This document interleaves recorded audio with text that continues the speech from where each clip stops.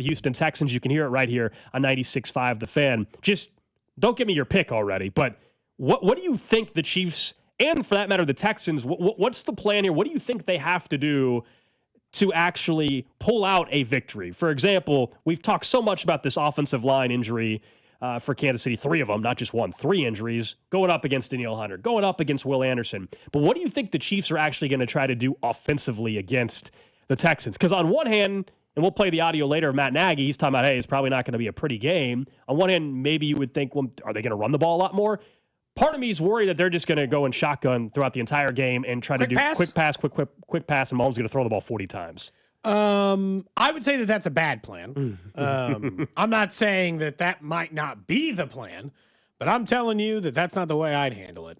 And I'm not, there's no good way to attack the Houston defense. So I'm not going to pretend like that's the case either. You want to know what my plan would be? Move the pocket. More than anything else. Yeah, we talked about that. Mine would be getting Patrick Mahomes moving on purpose, because he throws better than most quarterbacks in the NFL on the run. Houston allows the 4th least amount of rushing yards, so it's not like you can just run it against him either. And I would try to find a way to get these long, sustained drives, and I'd be aggressive early to try to get a lead.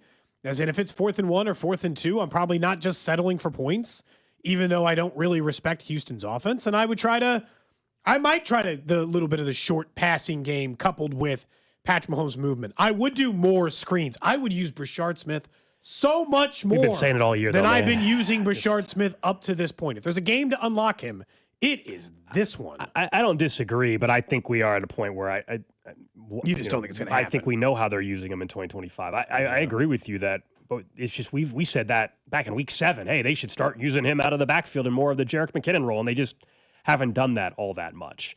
I think if we agree that this is going to be, an uglier game and all that, this is one of those games where even against that defensive front, if you're trying to protect your tackles that might be backup left tackle, backup right tackle, having a running game is so important. Not only rolling out with Mahomes, and they just don't do that all that often, but running the football. We've said this over and over. One of their most impressive wins of the year was the Colts game. And what did they do? They ran the ball, 30 times with Kareem Hunt, for crying out loud. Pacheco's healthy.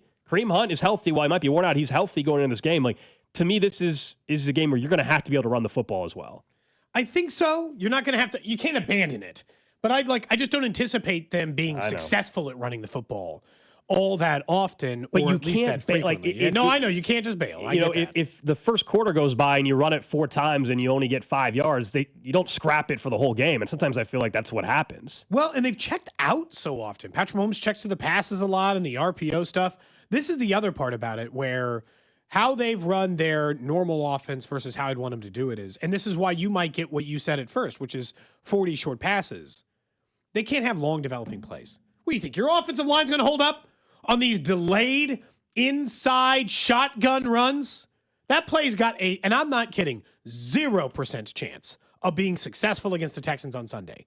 So these long, drawn-out, double flea flicker reverse, long run plays out of shotgun, no.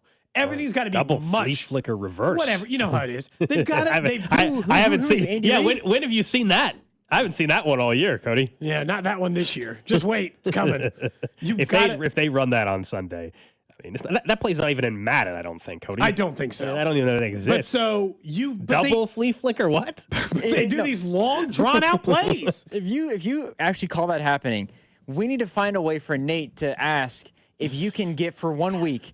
Let's say I know Chiefs fans don't want this. Let's say the game against the Raiders doesn't matter at the end of the year. They should let you assistant coach for that game. Oh gosh. If you call a play and they run it and it works, by all means, Cody Tapp, assistant coach for the Kansas City Chiefs. Yeah, I'm sure they'll give me my nod coming up. No, I just wonder, they run some long plays. Not every play in their playbook is long, but they have some that take time to develop.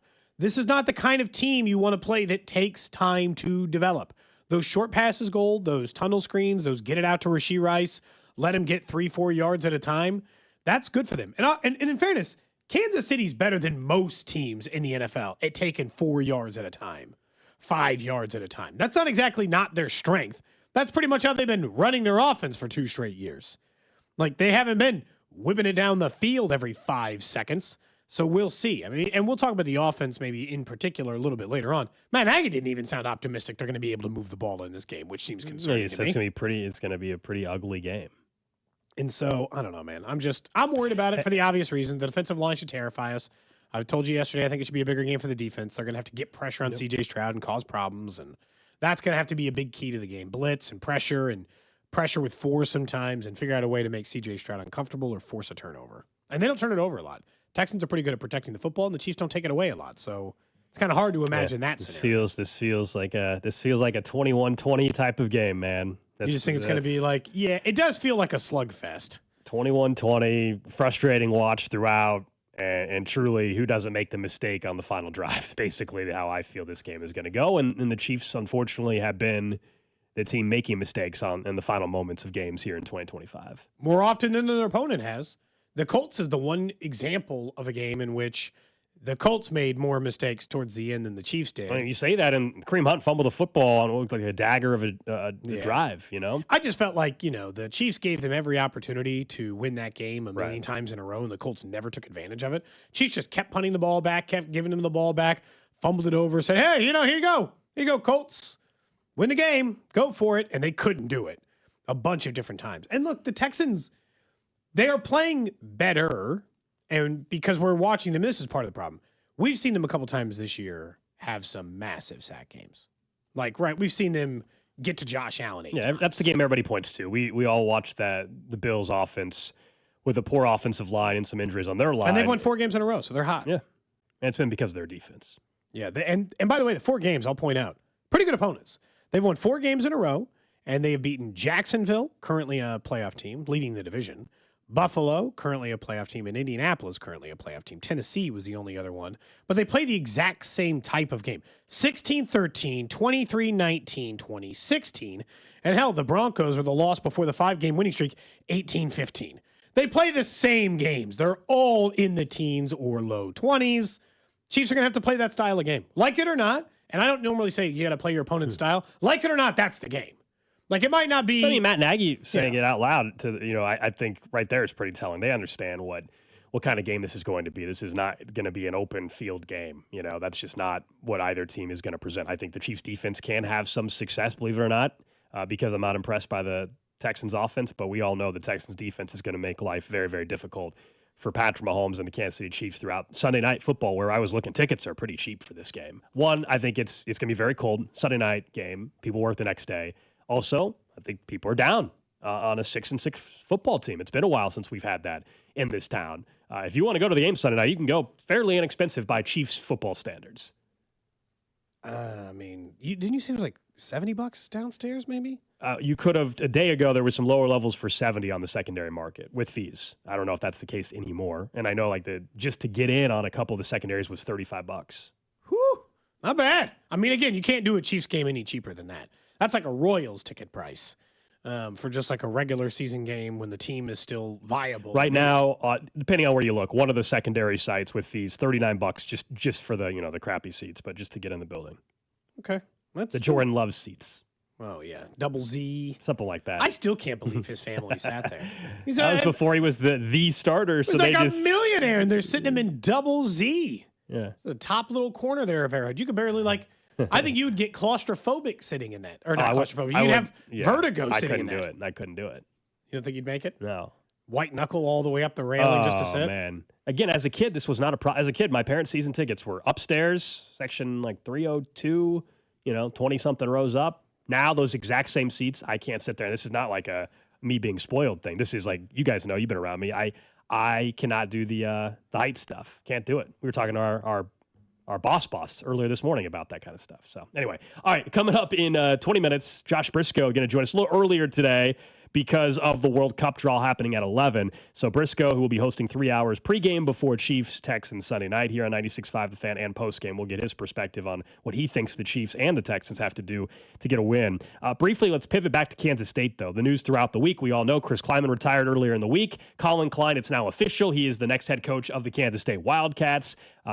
Still everybody's kudos to the very, Mercury very for breaking that one. Yeah, and everybody's very excited in Manhattan, obviously, to have Colin Klein back. He's going to be introduced today, a 4 o'clock press conference, if I'm not mistaken. He'll also speak at halftime of the K-State basketball game tomorrow there in Manhattan. So there's a lot of excitement. His flight lands actually in about 20 minutes or so there in Manhattan, so there'll be a welcome party there. The whole thing is all happening. He'll talk at halftime of the basketball game tomorrow. Did you say that? I did. Oh, I'm sorry. I missed that one. No accents either. It's just going to be a clean. Yeah. Hey. Oh, you don't think he'll do like a weirdo? I mean, I don't know what the accent would be. No, he's just going to be himself. He's not going to be weird like Brian Kelly. He's going to be He's normal. the only guy to actually do that, I feel like, in fairness. And then you had reports suggesting that K-State may opt out of their bowl game. Now, it's been conflicting because there's some reports suggesting they already made a decision that players voted not to play in a bowl game. Then Brett McMurphy last night said K-State has not reached a final decision whether to participate in a bowl, K-State considering all its options. If K-State opts out, then all of a sudden you get like a 5-7 Rice team that gets in.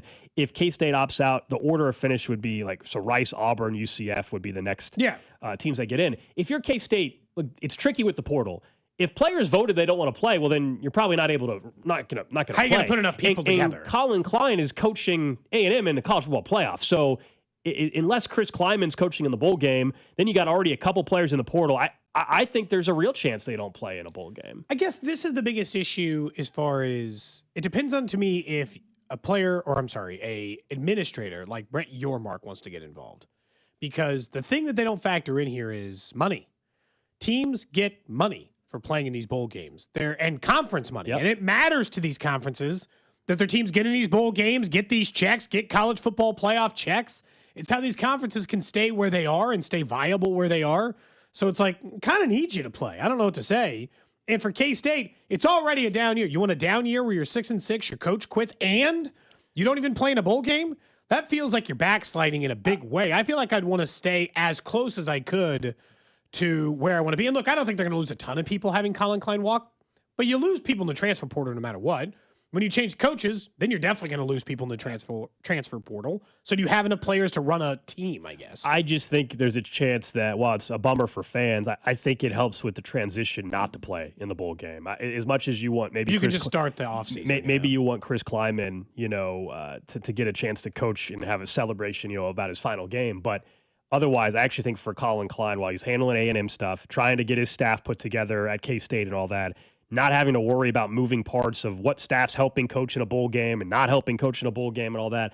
I actually think for long term, as much as you like the extra practices, for Klein, it might be better that they just don't play in a bowl game this year. Yeah, I in a way I see that it makes sense, but they're already going to be behind the 8 ball because if they go on any kind of run at A&M, and they certainly can, then he's just out of the game for weeks anyway. And if you're just saying, hey, any of the staff that's remaining can just get on the ball and not worry about coaching a bowl game and instead worry about player retention and these other things, like I'm going to need you guys work because he needs his staff to be working while he can't work. And if you're saying eliminate the bowl game as a part of that, fine. I think this all comes down to Avery Johnson. Is Avery Johnson going to enter the portal?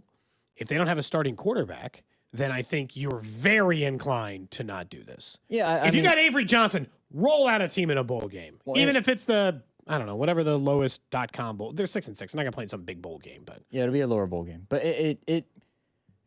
there's a report out, I think, that Colin Klein's going to bring guys over from A&M to be part of his staff anyways. Like, sure. I think that you're already, if the plan originally was for Coach Kleiman to coach the game, then you kind of just let it happen and then you make the transition from there because, to your point, Cody, let's say A&M gets to the semifinal. That's January 8th or 9th. There's no bowl games. All the bowl games are done by then. So he isn't going to have a full staff until A&M season is done anyways.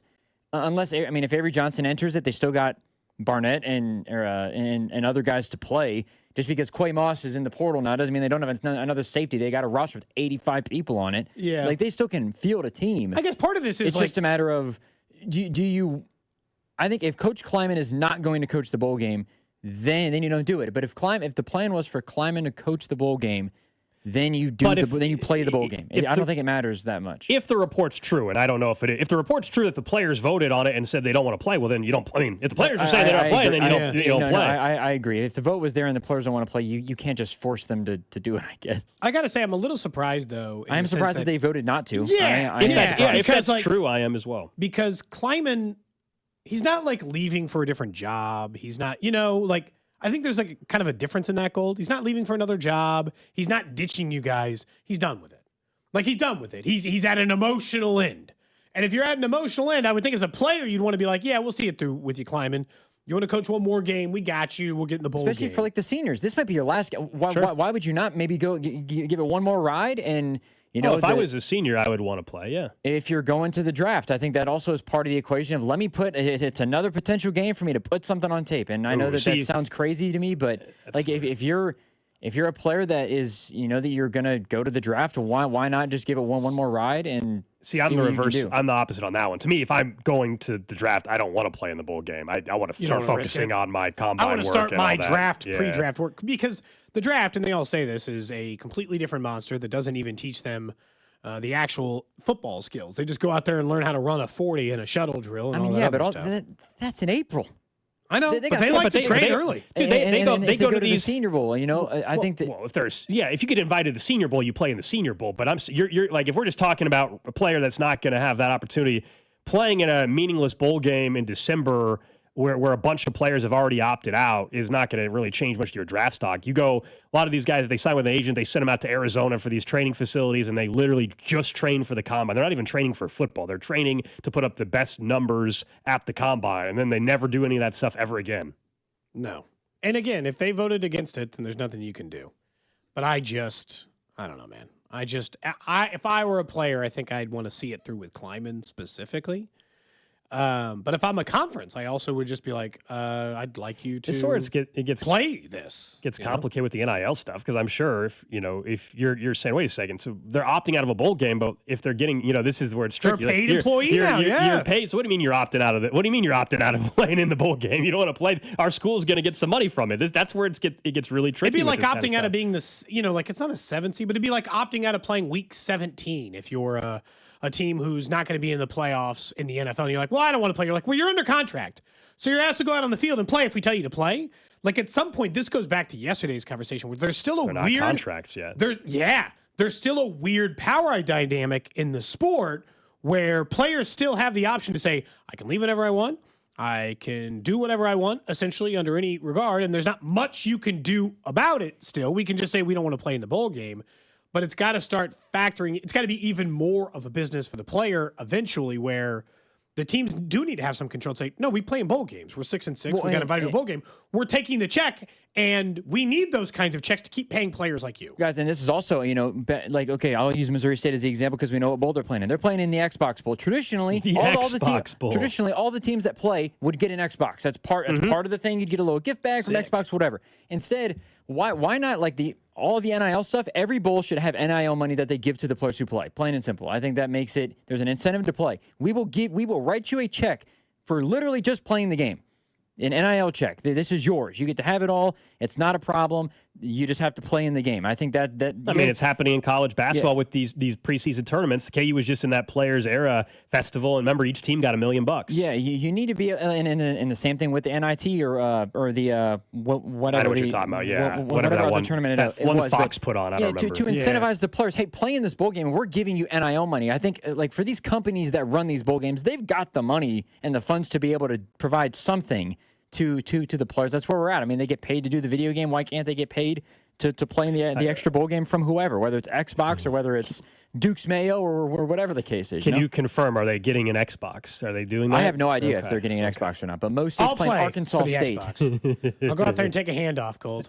That game used to be the Bahamas Bowl, too. Absolutely obliterated. That game was the Bahamas Bowl. Talk about a downgrade. Turned into the Xbox Bowl in Hey, Frisco. These kids would have got a free trip to the Bahamas instead. And an Xbox instead of Frisco? Yeah.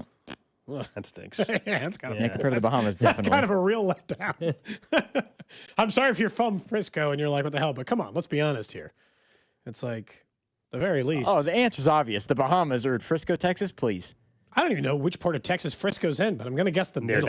Near Dallas. That's where the Cowboys facility is. It's like it's outside Frisco of Dallas. Rough Riders, Cody, the minor league team, right? That's where the Cowboys' beautiful practice facility and stuff is in Frisco. That area is growing like crazy. That's where the Big 12 has done some of their media days there for football at that facility as well. I still got to hope that Kansas City keeps maintaining all this Big 12 stuff for all these years. I'm always terrified. Well, basketball tournaments locked up for. They just signed an extension. They did, and I'm really thankful because I think your Mark's initial instinct was and get the hell out of Kansas City. Like that, I genuinely think that was his instinct. And then he saw the Big 12 tournament compared to every other conference tournament in the country, and he's like, damn, they do a pretty good job, and they have good attendance, and it's an actual event in this town that people care about.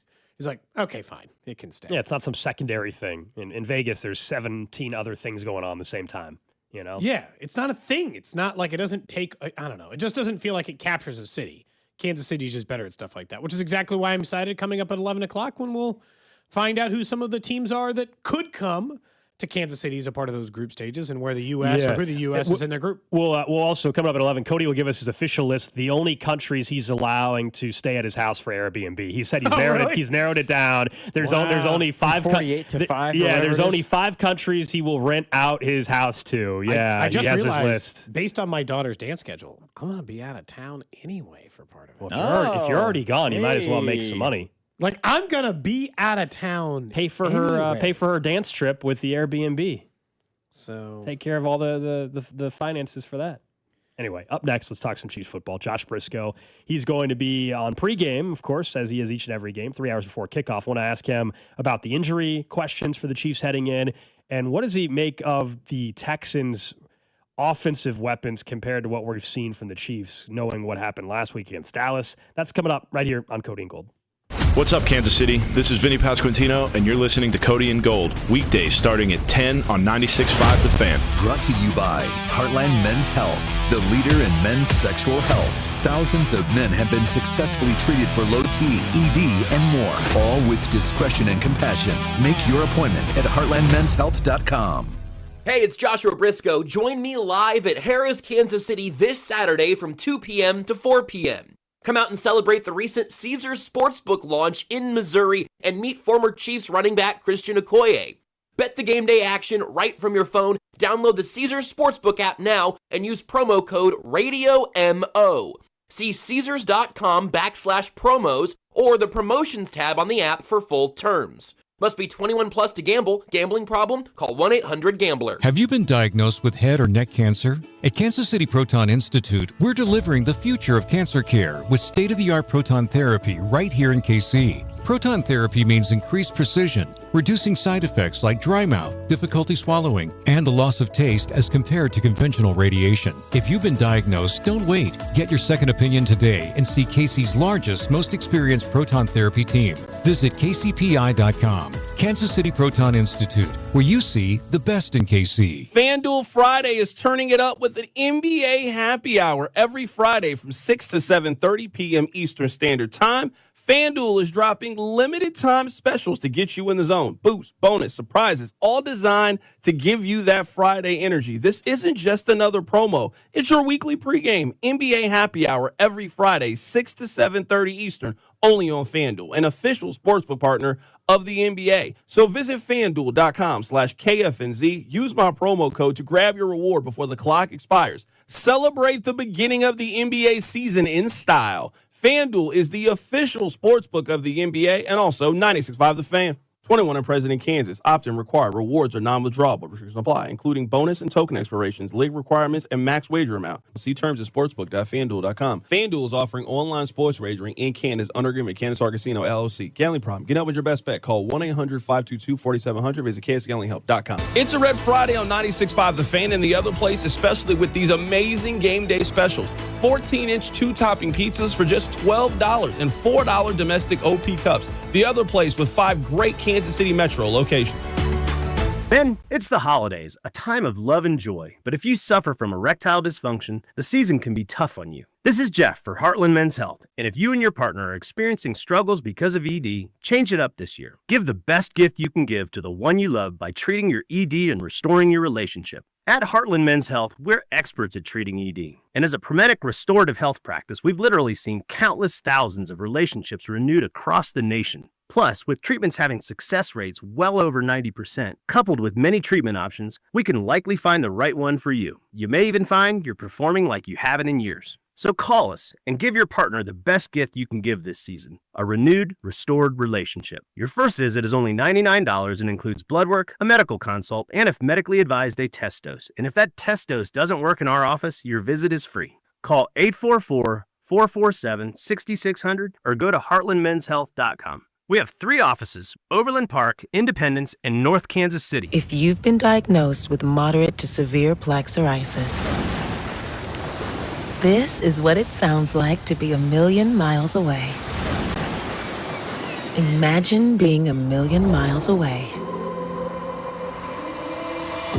Tremfya guselkumab, taken by injection, is a prescription medicine for adults with moderate to severe plaque psoriasis who may benefit from taking injections or pills or phototherapy. With Tremfya, clearer skin is possible. In clinical trials, at least 70% of patients saw at least 90% clearer skin at 16 weeks. Results may vary. Tremfya is also indicated for adults with active psoriatic arthritis. Serious allergic reactions and increased risk of infections and liver problems may occur. Before treatment, your doctor should check you for infections and tuberculosis. Tell your doctor if you have an infection, flu-like symptoms, or if you need a vaccine. Ask your doctor about Tremfya. Call 1-800-526-7736 or visit tremfya.com. Not available in all states. Must qualify for enrollment. Results may vary. Do you owe $10,000 or more in credit card debt? With credit card debt at all-time highs, Debt Relief Advocates is urgently notifying consumers of debt relief now being made available, designed to aid consumers with out-of-control credit card debt. Those who qualify and enroll for this relief program may only have to pay back a mere fraction of what they owe. This is not bankruptcy or a debt consolidation loan. This is a relief program that credit card companies would rather you not know about, as it could end your debt nightmare and save you lots of money. Consumers owing at least $10,000 in credit card debt can now take advantage of this debt relief as the cost of living skyrockets. For free information and to learn what debt reduction you may qualify for, simply go online and visit DRA.com or call 800-474-1811. 800-474-1811. That's 800-474-1811. This is the story of the one. As an HVAC technician, he and his digital multimeter are in high demand. So when a noisy office HVAC turns out to be a failing blower motor, he doesn't break a sweat. With Grainger's easy-to-use website and product information, he selects the product he needs to keep everything humming right along. Call 1-800-GRAINGER, click Grainger.com, or just stop by. Grainger, for the ones who get it done. Too many tools, too much stress, and way too many bills. Odoo replaces it all. One connected platform for every part of your business, so you can work faster, smarter, and for less. Odoo, the only software you'll ever need. Try it free today at odoo.com. That's ODOO.com. You're listening to 96.5 The Fan from the DM Injury Law Studios. Mike's got this. All right, just getting started on a Red Friday. We are 30 minutes away from FIFA World Cup 2026 draw coming out. We'll find out the group that USA is in, what countries are with them, and get a little bit of insight on potentially the countries that are coming to Kansas City as well. We'll carry some of that live coming up a little after 11 o'clock. We'll also go out to P&L, check in with Dusty. He left from his show. He's headed out there right now, and he'll set the scene a little bit at P&L, which is where there's a watch party. The actual draw is happening at the Kennedy Center in Washington, D.C. But let's talk a little Chiefs football. Josh Brisco will be on 3 hours before Sunday Night Football kickoff with the Chiefs and the Texans here on 96.5 The Fan, and, of course, on postgame as well. Josh, when you look at this Texans team, I think the feeling about them is way different now than about a month ago. I mean, this defense has been good, but they're just getting way more love because, well, they're simply winning football games.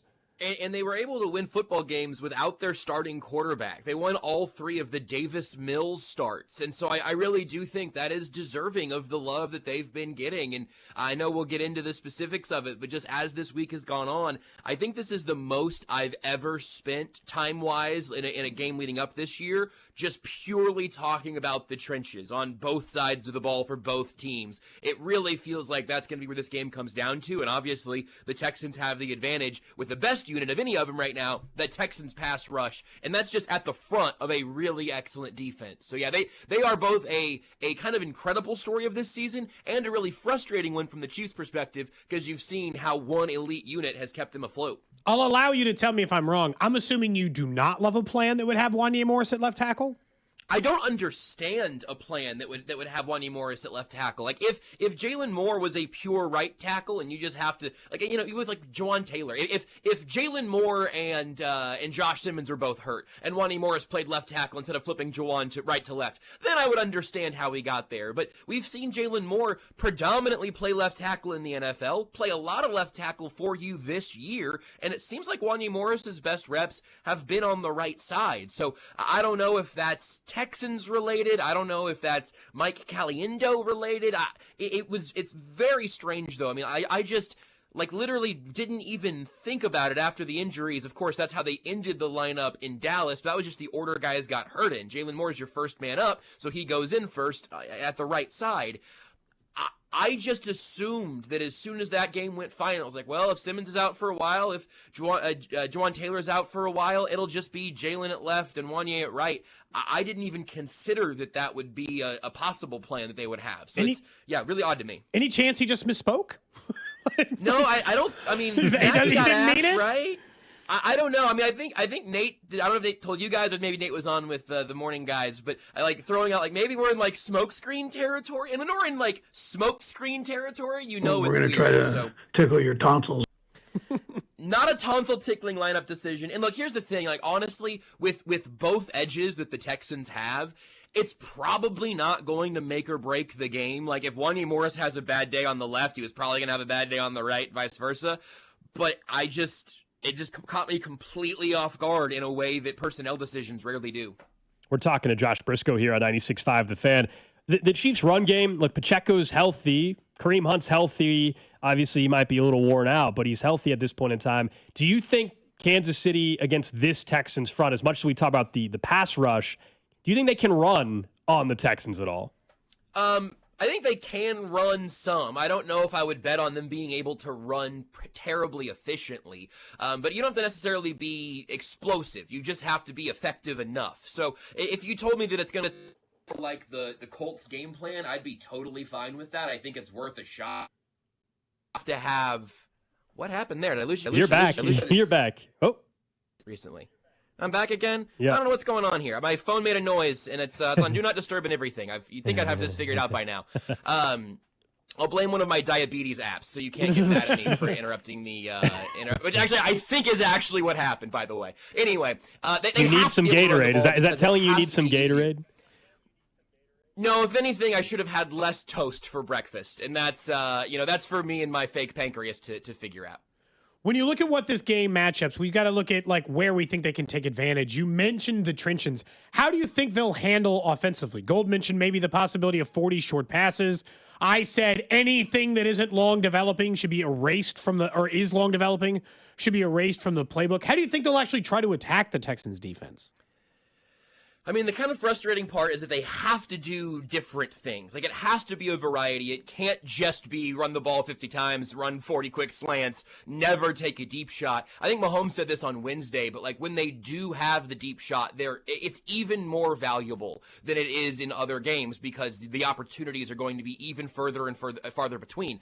So I think you probably want to be able to, as I was going to say before my phone so rudely interrupted me, that you want to be able to make some things easier for Patrick Mahomes. It can't always be in the pocket, keep an eye on all of that pressure, take a huge hit and throw the ball just a nanosecond before they would be able to change the orbit of your throw. It can't be all Mahomes Superman stuff. He's going to have some Superman plays. That's how this team has functioned for years. But there has to be a combination of here's what the run game looks like, here's what the short passing game looks like. I'd really love to tell you that maybe this is the Brashard Smith screen game, but we've been talking about that for 8 weeks, exactly. So I'm not going to predict that. That's kind of that's the bummer underlying it all right now, is that I do think there's probably some stuff they could do to make this a little bit easier on the offense, but it's stuff we've been talking about since before the bye week, and they haven't been able to do any of that very consistently. So I would love to see some new wrinkles on Sunday night, but I would feel a little bit foolish telling you no, December 5th, that's when they decided that they're going to try something different. So I think it's probably going to be the same kind of bucket of offensive stuff that's gotten them here, and then you just try to make it You try to make it harder for that Texans pass rush to derail a play. And it's, again, it's disappointing to think about it this way because Patrick Mahomes is so good on the second play, within a play, right? Just with the extension, the playmaking, getting out in space and making something happen. Maybe you can manufacture some of that with some moving pockets. Maybe it's just a game where you do get Mahomes out and let him run some bootlegs. But again, I'd love to see some under center play action, and I've been saying that since it was much warmer outside. I know we're all very down on the defense and the lack of a pass rush, but this Texans offense, and what are they really capable of in this particular matchup? This is not the Cowboys offense the Chiefs just faced where you've got playmakers all over the field and a quarterback playing at a high level. Stroud hasn't been all that good this year. Nico Collins is pretty darn good, but after that, I'm really not worried about their weapons. Yeah, I think Nico Collins is like a legitimate number one receiver who I do actually believe in that way. But beyond that, it has been a weird year for Stroud. I think they have a functional running game, but certainly not one that you're excited about. And if you look at the scope of the offensive line altogether, this would be an awesome opportunity for the Chiefs pass rush to make a struggling O-line look like a struggling O-line. But again, stop me if that sounds familiar because we've done that many, many times before too. It's just like that's the problem is that you run into, we have seen this story and it's been told before, but also like I understand there is still part of me that deep down still thinks it's Patrick Mahomes, it's Andy Reid, they'll find some random way, but I don't know, it's finding it 5 times in a row, Brisco, that I worry is not possible. Yeah, and I'm just trying to do my best for myself to not think that way because like we gotta do every day of content, every week of shows, every week of pre and post game because I understand that completely. The idea that they're gonna do this 5 times in a row and then another time or two into the postseason to try to make something special happen. Even with that being said, to your exact point, the idea of having a little bit of that like Chiefs mysticism remaining, that belief in the Patrick Mahomes, Andy Reid, Travis Jones, Steve Spagnuolo, when it gets to December, they find their best stuff. But usually there's a little bit of wiggle room, a little bit of a margin for error. And right now there's just obviously none. And it's not like there's been incredible process with frustrating results. Like there have been frustrating games all the way through. There are real weaknesses that we've talked about. So they're going to have to overcome those. And I know this is real coach speak for you, but they literally have to do it one game at a time. They can't be thinking about the Chargers next week because if they lose on Sunday night, next week against the Chargers probably doesn't matter anymore. The season's pretty much on ice at that point. So it's a difficult place to be. We're talking to Josh Brisco here on 96.5 The Fan. I don't know about if you agree. I'm not saying it's going to be high scoring by any means like we saw last night, but the way the Lions played, they were desperate, but at home, and the crowd was behind them. They were flying around early. They had more energy than the Cowboys. Like,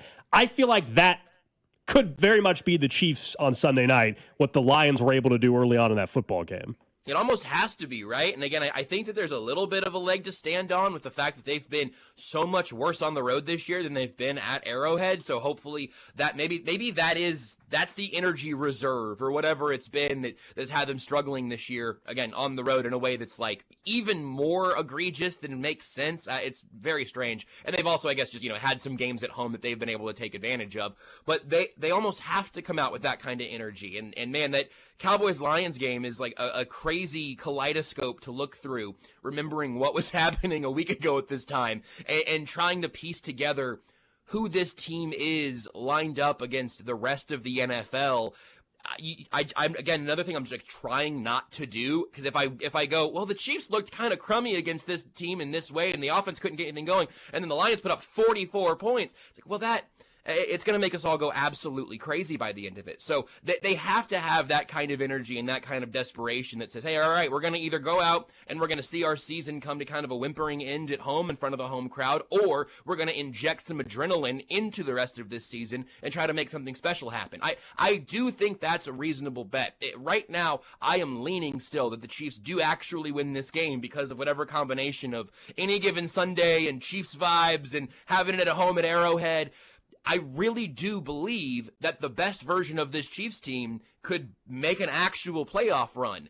I just don't think we've seen the best version of this Chiefs team, certainly not 5 to 8 games in a row. Right. I'm not really sure we've seen the best version of this Chiefs team 3 games in a row. And so that's the thing that, again, you can't get too far down the line. I am very much open to the Chiefs winning this game at home on Sunday night and setting us up for an interesting next couple of weeks. But you have to handle business in your first game first. I've been polling the room, I feel like, all week, and because I was trying to decide if I was on my own or if we all just kind of agree or it's a split decision.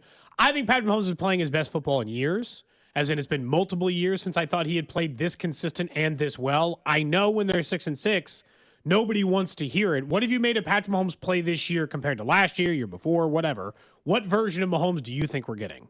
If they were 9-3, he'd be in the MVP conversation. I don't even have a doubt about that. And sometimes it's self-inflicted stuff from his own pass catcher. Sometimes it's the defense letting him down. But I absolutely think that if we were seeing all of these numbers and this version of Patrick Mahomes after what we saw last year in this offense, where they were winning games, but a lot of the counting stats were bad and a lot of the underlying stats were bad, this year, you really are seeing Mahomes do some of those vintage Mahomes kind of things that has made him so special his entire time here. So I do agree with that. I don't know, again, you can pick whatever stretch of your best 3 games or how many years has it been, whatever. We are getting a very high level of quarterbacking from Patrick Mahomes, and then he's had a couple of big mistakes that are rare and strange to see, but you have one of those every few weeks, and you can survive on that. We just saw Matthew Stafford have one of those last week. But no, I really do think we are getting like MVP caliber play from Mahomes, and it hasn't added up to even a playoff team right now, which is crazy. I mean, if you would have told me before the season the Chiefs were going to be 6-6 beginning December, I would have asked you what week Mahomes got hurt in. For sure. To be here now with him playing that well is a pretty frustrating way for this season to have gone. For people who don't know, he's 5th currently in the NFL in passing touchdowns. He is 3rd in overall touchdowns and 2nd in yards per game. He's technically ranks 5th in total yards, but like Dak Prescott's played an additional game or whatever. So, no, I just I watch him play, and that's the thing that maybe gives me hope. I watch him play, and I'm like, he's playing at a high level, although he's been like the rest of the team, Brisco, in that his few mistakes this season have come at the worst, most inopportune times. Right. And I think to some extent, some of those moments have felt to me a little bit like some of those losing Super Bowls or even just the rare playoff loss of like, yeah, you see, he starts to see the sand going through the hourglass and thinks, okay, well, if somebody's going to make a play, I'm that somebody. This is on me to kind of press a little bit and make this happen.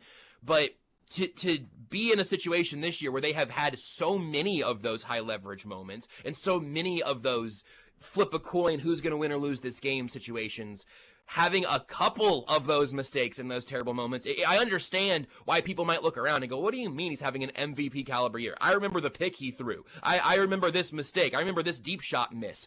It has not been a perfect season for Patrick Mahomes, but in a lot of other years, again, I think he'd be quarterbacking the 1 seed and locking up MVP votes as we speak. Josh, it's a loaded NFL slate. We know the implications in Kansas City with the Texans game, but you've got a Steelers team taking on the Ravens, AFC North showdown. You know, you have Chicago and Green Bay. Elsewhere on the AFC side, you got the Colts and Jags. What's the game that has your attention? And I think we're all rooting for Jacksonville at this point, right? Yeah, I think that's probably the lead one. Steelers-Ravens is really interesting, but it seems relatively clear at this point that only one of those teams is going to end up making the playoffs out of that division anyway. So yeah, I'm going to be painting myself in polka dots and I guess doing my Jackson DeVille impression. Duval County, baby, as I've always said. I believe, as I've said a million times, I'm sure I'm on record everywhere in history. Boy, do I believe in those Jacksonville Jaguars. Man, I've never doubted Trevor Lawrence even once. Was that believable? Did you guys believe me? Yeah. Duval. Made me think of Manny, from The Good Place. I'm so convinced now. You're Bortles! You're a Jags fan. I couldn't believe it. Who knew this whole time? I mean, at this point, Kansas City has to win all their games, and I think they'd be in the playoffs anyway. So, I don't need to root against everybody every week. I feel like if they just took care of business, someone will screw up. Yeah, I enjoy rooting against the Broncos every week, but that's just habit. Brisco, appreciate it, man. We'll be listening on Sunday, 3 hours before kickoff. Thanks, fellas. I'm gonna have to go buy some body paint. There you go. Get some sugar. That's Josh Brisco. He joins us each and every Friday, and we'll be hosting pre and post for the Chiefs Radio Network on Sunday night.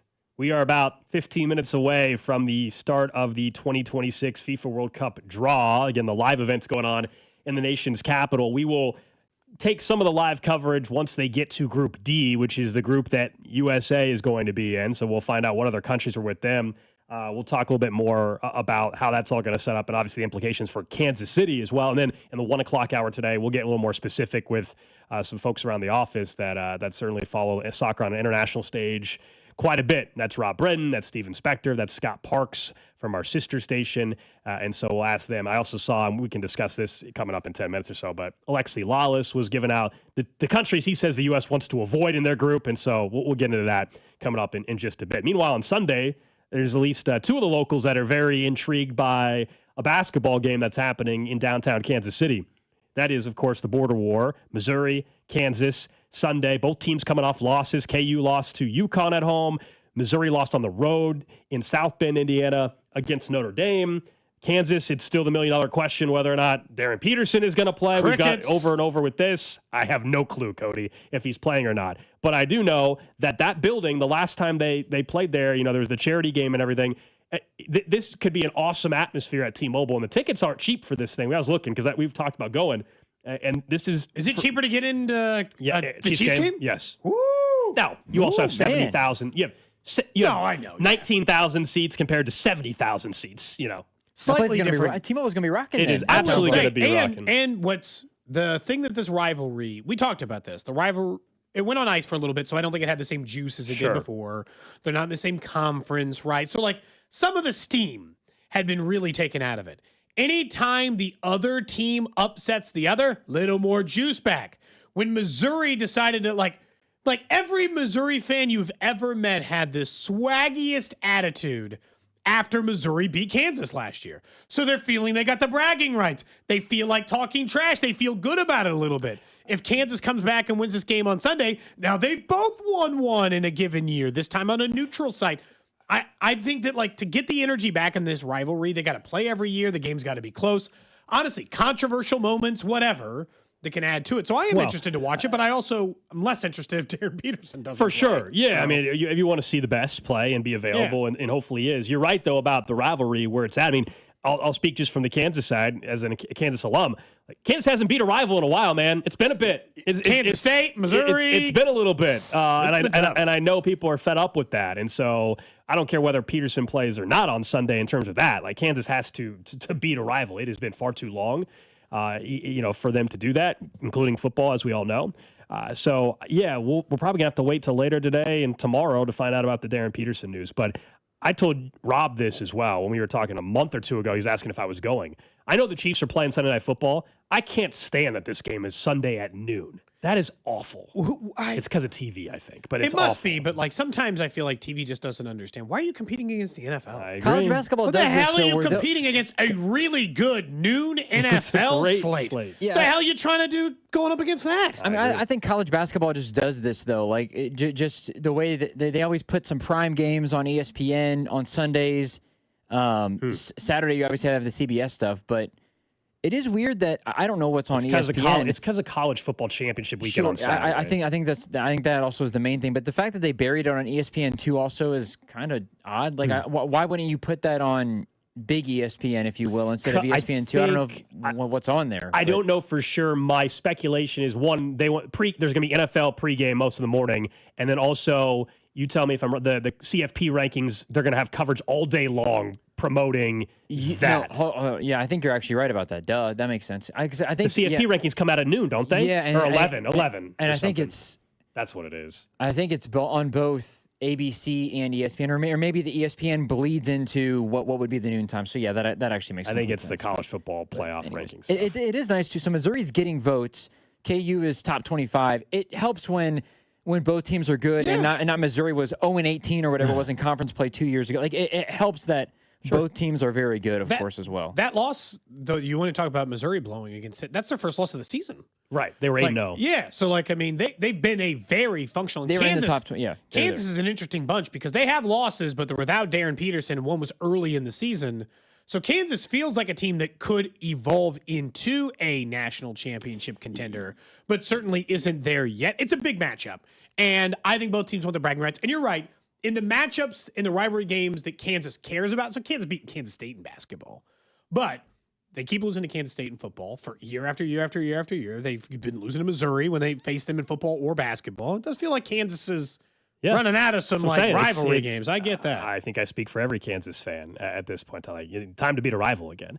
Someone was asking about the game being on antenna. That's why. No, it's on ESPN2. It is only on cable. So it's not because they're getting a wide audience. It's absolutely because it's college football championship weekend and the CFP. And that I understand it, but still, it's just unfortunate that for those that want to go to the game, I should say, yes, you can technically do both, but it just takes your whole Sunday now. If you're planning, and I know there are people who are listening. Hell of a sports Sunday. Go to T-Mobile, KUMU, and then go right to Arrowhead after. I know there's people doing that. I've considered it, but I don't know if I'm gonna. Come on, man. Live like you're 24 again. Yeah. Get your ass out to an MU-KU game and then go straight out to Arrowhead. I want to watch NFL games. There's some great games.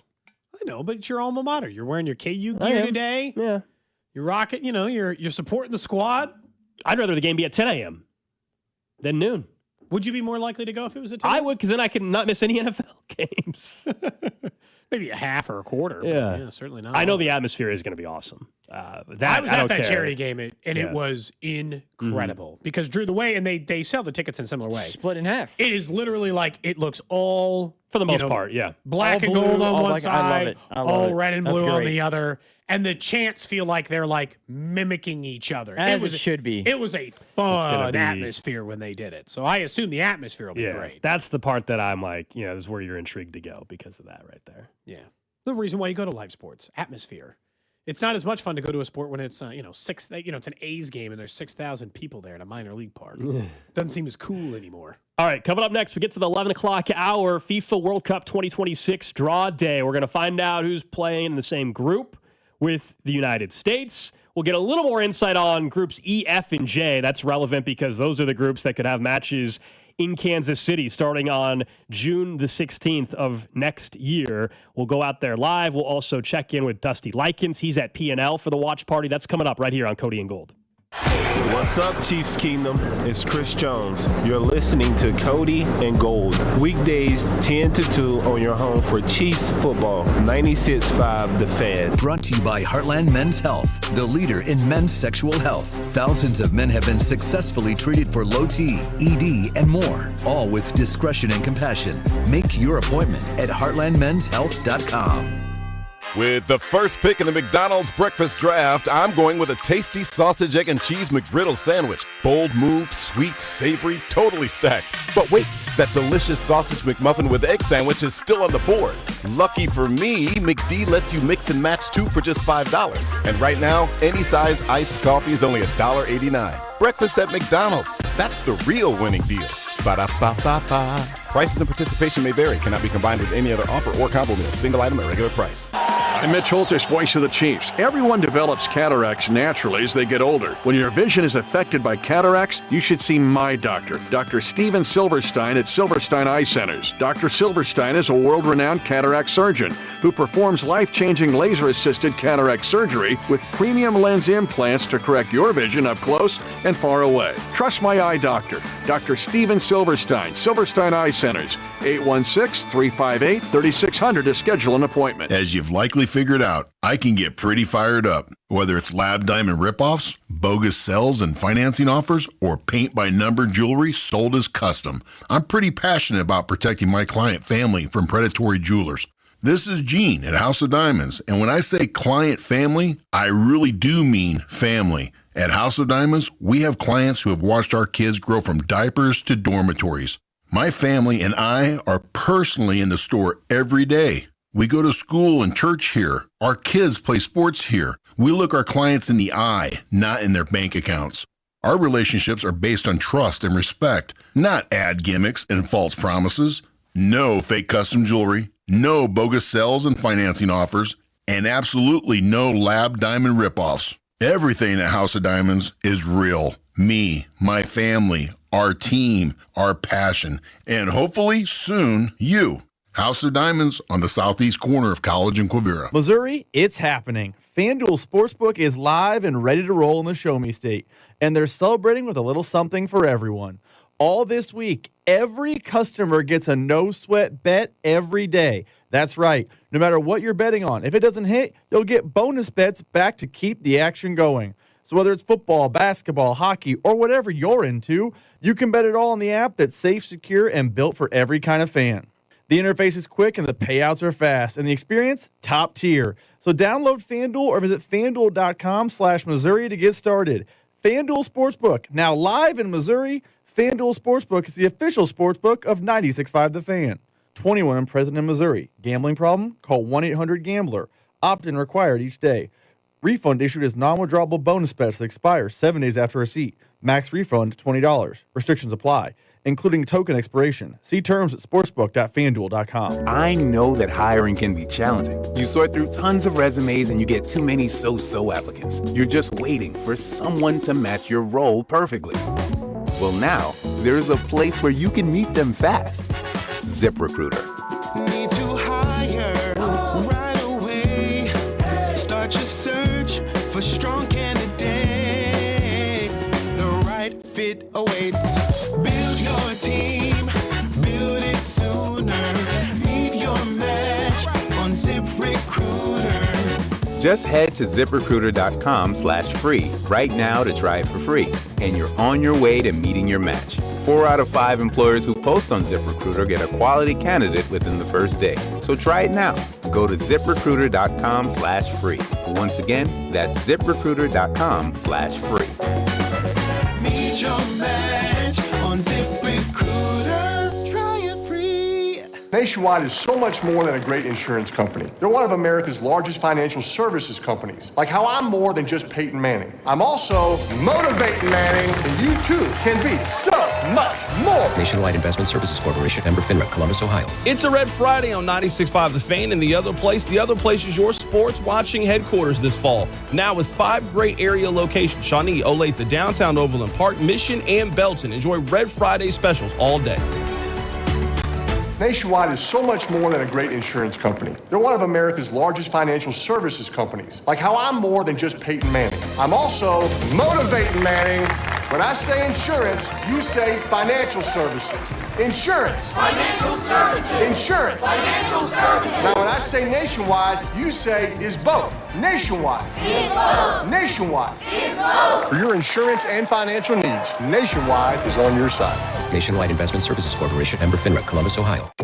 You've got a big day, so you use Unstoppable Scent Boosters to give your laundry non-stop freshness. So no matter how long the day goes, you can't stop this power, this walk, this pose, this strut, this look, this talk. Your clothes will be so fresh you can confidently strut into that end of the day meeting like a boss, boss, boss, boss, boss, boss, bosses. Let's talk business in my office. Add new Unstoppables beads to your wash for 24-hour non-stop freshness so you can smell unstoppable. Not available in all states. Must qualify for enrollment. Results may vary. Do you owe $10,000 or more in credit card debt? With credit card debt at all-time highs, Debt Relief Advocates is urgently notifying consumers of debt relief now being made available, designed to aid consumers with out-of-control credit card debt. Those who qualify and enroll for this relief program may only have to pay back a mere fraction of what they owe. This is not bankruptcy or a debt consolidation loan. This is a relief program that credit card companies would rather you not know about, as it could end your debt nightmare and save you lots of money. Consumers owing at least $10,000 in credit card debt can now take advantage of this debt relief as the cost of living skyrockets. For free information and to learn what debt reduction you may qualify for, simply go online and visit DRA.com or call 800-474-1811. 800-474-1811. That's 800-474-1811. Join us live at Harrah's, Kansas City this Saturday from 2 p.m. to 4 p.m. Celebrate the recent Caesars Sportsbook launch in Missouri with us and meet former Chiefs running back Christian Okoye. Must be 21 plus to gamble. Gambling problem? Call 1-800-GAMBLER. Make sure to subscribe to our YouTube channel to watch all your favorite shows, shorts, and clips. This is your home for Kansas City sports. 96.5 The Fan, KFNZ FM and AM, HD1 and HD2 Kansas City, an Odyssey sports station. All right, 11 o'clock hour here on Cody and Gold. Alex Gold, Cody Tapp, Drew Nixon with you.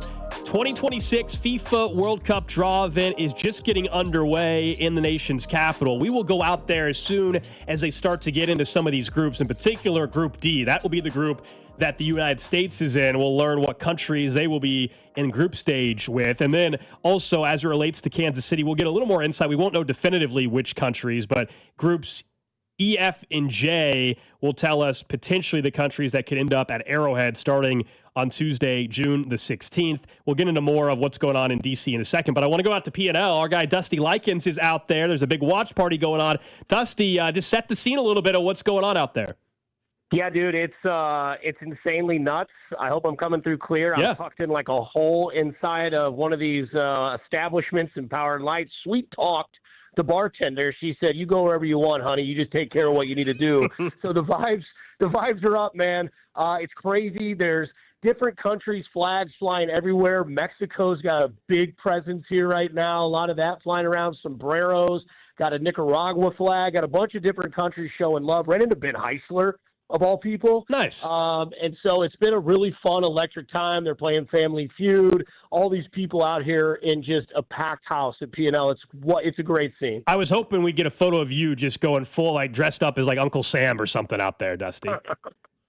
Well, if it was warmer, for sure. But no, definitely dressed appropriate with a couple of layers on. It's quite chilly. But, man, this is something that I don't know if everybody is able to realize like how big this is going to be. I mean, this is like a draft party, right? Mm-hmm. This isn't even a game. Like we're doing draft parties here, getting ready to figure out like who's going to be in the pool with the United States, who's coming to Kansas City. Eventually we'll find out, but electric soccer just rules in Kansas City, man. And there's, the world stage is here and the P&L stage is clearly showed out. Well, in fairness, I think that's part of the P&L stage legitimately might be the single biggest or one of the single biggest reasons why Kansas City, I think, was chosen. Those live shots that they've always shown. The live shots down at Power and Light of all the fans soaking in soccer, being, like that part helps sell Kansas City as like a World Cup team. That's obviously why they do it down there, Dusty, and why you're down there now is that atmosphere, this energy. That's part of the reason people chose Kansas City in the first place. Yeah, I mean, nothing screams FOMO than when, like, you see that. Like, you know how we all get wrapped in the flag when it comes into the World Series or when it comes to whatever it may be. Like, you remember 2014, you're like, well, if they ever go back again, I'm going to make sure I'm a part of something for the Royals. Or, fortunately for us, like, if you missed the first Chiefs parade, you had another one to go to. And you watch these soccer parties, whenever it's just, World Cup parties and the USA, fan base shows up and you're like, man, I bet that'd be cool. Now, I know you're going to have your Richards out there. They're like, yeah, big crowds, no thanks. Well, it's not for you then. But, I mean, this is for somebody that has had FOMO before or says, you know what, I don't have the funds to maybe go to Arrowhead and watch it at Kansas City Stadium. But you know what, I can get the same sort of energy and juice. I can go to Power and Light and get around that stage where I've seen, just shirtless men, pierced nipples, beards, red, yellow, whatever it may be, flying the flag and just getting juiced up. I mean, man, I've been here for 25 minutes and I'm ready to watch the soccer game go down with USA versus I don't give a rip who they play. Yeah, that's the thing. Like, today's exciting, but ultimately, there's certain better draws for the United States, and there's certainly some countries I think we would prefer that come to Kansas City. But no matter what, I mean, the support is going to be incredible when we get here to June. Dusty, appreciate you calling in, man. Enjoy the selection here. It looks like Kevin Hart and Heidi Klum are getting ready to announce something. I don't know. Gold, I got a question for you. There's a single Brazilian lady. Brazil plays in Kansas City. She wants to stay on your couch. How much in your heart are you letting her stay there? And could you potentially marry that woman? She absolutely can come over. Yeah, absolutely. Okay. Yeah. Come on over, baby. Guys, keep doing your thing. I love your show. Rock it out. Drew Nixon, you're the man. Cody, Alex, enjoy the day. There you go. Thank you. Dusty Likens is at P&L for World Cup draw. Here's what's going on. If you're wondering, we haven't gone out there yet because they haven't announced anything yet. So they've got multiple performances happening. This is, again, it's a huge deal. Who's that dude with the white hair who was singing at the beginning? Bocelli? Bocelli. Andre Bocelli. Yeah, he's amazing. Anyway, the Village People also are going to perform. Robbie Williams. There's athletes are there going to say something. I don't know. Eli Manning, Aaron Judge, Tom Brady, Shaq is there. Eli Manning. You've got, of course, nation leaders from the United States and Canada and Mexico there. And Kevin Hart and Heidi Klum are co-hosting this thing. And then also the actor Danny Ramirez. So I don't know how long, honestly, they're going to drag this thing out for until we get to Group D. Who knows? We're already 7 minutes in the program, and they haven't said anything about soccer yet. So there was one thing that you guys mentioned to Dusty, and I think before I moved here, obviously, the Chiefs, the Royals, of course, but one of the things that I do just remember from watching the World Cup over the years and growing up was they always showed Kansas City on the live shots. And that's one of the things that I remember just coming before I came here was like it's a big, like, soccer fan base is very big outside of just sporting and in the current. People love soccer here and they embrace it. And that's why, as you said, Cody, this is a spot that out of all the places, it felt right because for all of this time, people show up and show out for when it's World Cup time. Yeah, I don't think Kansas City takes it lightly. Look, sporting, because they were winning championships and were a great organization and had built a great park, really helped explode soccer fandom in this town. But I don't think it's an accident that the first purpose-built stadium for a female soccer team was in this town. I just think it's because there's support for it. There's been support for it for a long time. And honestly, you think people in Kansas City like soccer now. When 6 World Cup matches are played here, the soccer fandom's only going to grow in this town. There'll just be more people ready to go watch sporting, more people ready to go watch the KC Current, more people ready to watch World. Because, look, even if you're a casual, which you and I are. For sure. The World Cup is when we're in. Oh, yeah. I'm in, and now it's going to be in town? Going to be in Kansas City? Hell yeah. Whether you're going to P&L in June, whether you're going to a local sports bar, I don't know about you, watching a sporting event at a sports bar. The World Cup is the most fun I've had at a sports bar. Like, we've all had our experience going to a match or going to get at a sports bar. Probably. Yeah. This time it won't be consumer Royals and Chiefs pretty different. It won't be an issue time zone wise this go around because it's obviously happening in North America. But when it's happened in Brazil or it's happened in Europe or whatever, I don't know. It's kind of fun on a Saturday at 6 a.m. and you're at a bar. Just a unique experience. It's different. We won't get the time zone thing this go around, but there's something special about that. And I know it seems so far away, but 187 days or whatever, that will be here before we know it. And this is just the next step in the process. Again, if you're just tuning in, today is FIFA World Cup 2026 final draw day. We're going to find out the group pairings. A couple things that just housekeeping of how it's working this go around. They've expanded the field. So 48 teams divided in to 4 pots of 12 based on the FIFA rankings. And so the U.S., Mexico, and Canada are all in pot 1, meaning they cannot be in the same group, okay? There's no way they would ever play each other until you got to the knockout round. That's the earliest they could play each other. Each group will have 1 team from each pot, and that is how they ultimately determine how it goes. And then I saw Alexi Lawless was talking about the best case, worst case scenario kind of stuff. And we will talk about this more in the 1 o'clock hour as well when Rob Britton, Steven Spector, and Scott Parks join us, big-time soccer fans here at the station and in the building. Here was who Alexi Lawless said the U.S. should not want in their group. Whatever the group is, these are the countries he said avoid. See what you guys think. He says, you don't want Colombia. That's a tough draw. Norway and Ghana. Erling Haaland on Norway. Okay. Would rather not play him. Yes. And then he says, best case scenario, you get one of these countries or these 3 countries to join you. Austria, South Africa, and New Zealand, the least threatening on paper. New Zealand, is what I he's think, saying. out of the teams that have automatically qualified because they ran through the rankings, New Zealand is dead last in world ranking of everybody that's already qualified. All right, so we're trying to take down New Zealand. Got it. I think we can root for that. Let's see if, they're going to do the draw here soon. Colombia, their fans would absolutely take over the whole city. Like, they talking about traveling country in terms of their fan base. Colombia would be an insane atmosphere. Yeah, any South... If we get in there, maybe, again, I don't want necessarily them in the USA group, but if Colombia had a match in Kansas City, that atmosphere would be nuts. Oh, yeah, it'd be awesome. Again, the groups you're trying to pay attention to, J, E, and F are the 3. J is the first game that'll take place in Kansas City, a game from Group J, June 16th.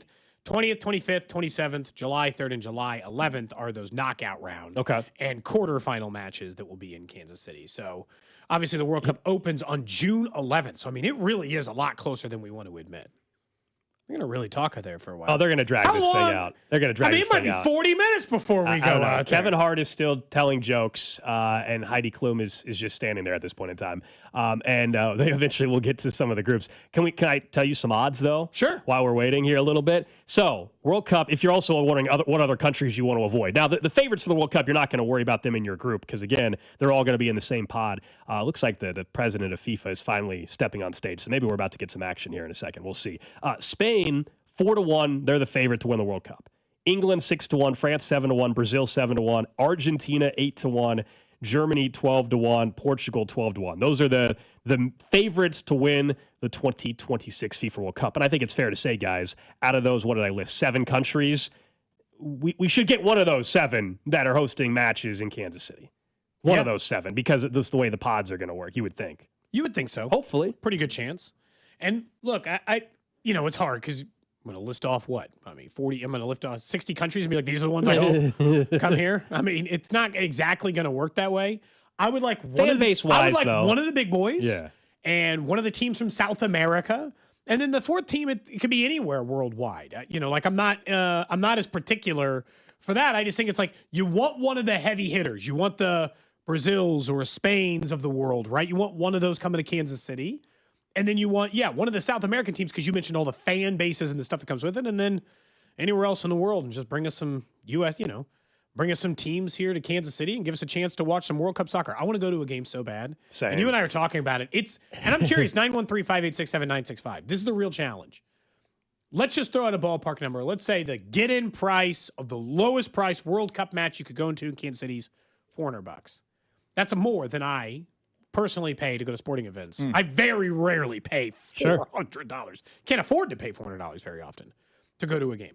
This is, and there's pretty much a 100% certainty of this. This is probably the only chance in my life that I will have a chance to go to a World Cup game in Kansas City. Right. World Cup game, I might be able to travel for that or do other things or whatever. World Cup game in the city in which I grew up and lived, this is it. It's a one-time, one-lifetime opportunity.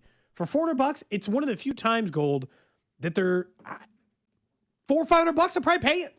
Yeah, look, I want to find a way to go. I don't, we're going to have to see where based on what countries come here, the ticket prices are going to vary greatly. I mean, not only for the particular match, but just in general. I mean, if you get one of these countries that is going to have a huge traveling or following, I should say, through their country coming to the United States, then the ticket prices are going to be, shifting around. But I'm with you. I think even if you're not the most hardcore soccer fan, I just think it's an experience, man. I think it's an experience that you're right.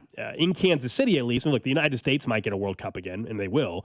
But Kansas City, there's a great chance that in our lifetime we don't have another World Cup here in Kansas City. So they just choose a different, like they might go Denver or Nashville this time. Yeah. Some of the cities you beat out, they might just go there instead. Someone says $400. Yeah, right. You're looking at a minimum of a couple grand for nosebleeds. Right now, without knowing any of the matches, you can go on a secondary site and they list them as Category 3, which I believe is upstairs.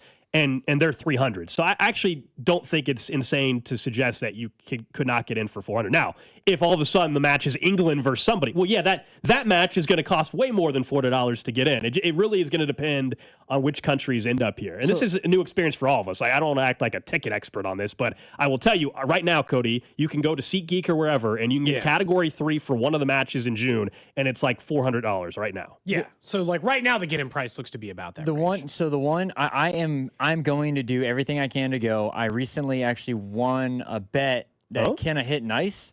No, more details here. More details. This is a week or two ago. This is like fresh after the car accident. Actually, That's good timing. I did a $4 flyer and won $1,200. Hey, you didn't say anything.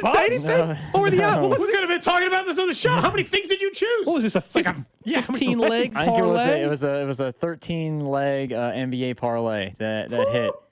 And I wasn't even following it. I thought it was over. I thought it was done. And I went back to check, and my jaw actually dropped. Good for you. $4 won $1,200. Yeah. So nice. Thank you. But this is helping. I think I'm going to try to whatever team out of the E, F, and J the best team is. I'm going to see who they play out of whenever they play. If they play the worst team in the group, where the tickets theoretically might be a little bit cheap on the cheaper end.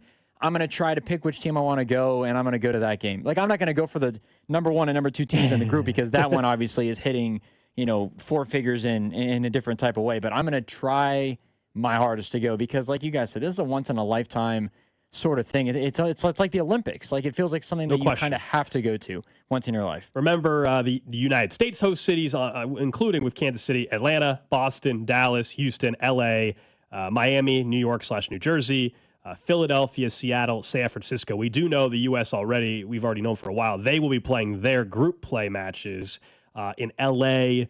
and Seattle, right? So that'll be where those matches are going to take place. And then, of course, it's North America. It's a 3-country hosting group here. So Guadalajara, Mexico City, and Monterrey. Other sites, and then in Canada, it's Toronto and it's Vancouver. It is World Cup Draw 2026 Day. The FIFA president is still speaking. Frankly, he's just going around thanking every single politician possible right now. So there's nothing has happened yet. Do you ever like look at somebody and you say, that looks like a shady person? This guy reeks of it. Just looks like a shady dude. And you know he is because he runs FIFA. Just looks like a shady dude. Was it Gianni Infantino, I think is his something? Yeah. You know, sometimes people just look at, you definitely took a bribe somewhere along the way. He looks very much in control. Very much in control. They're supposed to be cleaner now, Cody. They're supposed to be cleaner. They moved on, okay? They've moved on. After the Cutter stuff, right?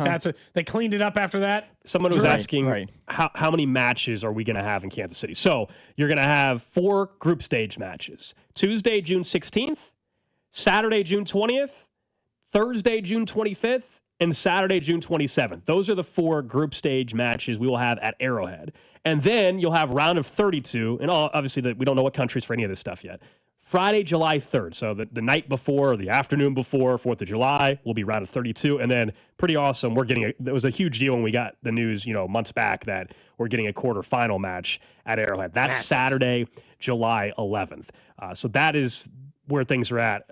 Look, we've tried just like all of you, the ticket lottery stuff. No, striking out on that. So far. Striking out on that. Not that I won't, if they have another one, not that I won't try again, but I'm feeling like, are they done with the lottery stuff or is there going to be another one? I don't know. I've entered every single one and I've yet to be selected, so I'm not overly optimistic. I don't think we're getting that. While we wait for the World Cup announcement, I'm sure we'll go back out there, maybe even during the Chiefs right half hour. Should we do some trash? We can. Let's do it. Trash of the day. All right. This has to do with something that at some point you just got to say, you know what? It's not that Animals Day. Okay. Let me explain. We go to, I think this is in India, where a wildlife, now look, this guy's a wildlife rescuer anyway, so keep that in mind. But a snake climbed a power line in search of prey. The snake gets electrocuted. It fell 15 feet to the ground, became unconscious. Okay. So it just dies. This gentleman who has a decade of experience in training from a local snake research institute. So this is not just some random guy stumbling upon lucky day for the snake. He found the snake motionless.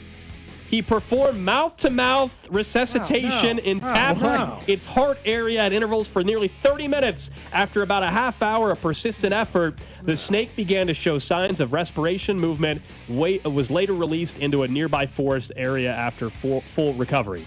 So, yeah, it is the snake's lucky day. And this guy's an animal advocate and rescuer, so good on him. I'll just tell you, otherwise, man, it's just life, the circle of life, You got electrocuted snake. I'm not giving you mouth-to-mouth. Are you kidding me?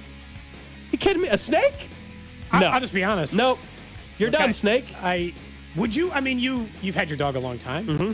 If you knew how to do mouth-to-mouth resuscitation to for your save dog, its life? Yeah, but I don't know how to. But my dog, yes, absolutely. But not just a snake that fell down. And not just a random dog down the street that I don't know. Damn, that's tough. Any other dog? What if you were a trained professional like this guy? Oh, well, that's different. See, that's the problem. He has a obligation, I should say. Yeah, to try to save. Does this guy have an obligation to try to save the snake? He does. Seeing how he's maybe the only person on the planet, it would feel like, who would randomly stumble across a snake and can actually perform resuscitation. Yeah. Right? Like, if you knew how to give a dog resuscitation, you got to do it. For any dog you see dying. That's on you. This guy's title is actually a wildlife rescuer. I mean, this is what he does for a living. Yeah. He had to do this. It's just like, it just feels like one of those moments of like, is there a doctor on the plane? Has anybody ever had that happen on a plane? I haven't. Yes. You did? Flight back. Which one was this? Would have been within the last 6 months, Cody. That somebody fell down or passed out in the back of the plane, and so they made the announcement. They said, "Excuse me, is there any medical personnel on this flight? If there is, please press the call button." And someone did. It's a nurse. Somebody had like low blood sugar, and so they passed out or something. Essentially, we didn't have to like divert the plane, or anything like that. It was like Brisco earlier. Yeah, but like somebody passed out, and there was a nurse, and she's like, "No, he's just got low blood sugar," and they got, they gave him whatever, some cookies and everything worked out. Thank goodness, but. That actually did happen in the last 6 months. Okay, so you have had one. Drew, you ever have anybody need medical assistance on a plane? Not me. Not to my knowledge. It sounds like for whatever reason, you guys have more plane stories, interesting plane stories than I do. And maybe I'm just not. I don't people watch as much. I don't. Or I'm just. I have no idea. But it sounds like you guys get the bevy of the interesting plane stories. I never had that happen. Someone said, though, Drew, and they're right. They're like, another story from Drew a few minutes ago in his hidden life. Well, it's true. You just don't tell. We do a radio show for entertainment. And you hit a $1,200 parlay. And we could have been talking about this. And you didn't tell us. I know. I don't know. I just not that I didn't think it was a big deal, but it. I don't know. I tell everybody I do if I had a $4 parlay. And it was good timing, like you said, help you buy a new car or whatever. So yeah, it also was a very convenient time. You get new wheels yet? That happening. The plan is to pick the car up today. Nice. It's getting something fixed on it before I get it, which is great. They're taking care of it at the dealership. So, yep, the plan is to have it today. Nice. That's finally going to have some wheels. Is the trash of the day, but glad to hear. Nice hit, man. Seriously. $1,200 parlay on a $4 bet. Are you kidding me? That's a lottery ticket right there. It's always the same thing. Then you're like, "Wouldn't I bet 50?" Of course. Yeah, we've all been there on that one. Dang it! I should have bet 10 and won $3,000. Right? Yeah, no doubt. All right, we're gonna get a quick break. They still have not announced a single group. There's musical acts. There's politicians. They're dragging this thing. I mean, at this point, I don't know if it's gonna get announced for their 20 it's like minutes. Robbie Williams is talking. That is exactly who that is. Yep. So and he's Anybody singing. watch that monkey movie where he was like an ape, but it was a biopic?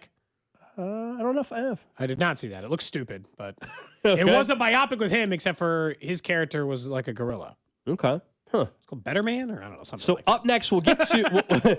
I'm not just saying word salad. That's a real movie. We'll get to the Chiefs right half hour, which will turn into still more World Cup talk as we're waiting to find out what group in the United States is going to be and what countries are going to join them, what countries potentially could come to Kansas City for the World Cup. That's next here on 96.5 The Fan. What's up, Kansas City? This is Bobby Witt Jr., and you're listening to Cody and Gold, weekdays starting at 10 on 96.5 The Fan. Brought to you by Heartland Men's Health, the leader in men's sexual health. Thousands of men have been successfully treated for low T, ED, and more, all with discretion and compassion. Make your appointment at heartlandmenshealth.com. Hey, it's Joshua Brisco. Join me live at Harrah's, Kansas City this Saturday from 2 p.m. to 4 p.m. Come out and celebrate the recent Caesars Sportsbook launch in Missouri and meet former Chiefs running back Christian Okoye. Bet the game day action right from your phone. Download the Caesars Sportsbook app now and use promo code RADIOMO. See Caesars.com/promos or the promotions tab on the app for full terms. Must be 21 plus to gamble. Gambling problem? Call 1-800-GAMBLER. Have you been diagnosed with head or neck cancer? At Kansas City Proton Institute, we're delivering the future of cancer care with state-of-the-art proton therapy right here in KC. Proton therapy means increased precision, reducing side effects like dry mouth, difficulty swallowing, and the loss of taste as compared to conventional radiation. If you've been diagnosed, don't wait. Get your second opinion today and see KC's largest, most experienced proton therapy team. Visit kcpi.com. Kansas City Proton Institute, where you see the best in KC. Hellsberg gifts checked off the list. Now, time for wrapping. Earrings for mom. A gold bracelet to match the rings Danielle wears every day. And for Dad, a new watch, because we all know he needs one. All right, this is going to be a good one. Our favorite things for your favorite people. Shop in store at hellsberg.com for up to 50% off. Missouri, it's happening. FanDuel Sportsbook is live and ready to roll in the Show Me State, and they're celebrating with a little something for everyone. All this week, every customer gets a no-sweat bet every day. That's right. No matter what you're betting on, if it doesn't hit, you'll get bonus bets back to keep the action going. So whether it's football, basketball, hockey, or whatever you're into, you can bet it all on the app that's safe, secure, and built for every kind of fan. The interface is quick and the payouts are fast, and the experience, top tier. So download FanDuel or visit FanDuel.com/Missouri to get started. FanDuel Sportsbook, now live in Missouri. FanDuel Sportsbook is the official sportsbook of 96.5 The Fan. 21 and present in Missouri. Gambling problem? Call 1-800-GAMBLER. Opt-in required each day. Refund issued as non-withdrawable bonus bets that expire 7 days after receipt. Max refund $20. Restrictions apply, including token expiration. See terms at sportsbook.fanduel.com.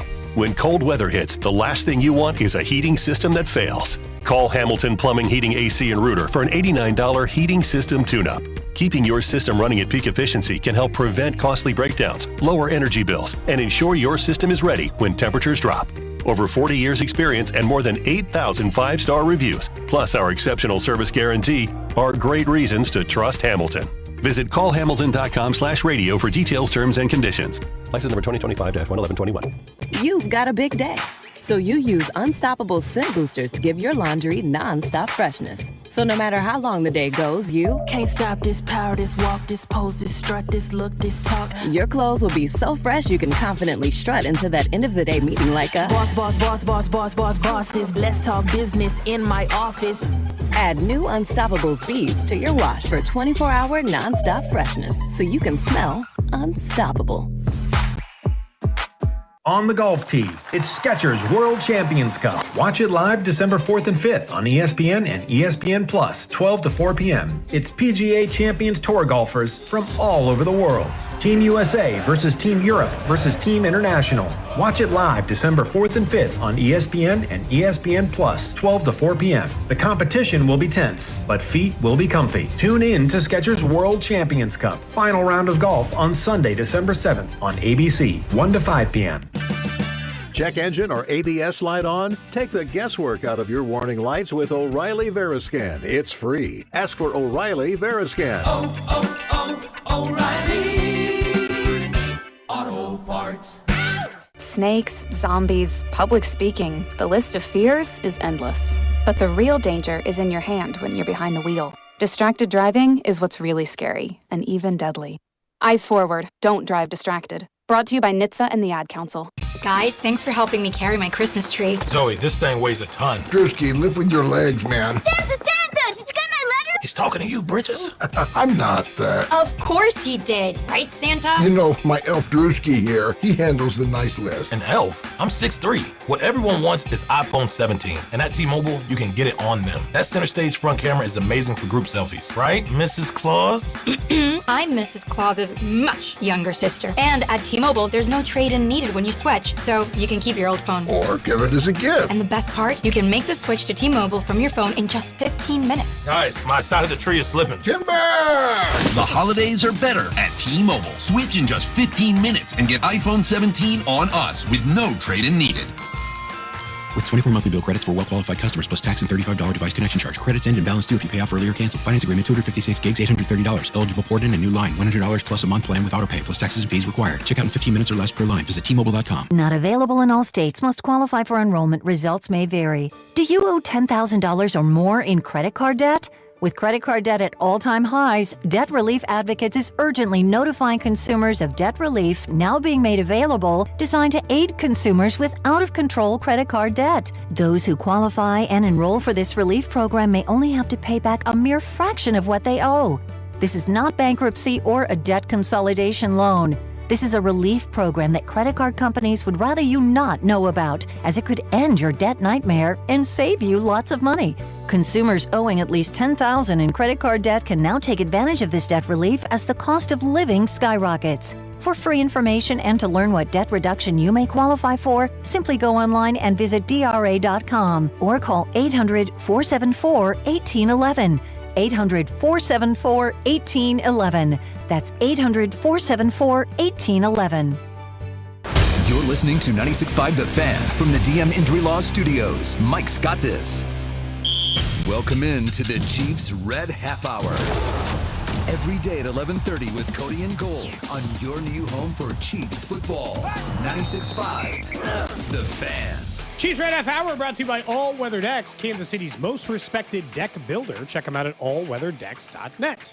We will get back into World Cup talk once they're actually, announcing what groups have what countries and who potentially could be playing who in the group stage. They're dragging this thing on. We're now thinking maybe we won't know till noon. So we're going to pause on that a little bit until they actually get back into talking about the draw and everything like that. We are waiting to find out what countries will join the U.S. in Group D, and we'll find out what countries are in Group E, F, and J, which would be the potential countries that would be playing in Kansas City for the 2026 FIFA World Cup. In the 1 o'clock hour today, our fan club, presented by Jay Rieger & Co., we will have Steven Spector, Rob Britton, Scott Parks, all in studio, big soccer fans, to more of a breakdown of it, specifically once we know the countries and did the U.S. get a good draw? Did they get screwed? All that kind of stuff, and what countries they would most like to see out of the potential pool at that point coming to Kansas City. But let's talk some Chiefs football. Massive game on Sunday night against the Texans, and you and I were already alluding to this game and how, I think everybody believes it's going to be a lower scoring game, and then you hear Matt Nagy speaking to the media talking about the type of game it's going to be as well. They're really, really good on their whole defense. So when you have the guys on the inside, the linebackers, the DBs, everything, it presents a challenge. I think in this game for us, we create our game plan offensively. What do we want to do? Make that loud and clear to the offense in the beginning of the week. And then we got to execute it and know what kind of game this is going to be. It's probably not going to be a real pretty game, and that's okay. This team doesn't allow many points. So when you go into it, the goal is to score as many as you can, but what's real and how you're going to do it. And I think the team messaging, the offensive messaging from us is just do what you're supposed to do, coach how we're supposed to coach. And we have a lot of trust in our guys, and I think a lot of confidence, but we have a lot of respect because they're a good football team and they're very well coached. So that was Matt Nagy yesterday speaking to the media, is basically acknowledging it's not going to be a pretty game. I don't know that I liked him saying out loud. Your OC saying I like that? tickle your tonsils. Like, I'm getting after you, right? I prefer we're going to, I don't care the opponent, we're going to kick your ass too. It's going to be ugly, and I'm just telling you outright. And look, some of this is probably just the messenger. Some people hate Nagy saying it because the team is struggling and they're not happy with Nagy. They want Nagy. I think they want Nagy's head to be on a spike. They want him to be the fall guy. Can we agree? That's been happening for any time anything's not gone right with the offense. People have rushed to blame him anyway. Yeah, Chiefs fans have decided that Nagy should be the fall guy. So when he says it's going to be ugly, and if it is ugly, be like, you didn't even believe in yourself. You can't even go out there. The truth is, he's not lying. I don't expect this to be a high-flying offense of ease. This is the league's best defense for a damn reason. They are a juggernaut. Moving the ball is going to be hard. There will be punts and field position. That also means Andy Reid needs to be more aggressive. I would like a more aggressive Andy Reid. Did you see his call on 2 of those in the Dallas games, what he said after? He's like, I just thought we were playing field position. I'm like, Andy, I can't believe you uttered that sentence after all the praise. Don't you think he's going to we gave you earlier in the year for being aggressive finally? Don't you think that that's the kind of game he's going to play? Because we all kind of agree this one might be an actual field possession game. But he has sent, Cody, since the aggressive start on 4th downs in the first month and a half of the season, he has pulled back on that a little bit. And I don't know. Way back. And I don't know if that is, the fact that he trusts his kicker more than he did at that point in time, where I think now we've all seen for a month and a half Harrison Butker, while he hasn't had 55-yarders, he's making kicks again, and maybe the confidence level is up for him as well, and so Andy's approaching it differently. But I mean, they're punting the ball at their opponent's 45-yard line, trying to pin back the Dallas Cowboys inside the 5. Why did he stop?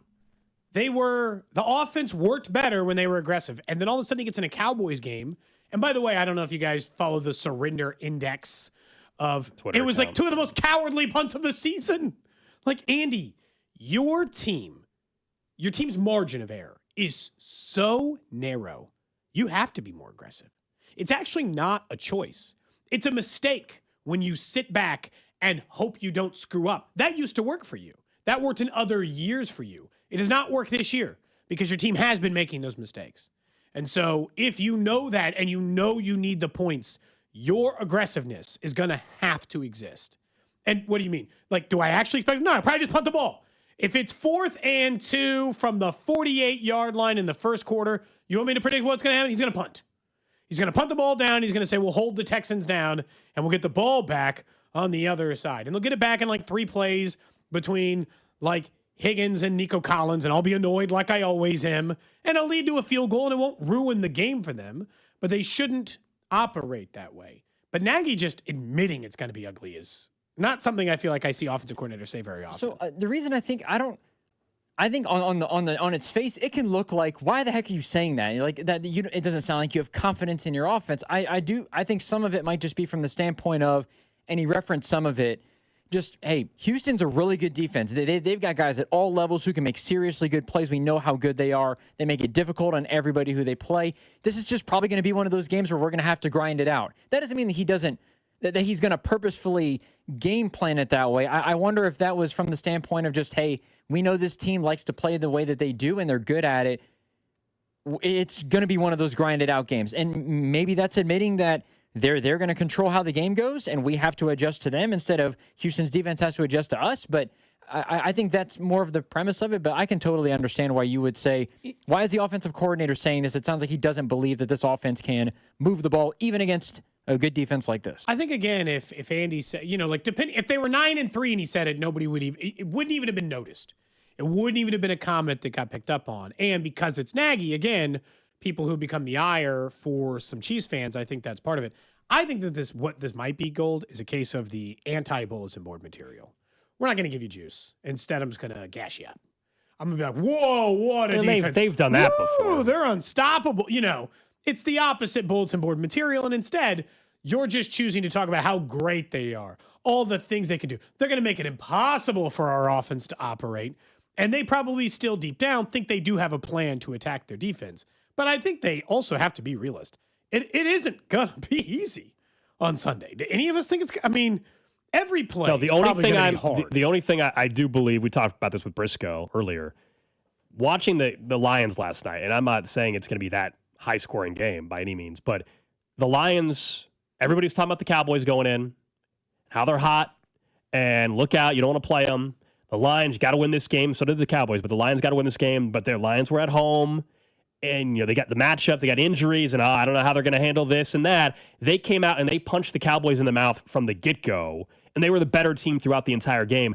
I can see that kind of scenario playing out again on Sunday night, given the fact that it's at Arrowhead. That doesn't mean that I'm telling you making the playoffs. I already told you I don't think they're making the playoffs. But winning this game against the Texans, given the stakes, yeah, I could absolutely see them doing that because, once again, the Texans' offense, to me, is not a concern of mine. It is all about whether or not does Patrick Mahomes get sacked and he fumbles the football and then the Texans have a short field. That's the kind of stuff where Kansas City is going to lose this game very easily if that happens. What's the number you think would guarantee a win for the Chiefs? Points scored? 27. Okay. That would automatically and 24 win it? would make it like 80%? Yeah, I think if the Chiefs got to 20, right to me. if the Chiefs got to 27 points, I would feel amazing about their chances to win. How often do we think the Texans have scored 27 points this year? Not very. I think if they get to 20, I think there's a chance that I think there's an over 50% chance that they do win. I think 20 is that number. So the Texans scored 23, beat the Bills. They scored 20, beat the Colts. Scored 44 against Baltimore. Scored 36, beat the Jags. So 3 times. Yep. Okay. And they scored 26 one other time. But a lot of their games they scored. Like, for example, they lost to Seattle, 19, and Seattle's 10, better than Kansas City, so I get it. But 19. Seattle's better than Kansas City, but Seattle won 27-19. That's the widest margin I could possibly see in the game. Like, I think it's more like 21-20. But if you tell me the Chiefs got to 27-19, like, that's the widest gap of defeat that I could see either team Since their bye week in week 7, if you had scored 27 points against the Texans, you would have beaten them in all but one game. You would have not beaten them. They scored 36 against Jacksonville. They have scored under 27, 26 or under in every other game. So you guys mentioned this earlier. I think it'll be really interesting to see how the Chiefs come out right away out of the gate because, as you guys mentioned with Nate saying it and with others and with Kling, the locker room feeling down and the vibe in that locker room, it feels we're going to learn a lot, not necessarily about the team, I guess, but if they come out and they get off to a good start. And really, honestly, the way that they started the Cowboys game was perfect, too. You get the interception, you score a touchdown right away. It's like, all right, here we go. And then things kind of fell apart. But the way that they start the game, if they come out and there's penalties early, even if the game isn't necessarily tied, if the game's still tied or the Chiefs are even winning, but if it looks sloppy, if it looks like there's mistakes everywhere, then are we sure this team is just capable of being able to go on a run? Let's say, again, if they do win, you still don't feel good about it, I don't think. But if they come out and they're assertive and they're not messing around, there's limiting penalties, it feels like maybe that Cowboys week is one of those turns where, okay, we actually have to lock in. It's playoff time now as opposed to January and just trying to. I feel like they've had that 3 other times. We could have said the exact same thing. You know what I mean? Sure. I guess now maybe it's because their backs are actually against the wall or they're on the edge of the cliff and this is it, or it's now or never sort of a situation, I suppose. We're way past the time. I don't care how it looks. We're way past that. It is simple. Just find a way to win. Like, yeah. I don't be like, oh, well, they only won by 1, so that I don't care. They can win by 1 every game the rest of the season. They're going to the playoffs.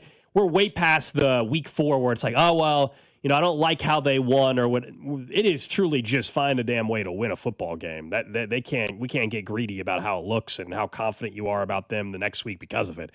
It doesn't matter. If they have to win because they get a lucky break with a terrible pick six on the final drive from Stroud, at so this point, be it. wins are wins. Yeah, it just doesn't matter anymore. Is it just me, or does the team feel like they go through these lulls, offensively in particular? Like you look at the Cowboys game. So they do. So yes. they like the first drive, they'll go down and they will score points almost every single time in the opening drive, and then it stalls out for a little bit until either they make adjustments or not. I remember, they had 3 straight punts or 4 straight punts against the Cowboys. Like they scored that opening touchdown, and then they're up 7-0. It's like, all right, here we go, and then you're down by 3 at half, and then you don't double dip on top of it, and you got the lack of aggression by Andy. Like all of it's just coming together.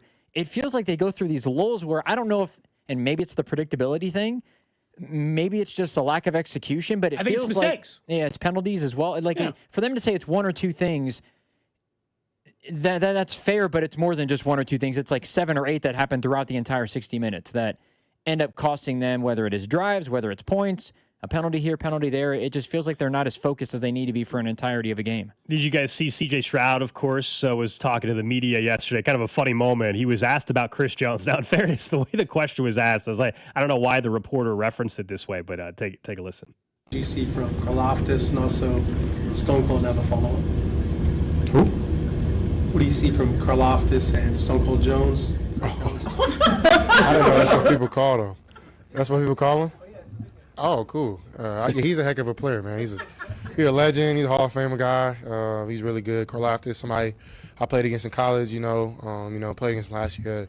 Really good game against last year. So, we got to be, really good up front. We know that every game, the better we establish the line of scrimmage, the better, we play as an offense. So, it'd be good for us. That is like what kind of reporter refers to an opposing player by their nickname? Yeah. Like CJ Stroud, genuinely was like, Who? Yeah. Stone Cold Jones. That's what they call him? And nobody in Kansas City, reporter-wise, is like, hey, Stone Cold, what do you think? Like, that's more of a fan thing. It's just his nickname. I just don't feel like very many many times. Jones at the end the first time. He just said Stone Cold, like the guy's the Undertaker or something like that. Well, or look, if it'd be different if it was Magic Johnson. What do you think about Magic, right? That's a nickname. Stone Cold Jones, even Chiefs fans don't just call him that casually. Like, it doesn't make any sense. Someone says they think Stroud is lying. No, I actually think CJ Stroud had no clue the nickname Stone Cold. He obviously knows who Chris Jones is. Stone Cold. Imagine, if you're not in Kansas City, seriously, if we were not in Kansas City, how many, you can go to another city and you ask another football fan or another player, what do you make of Stone Cold? The wrestler? I honestly do not think Stone Cold is some just well-known nickname. This is not the same as, Chris Jones is a defensive lineman. It's more like it's just his Twitter handle, and they occasionally refer to him as that on the broadcast. Kansas City. I'm saying, if you're in Pittsburgh or Houston, you think if you just say Stone Cold, they automatically know you're talking about Chris Jones? I don't think so. Well, they probably think of Stone Cold Steve Austin first, I would guess. Someone says Snow Cone Jones. That's what he was for a little while. He stopped coming by for the snow cones, but we had a moment. It was nice at least to remember. People think the reporter did that intentionally to set up to make fun of Chris. I don't think so, guys. Come on now. That's a reach. That's a reach. Full-blown conspiracy stuff now. I just think, and I am only speaking from experience. I think sometimes when you sit in those rooms, you decide, I'm going to ask the smart question. Or I'm going to ask in a different way. I'm going to get the attention of this person. They're going to answer my question the way that the dream way I want it answered. And then you just say stupid stuff because you overthought it. And I think he thought saying Stone Cold Jones was a way of, throwing a curveball instead of a fastball. And he was, and then he hung it. And instead, CJ Stroud's like, who the hell are you talking about? 913-586-7965. Someone says it's his Twitter handle. Yeah, but not everybody's on Twitter.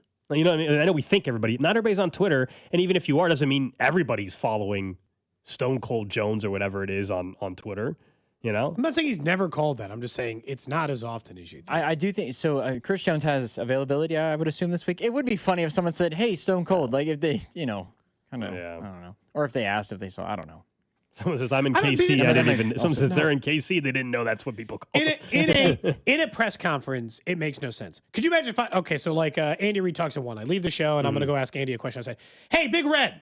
You guys would mock me. It does scream of a lack of professionalism. Yeah, it screams of that. You just can't.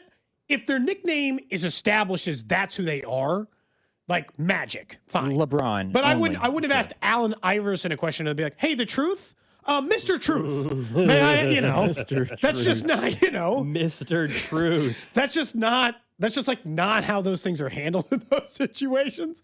But I thought Stroud handled it fine. Oh, he's fine. He's pretty funny. He was just like, "Who?"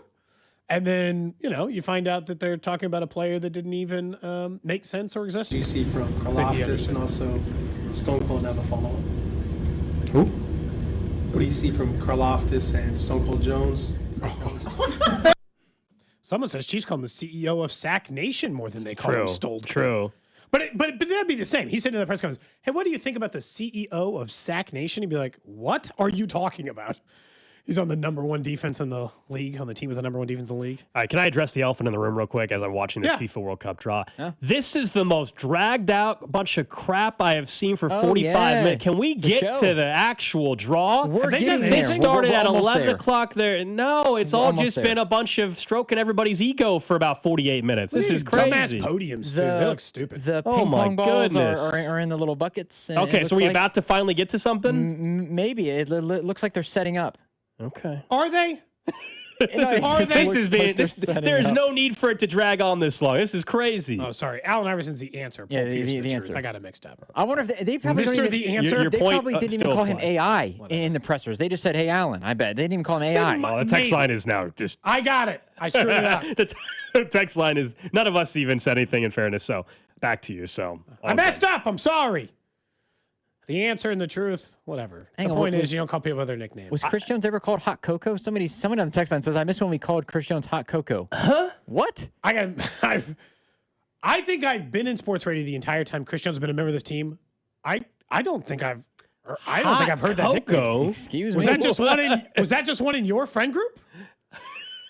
Hey, man, I'm just asking. I don't know. Have you guys ever heard that one? No. Hot cocoa. I didn't really even know about the CEO of Sack Nation thing until I got here. I knew about the Stone Cold thing. But They didn't start that Sack Nation thing until a few years in. That wasn't even like the initial thing. That was when they had like. And then McDonald's jumped on board with the it's, Big Mac. it's probably not a good time to go by the CEO of Sack Nation when the team has less sacks combined than Myles Garrett, and when the D-line has less sacks combined than Myles Garrett does. It does feel like individually. it's in poor taste right now that you had one sack in November. If you send out a tweet, it'd be like, well, someone said Sack Nation. You'd be like, not this team. The background on the hot cocoa thing. Someone said somebody in the crowd called him Hot Cocoa early in his career. Hot Cocoa was a nickname for a minute. It was like a definitely 8 minutes. 60 seconds. Yeah. I missed the whole Hot Cocoa era. Same. I didn't even know. I did not recall that whole thing. I didn't even know that was a thing. Jesus. All right. I'm looking it up. We're- I just we're Googled. done with this. Yeah, These there's another nicknames. nickname Y'all with the need to calm combine. down, all right? Yeah, around the combine there Relax, was a different please. nickname. That's true. That's true. Relax. Here's a get to know you clip from Chris Jones in 2017 when he was a rookie that said, discusses his love for life, favorite barbecue restaurants, and wrestling nicknames. So like it doesn't even specifically mention it. It's obviously referencing the Stone Cold Chris Jones one, but it's not necessarily referencing that one. So if you guys never watched one of these before, it's always like this. Quite honestly, no, I've never I sat normally just around wait until the for draw comes out. 2 hours and watched the draw. I've waited like the NFL schedule release for them to just tell me what's going on. And I didn't realize, like I should know better, it's FIFA. I didn't realize for first 50 minutes of the show, it was just going to be patting everybody on the back and how much hard work they We're did. getting there, though. We're, are we? We're slowly I bet getting you we're there. 10 minutes. They I got bet the you we're. presidents of all the countries. I bet we're speaking. still like an hour. I bet you we're 10 minutes away from getting the first group, at least. I did look up this video, and he does mention the Hot Cocoa reference. This is an interview with the Chiefs reporter at the time, a very young Pete Sweeney. Really? When he was the Chiefs reporter interviewing Chris Jones, who looks like a baby. Well, yeah. And he said, of the 4 nicknames, which one do you like? And he mentions Hot Cocoa. Look how young they wow. both Yeah. look. Holy cow. So that Of was a the thing, like different fresh out of era. college then. Baby was that. face. Right out of Mississippi Pete. State. Yeah, right out of Mississippi Baby State. faced. They both look baby faced. Chris Jones looks like he Oh, looks, I thought you were originally saying Chris Jones. You were talking about a baby-faced. Pete. I was talking about both, Oh, okay. honestly. Talking about both. He shook hands at the end. Real professional. Finished it like a pro. He would never There we say go. Stone Cold Jones to an opposing That's true. reporter, That's I'm still very happy that I got Stephen A's handshake at the end of that video. By the way, during Radio that Row. was the one of the happiest moments I've ever seen of you since you've been our That was producer. very cool. Is when you got to talk to was great. Stephen A. and he shook, and at the end you stuck your hand out and he looked down and he said, I'll shake this young man's hand. And he shook your hand. If I would have been denied. Was it a good handshake? Was it firm? It was a simple hand. I tend to not give as my handshakes aren't as firm as they probably should be. I suppose. I don't. It was a regular handshake, I suppose. I'm laughing because we're watching video. The president of FIFA is currently just moving his hands around on the bowl of the ping pong balls, and they're just joking about it right now. I don't know what. Oh, we've opened up the first ball. Can we take this live for a second? I just want to hear what he's saying. Can we take this live? What are we watching? The balls a little bit. You can see. I'm a little bit behind you, I believe. Public, you see. Mingle, and then one by one, we start with Mr. Carney. You pick one. Wait. You open it. All right. You see there is a little paper inside. You take out the paper, these two things, you can throw them in here, and then you can show to the public what you have drawn, which for me is FIFA, of course. I'm just the moderator. Mr. Carney, do you want to start? Don't forget, and pick the right ball, please. Well, this is the draw. They're drawing. They do the draw. They open it up and then they reveal the paper to everybody. It's like Champions League. Which team will be drawn by Mr. Mark Carney? Spoiler: Mark Carney's going to draw his own country, Canada. Spoiler, guys. Oh, Canada! Oh, shocking! Shocking. Okay, we don't have to go to this. They're just going to pull their own country's names. Yeah, we already knew Canada was going to be in Group B, didn't we? I mean, we already knew the U.S. going to be in Group D. So, okay, so let's, this part we don't need. We already know. They're just now making it official. Yes, the president or prime minister, whatever, of each country is going to pull their country. Shocking. We'll let you know when we get to the actual draw part. I just didn't know if something was going on. They finally are actually grabbing, the lottery balls. Let me ask, how much do you think it costs for one of these podiums to be built with the bowl inset? What do you think they spent on that? I have no idea. $5,000? I have no idea. I guess it depends on. I guess is it stone? Is it a plastic? What the hell do you do with podium? it after it? Where does it go after? FIFA World Headquarters, I guess. There you go. Officially USA Group D. Which we all knew. We already know what's going to happen. All right, we'll come back and I guess Up talk about next, it we'll more. get to what's trending, and then as soon as they get to Group D, we will go back out there live because that will be the group that will determine who the U.S. will be playing in group stage. So that's coming up right here on 96.5 The Fan. This is Wyatt Thompson, and you're listening to Cody and Gold, weekdays 10 to 2, right here on your home for K-State Athletics, 96.5 The Fan. Brought to you by Heartland Men's Health, the leader in men's sexual health. Thousands of men have been successfully treated for low T, ED, and more, all with discretion and compassion. Make your appointment at heartlandmenshealth.com. Missouri, it's finally here. DraftKings Sportsbook, America's top-rated sportsbook app, is now live. DraftKings is giving all customers a can't-miss offer for this Sunday's Kansas City game versus Houston. Double your money if Kansas City gains just 1 yard. That's right. If Kansas City moves the ball even 1 yard, you double your money up to $100. With DraftKings Sportsbook, you're in the action. Fast, safe, secure, and all from your phone. Download the DraftKings Sportsbook app and use code PICKKFNZ. All customers can opt in today and double their money if Kansas City gains just 1 yard in Sunday's matchup. That's code PICKKFNZ in partnership with DraftKings Sportsbook. The crown is yours. Gambling problem? Call 1-800-GAMBLER. 21 and over. Physically present in Missouri. Eligibility and restrictions apply. One single use odds boost per customer. Market boosted to plus 100 odds. Max bet $50. Expires at 8:20 p.m. Eastern Time, December 7th. Terms at sportsbook.draftkings.com/promos. Hey friends, it's noisy out there with information coming at us all day, every day. It's hard to know what to trust, and the world of wealth management is no exception. That's why UMB Private Wealth Management helps you tune out the noise and tune into what matters most. They'll create a financial plan based on your unique goals, so it's your voice that comes through loud and clear. Get financial clarity. Go to umb.com/privatewealth to schedule an appointment. That's umb.com/privatewealth. It's a Red Friday on 96.5 The Fan and the other place, especially with these great game day specials. 8 wings and a basket of tots for $12 plus $4 domestic OP cups. The other place, the next best thing to being at the game. This is Gene at House of Diamonds. No paint-by-number custom jewelry, no bogus sales and financing offers, and absolutely no lab diamond ripoffs. Everything at House of Diamonds is real.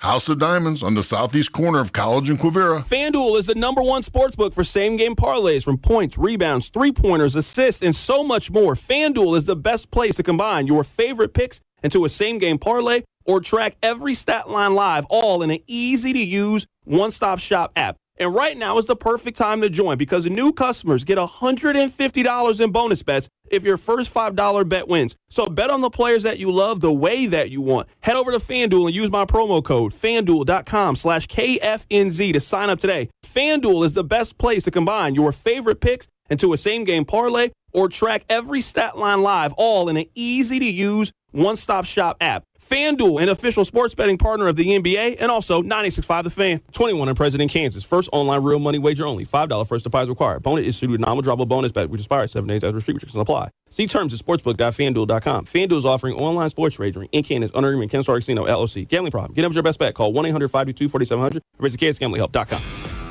This is the story of the one. As the purchasing manager at a manufacturing plant, she knows the only thing more important than having the right safety gear is having it there when you need it. That's why she partners with Grainger for auto reordering, so her team members can count on her to have cut-resistant gloves on hand, and each shift can run safely and efficiently. Call 1-800-GRAINGER, click Grainger.com, or just stop by. Grainger, for the ones who get it done. It's time for Cyber Monday, Dell Technologies' biggest sale of the year. Enjoy the lowest prices of the year on select PCs like the Dell 16 Plus featuring Intel Core Ultra processors. And with built-in advanced features, it's the PC that helps you do more faster. Plus, earn Dell rewards and enjoy many other benefits like free shipping, price match guarantee, and expert support. They also have huge deals on accessories that pair perfectly with your Dell PC and make perfect gifts for everyone on your list. Shop now at Dell.com/deals. Not available in all states. Must qualify for enrollment. Results may vary. Do you owe $10,000 or more in credit card debt? With credit card debt at all-time highs, Debt Relief Advocates is urgently notifying consumers of debt relief now being made available, designed to aid consumers with out-of-control credit card debt. Those who qualify and enroll for this relief program may only have to pay back a mere fraction of what they owe. This is not bankruptcy or a debt consolidation loan. This is a relief program that credit card companies would rather you not know about, as it could end your debt nightmare and save you lots of money. Consumers owing at least $10,000 in credit card debt can now take advantage of this debt relief as the cost of living skyrockets. For free information and to learn what debt reduction you may qualify for, simply go online and visit DRA.com or call 800-474-1811. 800-474-1811. That's 800-474-1811. Be sure to follow us on Instagram at TheFan965 for behind-the-scenes videos like MVP Monday, Chiefs Take Tuesday, and Best Bets. This is your home for Kansas City sports. 96.5 The Fan, KFNZ, FM and AM, HD1 and HD2, Kansas City, an Odyssey sports station. What's trending? God dang! Brought to you by Telly Tire and Auto Centers. Winning starts with a great drive. Since 1942, Telly's certified techs have delivered complete car care with top brand tires and expert auto service. Keep your drive going. Take it to Telly. Visit TellyTire.com today. Number one on What's Trending, it is FIFA World Cup 26 final draw day. The special started at 11. We didn't know how this was fully going to go. In the first hour, nothing really happened. They were just all patting each other on the back. We're still waiting to find out who will be in Group D with the United States, who will be in groups coming to Kansas City potentially. We won't know for sure until tomorrow. We'll let you know. We're not sure how they're going to finally unveil it. We will let you know as soon as they add new countries to Group D and to these groups and go from there. Obviously, Kansas City is going to get 4 group stage matches starting Tuesday, June 16th, Saturday, June 20th, Thursday, June 25th, Saturday, June 27th, and then Kansas City will get round of 32 action on Friday, July 3rd, and then a quarterfinal Saturday, July 11th. Next up on What's Trending, Penn State is finalizing a deal to make Iowa State's Matt Campbell their next head coach. Ross Dellinger and others reporting that could be finalized Iowa here State soon. does not want that at all. After all of this, like, we made fun of Penn State a lot. It's not a bad hire. It's not a bad get, Drew. Like, to get Matt Campbell. And this late in the hiring cycle, You always wonder if they'll just promote someone inside at Iowa State. It always feels like one of those hires, maybe. So we'll see. But Penn State looks like they're going to get Matt Campbell. For Iowa State, that sucks because he's really helped keep that program afloat. Because out of all the big schools, Iowa State's been reported as not having any money. So Iowa State is going to be in some real trouble if they lose Matt Campbell. Yeah, and this is, I think, why Matt Campbell is willing to leave. The NIL money and all that. The athletic department is in. I think Jamie Pollard's the AD, if I'm not mistaken. They don't have any money up there, and so this might be why he's willing to finally leave. It's not final yet, but it looks like all signs pointing in that direction. Elsewhere, of course, it's a Red Friday in Kansas City. The Chiefs, 3.5-point favorites against the Texans on Sunday night. The game right here on 96.5 The Fan. We'll get a final injury update at 1 o'clock or so from Andy Reid. But remember, so far this week, no Trey Smith at practice, no Juwan Taylor. We already know Josh Simmons is on the IR. They're going up against a Texas team who has a couple injuries, too. We'll see if Lassiter ends up playing for the Steelers. For the Texans, there's some injuries there to keep an eye on out of Houston today. Yeah, I mean, it'll be interesting to keep an eye out on, specifically those, as you mentioned. The injuries, at least, on that end. Next up on What's Trending, the NFL and the Big 12 Conference are entering a new strategic partnership, Gold. Okay. Brett Yormark's a big fan of those. Working side by side, as they put it, on officiating development, global football initiatives, and emerging technology, analytics, and flag football expansion with the goal of growing the game.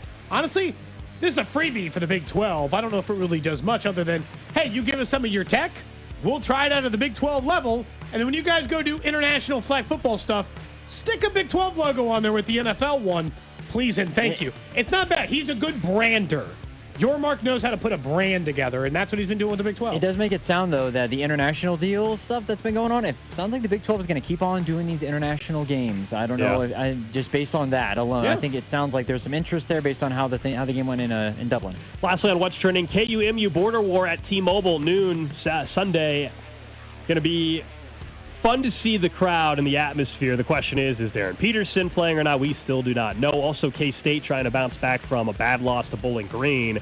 They will take on Seton Hall tomorrow afternoon. That is also the same game where at halftime, Kansas State's new head football coach, Colin Klein, will address the media, or address the fans, Today, he will have his introductory press conference later on in the afternoon in Manhattan. I saw a video today. He already landed in Manhattan, answered a couple questions there at the Kansas Jet Center. Said he's had a dream about this day. Yeah, well, I'm sure. I mean, honestly, if you played football at K-State, now you're going to be their head football coach. Very cool Less than, moment. I don't know, like a little over a decade after. I imagine a pretty cool moment for you. Has to be. That is What's Trending. We're on the... looks like Lauryn Hill is performing. I saw Lauryn Hill once. Really? She performed for the Strike Out Slavery is what it was. Internet, like at Kauffman Stadium once she performed. So I've seen Lauryn Hill once. It does feel like we're on the 5th concert. Oh, my And we goodness, only for have this World 3 Cup teams draw. who we already knew for the World Cup draw. The text line was asking, for those following the This groups is that Rob. were- This is Rob Britton's fault. Yeah. He's a soccer guy. This is He his didn't fault. warn It's us. 12:05, and we don't know any new information than we didn't know 3 months ago. There's people dancing on stage with gigantic hats. So That's Lauryn Hill. the text line asked, and we'll remind you one more time, the 3 groups of teams who could come to Kansas City. You will not know which countries are playing here until tomorrow, but the 3 groups that can come to Kansas City are Group E, Group F, and Group J. Group D is the one the United States is in, so you want to pay attention to that just for their draw. But E, J, and F are the 3 that could take place. And then obviously we don't know yet, but there'll be a knockout round stage and a quarterfinal round stage as well. But those are the teams who could potentially come to Kansas And City. for the U.S., you're hoping maybe you get an Austria or a New Zealand country, for example, in your group, and you don't get a Colombia or Norway or somebody like that. So we'll keep you up to date, but nothing has frankly happened with the World Cup draw. Imagine the people that are hanging out at P&L right now. Good for you guys that are hanging out at P&L. I know Dusty's out there as well, because to this point in time, you've been standing in the cold and nothing has happened. All right, who do you think of the 3 of us could more likely pull off Lauryn Hill? The outfit? Her hat. Specifically the hat. Drew. I'll go with Drew. Yeah, I'll say Drew. Drew, do you think you could pull off that? Oh, I'm sorry. He's talking to Rob. If I could pull off Lauryn Hill's hat? I said, which of the 3 of us could more likely pull it off? The answer is It kind of nobody. looks like a tufted ottoman that might exist as a part of a chair. Yeah, I would say nobody. For those of you not watching? Yeah, I would say nobody. Yeah. Not going to be a good look for any of us. Well, when there is something to report out there for the World Cup draw, we will. Well, we know based on the timing that this is scheduled for, it'll be by the time we get Spec, Rob, and Scott Parks in for fan club. So 1 o'clock. There's that. Mm-hmm. By the time we get to there, we'll know what the USA's group is and what teams potentially could be playing in Kansas City. It allows us to react then, I guess, as a group together, which is fine, you know. By the way, I wasn't like somebody on the text line said strike out slavery. That's what it's called. It was an event to knock out modern day slavery and the people in the world living that way. It's a fight against it. It's a co-partnership thing with Major League Baseball. I don't know. That was just when she performed at the K. How about this other guy's hat though, with the blue diamond, the blue and white diamonds on it? It almost looks like a top hat. I think if you just you picked up an 8, you could probably rock guy's that like the hat. Mad Hatter over here. Jeez. I don't think anybody would question it. You'd probably be fine with that one. Let's talk a little bit about K-State. You mentioned Colin Klein. It's getting ready to be he is officially the head coach of Kansas State. Yep. And now the rumor is that they are considering sitting out the bowl game. I'll tell you, I think it's a bit of a mistake. And not because Klein's not going to continue to coach A&M, but because in an already bad year, salvage something. K-State's season fell apart a little bit. They're going to have to start over the new head coach. And not because the coach did so bad he got fired, but because he was tired of doing it. You got new blood, new energy. Do you really just say, we're not interested? And it's crazy because it does sound like it's kind of just up to the players, and they might not have enough guys to agree to do it. But it's good for the conference. It's good for the university. This is one of those, I do feel like the more you now get paid in college, the more you should be like, this is your job, and you kind of owe it to us to play this game. Like, it didn't used to be that way, but like, come on, man. You can play one bowl game for a few $100,000 so we can keep paying athletes here. So the part I'll agree with is the NIL component, which makes it tricky if you're getting compensated throughout the year and then now you're opting out for a game. But if it's true, the reporting says they allowed the players to vote and the players said no. And if that's ultimately what happened, then I don't know really what to tell you. I will say, I actually think for K-State's program moving forward with Colin Klein as the head coach, to me, I think it's better they don't play in the bowl game. It allows Colin Klein not only to continue to focus on his OC job he's finishing up at A&M in the college football playoff, but he can just worry about putting his staff together and all that, not trying to balance all right, we're recruiting, we're trying to retain guys from going to the portal, new guys to come in, also while they're also prepping for a game. I get that. I know normally you love the practice advantage, but Colin Klein was not going to be coaching him at these practices anyway. So I actually think for setting up Colin Klein, it's better that they don't play in a bowl game. It's not finalized. I want to be clear on that. That is not there's reports suggesting it's close, but it is not a decision that has been fully made yet for them to avoid a bowl game. We'll see if that actually gets official later. I mean, I don't know. Who's going to? Players don't want to play. The coaches aren't even there. What are we going to do? I just feel like the players don't, then I think you can't, obviously, because but it's like a consensus. Do you guys agree that we should be looking at these college athletes and the things we ask them to do differently? Like I mentioned this about Darren Peterson, and I'm not saying that Darren Peterson's not healthy, but at some point, Darren Peterson, in my opinion, now the way this changes, is a paid employee of Kansas University. So if we say you're ready to be on the court, well, then let's start having contracts. Let's start having contracts. I agree. And I know you know this, but like someone will say, "Oh, he's under scholarship." That's not a contract that we're talking about here. Even if it's NIL, it's not a contract. Yeah. So until there's actually, so I agree with you that if they were contracted employees, well, then there's no, you can't opt out. The reason why we're having these debates is because once again, we do not have still a firm grasp of how this is going to go. If there was actual contracts and whether the language says you can't transfer this time of the year, whether it says you got to stay here for 2 years, whether it's this cap on earnings, I don't know what the details would be. But until we have an actual contract involved, then it won't be what you're saying yet. Yeah, I agree. And they're a long way probably from that because the NCAA, that's just one closer to professionalism, and they're still trying to fight in legal court cases to make caps on this stuff. They're still trying to figure out a way to tamp down the pure amount that those can earn. Well, and to what we talked about really over the course of this entire thing with Lane Kiffin even, and just the way that the state of college football kind of is, contracts might be the thing that helps organize some of the thought process and how things work, the calendar. Here's what you can and can't do. There will be more lines drawn with, hey, if you're going to sign here to play, then you can't transfer until such and such a time. And it's lined out for everybody. There's no gray area where it seems like college football and college sports in general kind of thrives in that gray area, if you will, where things happen that really shouldn't, but you can't really stop from happening. I'm sorry. Has the FIFA World Cup coverage just switched to a melodrama with the president of FIFA and Matthew McConaughey? I love Matthew McConaughey. Now we're just in some skit. It's an SNL skit now, Gold. I don't know, man. This is the most bizarre thing. This is what it's like every time? I don't know. Okay, so apparently I talked to Rob about that when he came in. Rob said he didn't remember it being this bad when it was in Qatar. Maybe it's because it's here. Dude, it is a legit scripted melodrama where the president of FIFA calls up what's the name of the soccer player? Rio Ferdinand? Rio Ferdinand, and Matthew McConaughey's there for some reason. I see it. And they're all just like doing some fake scripted phone call talking about the sport. This is insane. We've gone too far. What did they pay for this? What are we doing here? We'll never know who's going to maybe come to Kansas City. Sorry, back to Colin Clyde and Kansas State. As I got distracted as I looked up from the TV trying to figure out what's going on. And now, and now Selma Hayek's here for some reason. I won't complain. So I just think there's a part where, and this is the part that's broken about the sport, I don't know where they go from here because my argument's always been the same.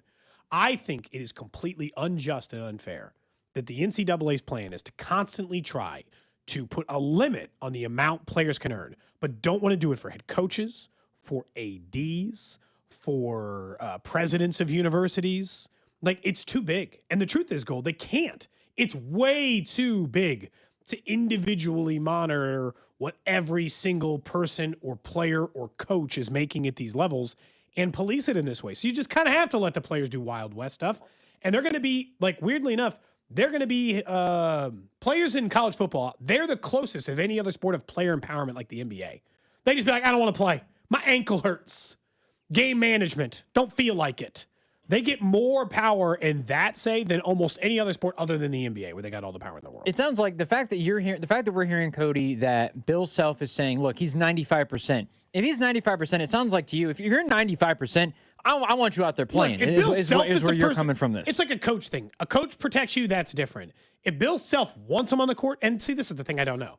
If Bill Self wants him on the court and he won't play, yes, I agree. But it very well could be what Gold's saying, and Bill Self's just protecting him. He's making sure that he's to actually make sure 100%. that he's 100% The because he wants it for conference. The most important part of the season is January, February, and March. And, as much as you want to see him play against ABU and you wanted to see him play against UConn, ultimately those games won't matter if you tell me you, quote-unquote, rushed him back. So, yeah, I told you guys if he doesn't play Monday, then I'm going to be really worried about when the hell is he going to play for this program.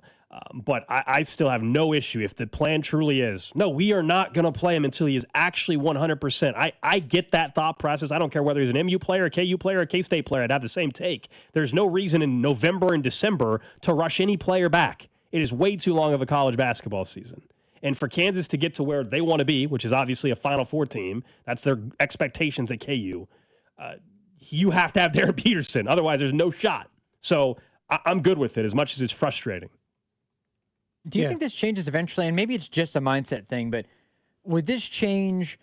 Like, if we found out that Darren Peterson's like Bill wants him to play, but Darren's like, nah, man, I need to make sure I'm 100% or whatever. Does this change how coaches recruit top end players, like first round, first overall pick players? Like with AJ DeBonsa, we haven't seen any of this, obviously. But if we're at the point where players are starting to know, well, I don't want to play in this one, I'm playing this one. Does that change how we? Obviously, you want the talent, and obviously, to your point, it hasn't. But if it gets to that point, do we see?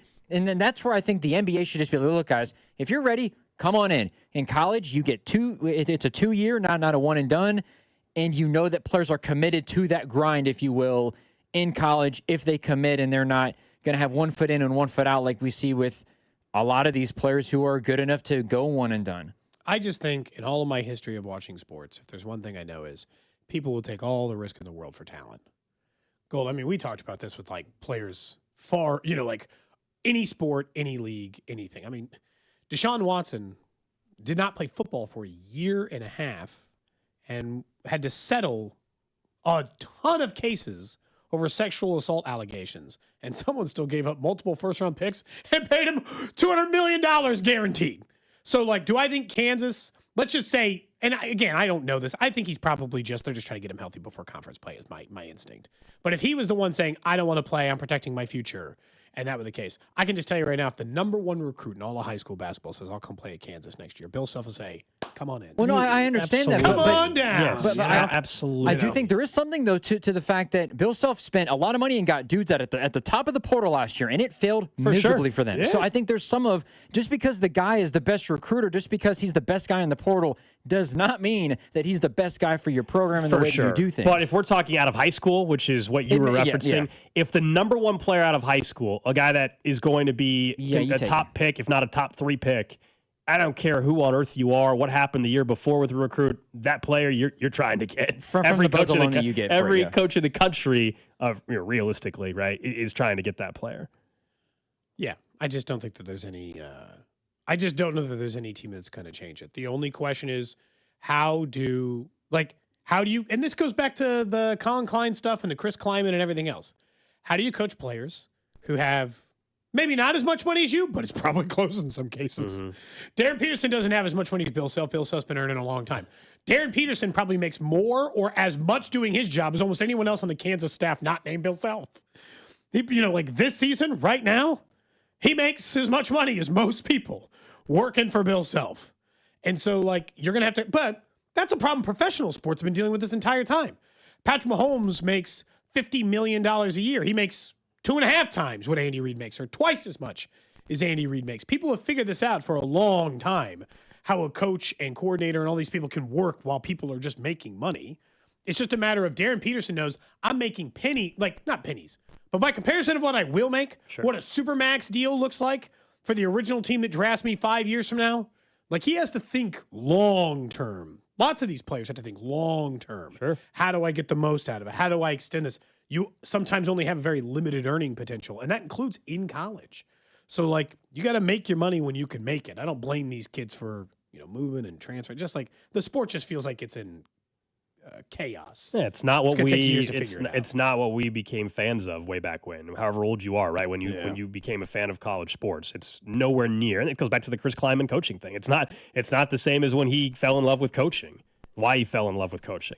And you're right. I think we got into this yesterday, where it's the sad reality though, and it doesn't mean Chris Kleiman is wrong, but if you won't coach, somebody else will, though, right? So, you have to choose. Are you going to adapt and live with being in this era? If not, there will be somebody else that's willing to do it.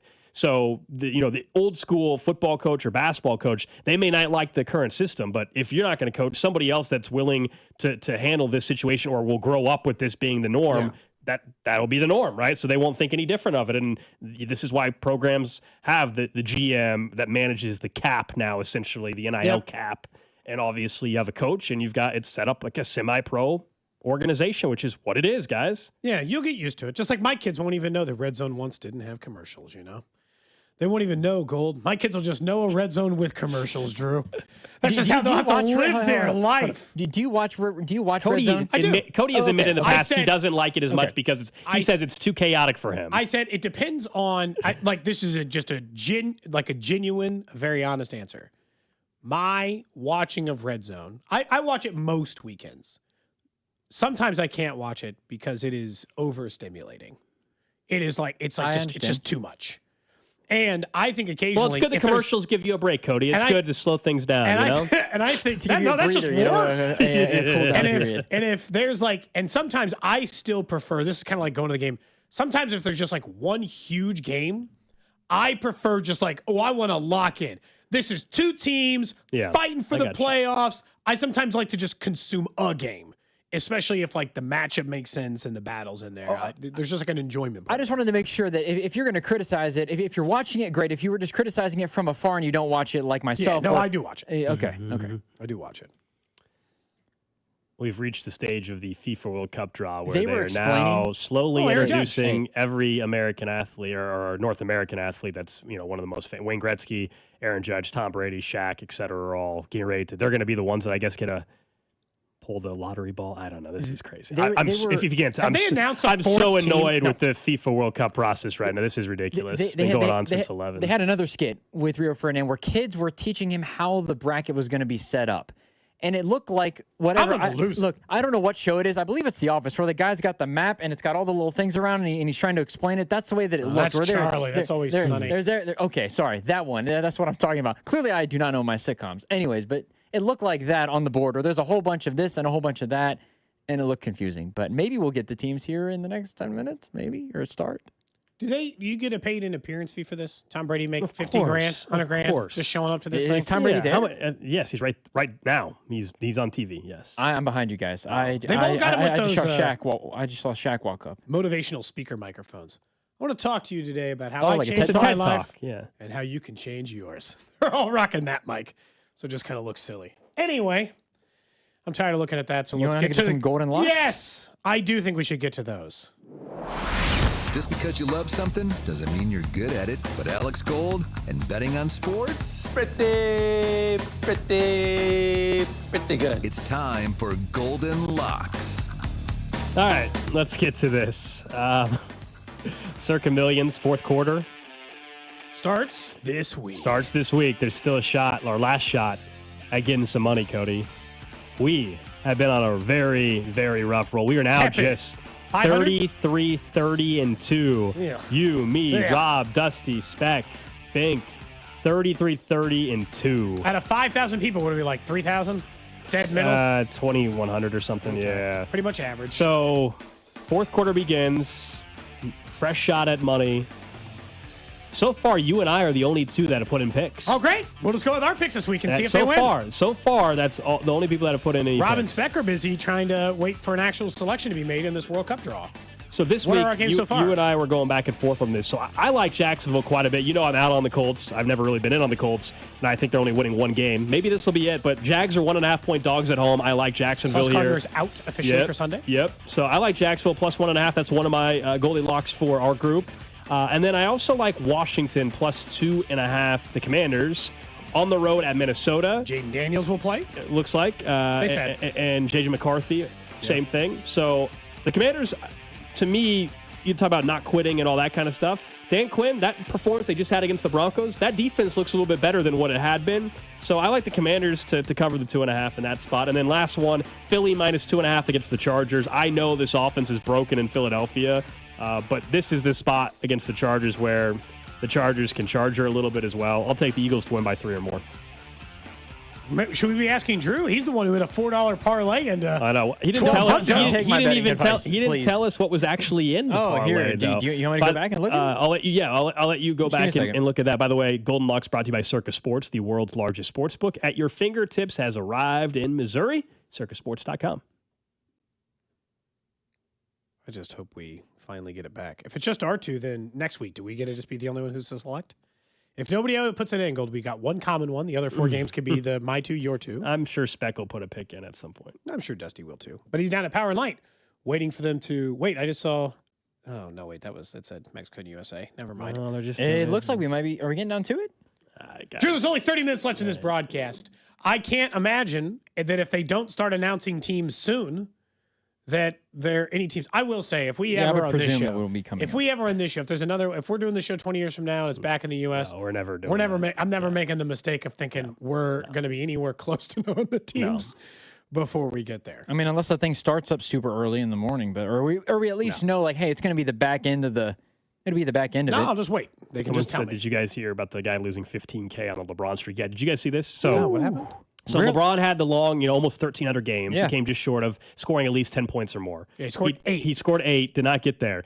Earlier in the day, some arrogant guy was on Twitter, sent a screenshot like, "Oh, what a why are the odds this easy or whatever? Free money," and he bet $15,000 on DraftKings to win $15,500 or to win $500 to make it $15,500. To win, he was willing to risk. He thought it was free money. He thought it was a free $500. Yeah, it was minus, huge odds. Not the way LeBron's been playing And this LeBron year. only got 8, and he lost, and now everybody's trolling the hell out of him because he was, Hey, that's in that's fairness, Honestly, if he's got $15,000 to bet on that, he's got $15,000. In fairness, he had the shot to continue the streak, and he passed it up to Rui Hachimura, who made the 3, and it was a game winner. So hey, better play. Good for LeBron and being unselfish in that regard. I can appreciate that. I will say though, I'd be sick if a guy for 12,753, whatever the hell it is, right? 12,753 consecutive games he played, scored 10 or more points, that the one time I put $15K on it, The man gets 8. Yeah, but what do you? It's It's such a dumb bet, though, Oh, Cody. no, yeah, no, You're risking 15,000 just to win 500. No, that's a dumb bet. But for something that's happened I know. 12,000, almost 13,000 times in a row. But they're not related to each other. Like, just because it happened the time before doesn't guarantee. You know what I mean? I mean, when it's 13,000 times in a row, I would beg to argue. I do have the bet pulled up, by the way, if you want to know what was on it. What was on it, your Drew? bet? Yeah. Plus 30,594, by the way, were the total odds on this. Okay. $4 and you won 1,200? Yep. Pascal Siakam under on points. Benedict Mathurin under or over on rebounds. TJ McConnell over on points. That was one I was scared about. Con Knipple over 13.5 points. Amen Thompson under his point total. Jarrett Allen over his rebound total. Keyshawn George over 14.5 points. Cam Whitmore over his rebound total. RJ Barrett over threes. Bam Adebayo 6+ boards. And Isaiah Joe under 12.5 points. $4. Won me 1,200. That's crazy. Were you just randomly clicking, or did you actually like some of these bets? No. I actually, anytime. Hey, whatever works, man. Who cares? Yeah, I actually like him. I actually like him. Who cares? However he got it done, all right? He won his money. He won some money. All right, up next, we'll get to the random question of the day. We will keep an eye on this very frustrating FIFA World Cup draw and what Nate Taylor had to say about the offensive line for the Chiefs. You're listening to Cody and Gold. Tune in for the Chiefs Red Half Hour every day, starting at 11:30 right here on your home for Chiefs football. 96.5 The Fan. Brought to you by Heartland Men's Health, the leader in men's sexual health. Thousands of men have been successfully treated for low T, ED, and more, all with discretion and compassion. Make your appointment at heartlandmenshealth.com. Inside the Huddle is brought to you by Blue Cross and Blue Shield of Kansas City. Discover the benefit of blue. Call Hamilton today for our $79 mainline drain cleaning special. The pros at Hamilton will inspect your drains with video camera technology to pinpoint exactly what is needed to clear those clogs and help prevent expensive drain repairs. The expert technicians at Hamilton are ready 7 days a week to solve your problem the right way, the first time. Over 40 years experience and more than 8,000 5-star reviews are great reasons to trust Hamilton. Visit callhamilton.com/radio for details, terms, and conditions. License number 2025-11121. Dane Hughes here. I've seen a lot of stat lines in my playing days, but these numbers, they caught my attention. Flight by Yingling. 2.6 carbs, 95 calories, and all the crisp, refreshing flavor you want in a light beer. It's brewed by the oldest brewery in America, so you know it's got some serious history behind it. If you're into stats and taste, you're going to love this beer. Flight by Yingling, the next generation of light beer and the official beer of Dane Hughes. DG Yingling & Son, Pottsville, Pennsylvania. Around here, we've got each other's backs. When it comes to health insurance, we want that same kind of support. Blue Cross and Blue Shield of Kansas City gets that. They're from around here too. Backed by the national strength of the Cross and Shield, they help you make confident choices, no matter where you are. Blue Cross and Blue Shield of Kansas City. From here for wherever you are. That's the benefit of blue. Hey, it's Joshua Brisco. Join me live at Harrah's, Kansas City this Saturday from 2 p.m. to 4 p.m. Come out and celebrate the recent Caesars Sportsbook launch in Missouri and meet former Chiefs running back Christian Okoye. Bet the game day action right from your phone. Download the Caesars Sportsbook app now and use promo code RADIOMO. See Caesars.com/promos or the promotions tab on the app for full terms. Must be 21 plus to gamble. Gambling problem? Call 1-800-GAMBLER. Missouri, it's happening. FanDuel Sportsbook is live and ready to roll in the Show Me State, and they're celebrating with a little something for everyone. All this week, every customer gets a no-sweat bet every day. That's right. No matter what you're betting on, if it doesn't hit, you'll get bonus bets back to keep the action going. So whether it's football, basketball, hockey, or whatever you're into, you can bet it all on the app that's safe, secure, and built for every kind of fan. The interface is quick and the payouts are fast, and the experience, top tier. So download FanDuel or visit FanDuel.com/Missouri to get started. FanDuel Sportsbook, now live in Missouri. FanDuel Sportsbook is the official sportsbook of 96.5 The Fan. 21 and present in Missouri. Gambling problem? Call 1-800-GAMBLER. Opt-in required each day. Refund issued as non-withdrawable bonus bets that expire 7 days after receipt. Max refund $20. Restrictions apply, including token expiration. See terms at sportsbook.fanduel.com.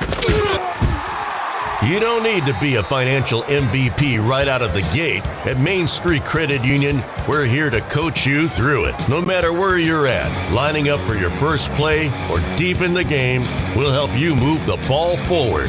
From building credit to launching a business. Because here, it's not just about money, it's about progress and having a team that's got your back. Learn more at mainstreetcu.org. We all hear the radio ads about the IRS. They tell you to be afraid, to be scared, and they try to frighten you into calling. I'm not here to do that. Tax Relief Advocates is different. TRA is here to tell you that if you owe money to the IRS, whether it's $5,000, $50,000, or $500,000, we have a solution. It doesn't matter if you're sitting in your car, at work, or with your kids. No matter where you are, call now. 800-575-9834. Don't lose hope. TRA can eliminate or reduce what you owe to the IRS. Generous programs are now available that can give you a fresh start. Our passion is taxes and helping individuals fix their IRS problems. We have over 1,000 5-star reviews on Google and an A+ with the Better Business Bureau. You don't need to be afraid of the IRS any longer. End your tax nightmare today by visiting us online at TRA.com or call 800-575-9834. That's 800-575-9834. Tax Relief Advocates. Real solutions for real people. My name is Whitney Allen. I am a widow. My husband Ryan died. We never thought in a million years we'd have to use life insurance. The unexpected happened. With Ethos, it is so fast and easy. It's 100% online. You can get a quote in seconds, apply in minutes, and get same-day coverage. No medical exams, and you can get up to $3 million worth of coverage through Ethos. Get your free quote at ethos.com/game. That's ethos.com/game. Time spent on application may vary. Online health questions required.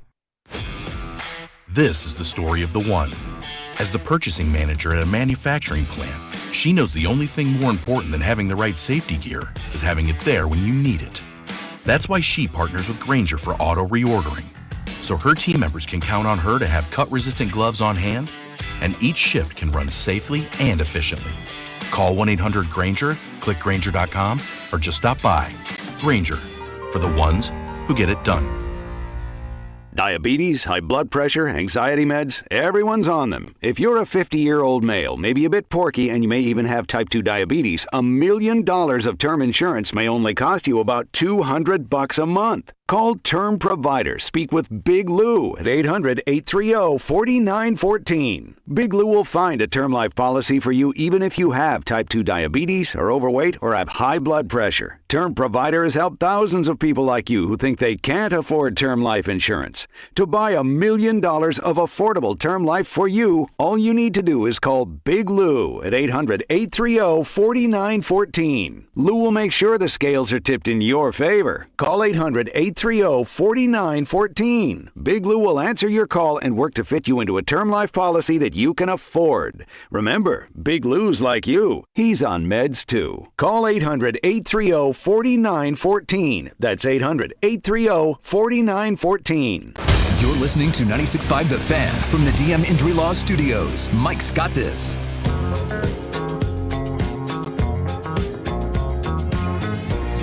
All right, we finally got some movement. Finally, at the FIFA World Cup 2026 draw. All right, here's what we know.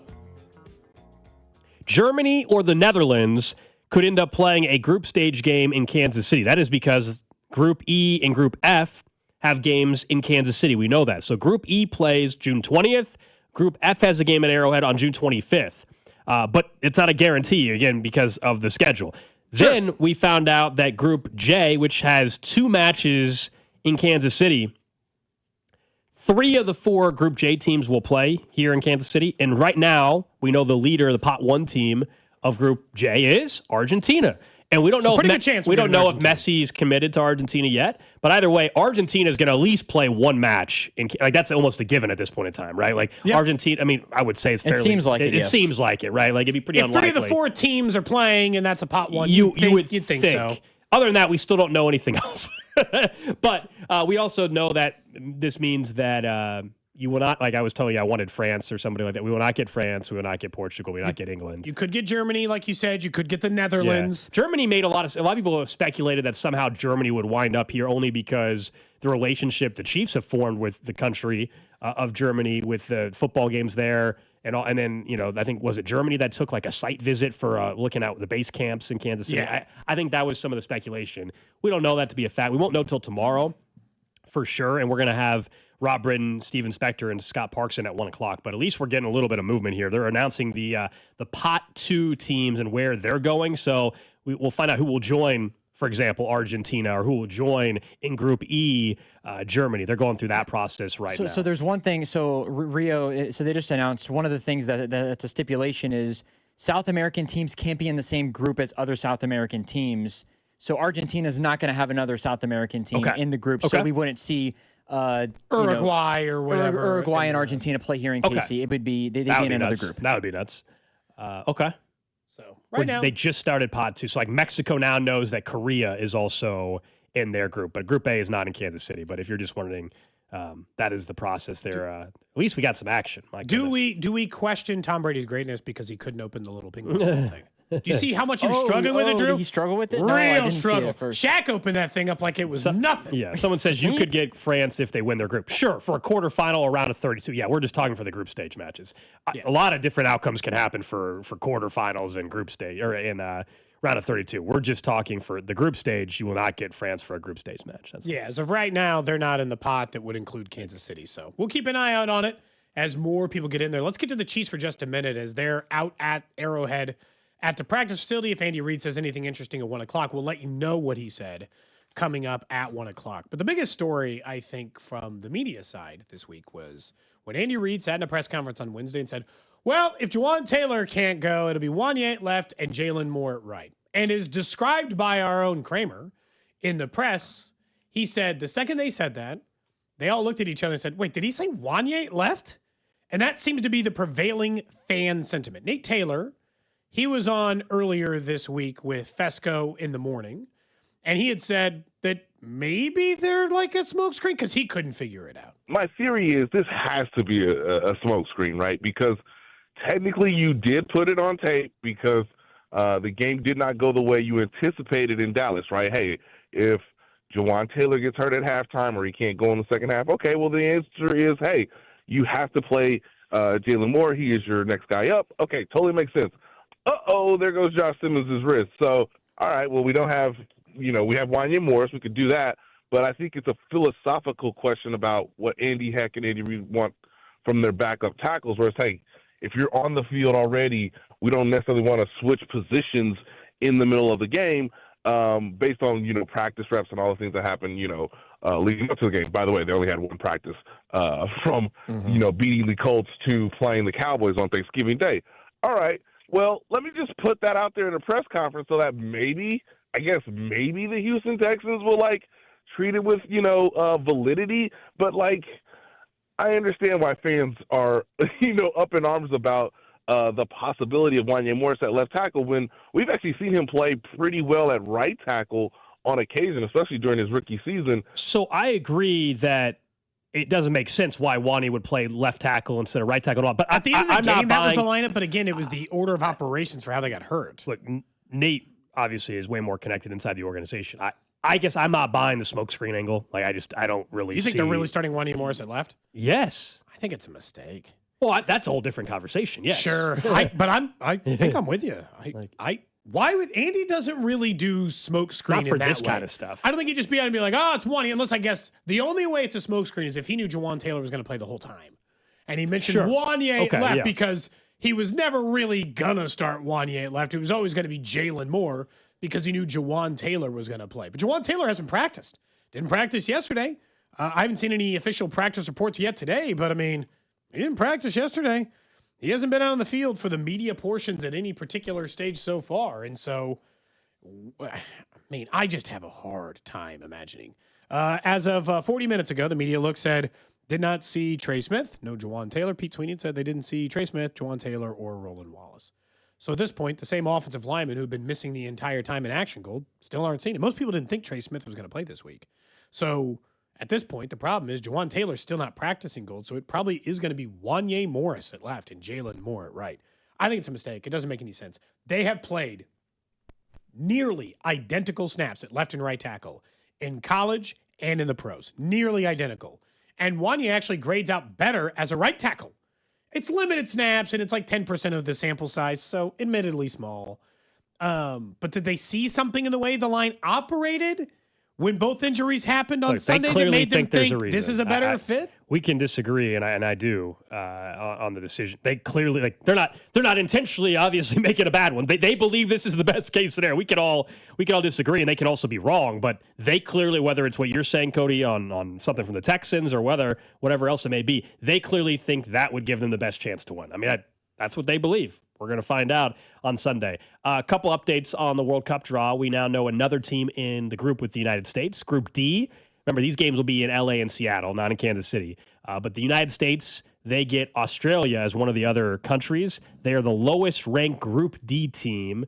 Australia, number 26. So not a bad draw for the U.S. with Australia in their group. He was listed in Alexi Lawless's teams they would prefer to get. No, he said he Austria. wasn't in either of them. You were thinking That's Austria. Austria, South Africa, New Zealand were the quote-unquote teams he said would be the best case scenario.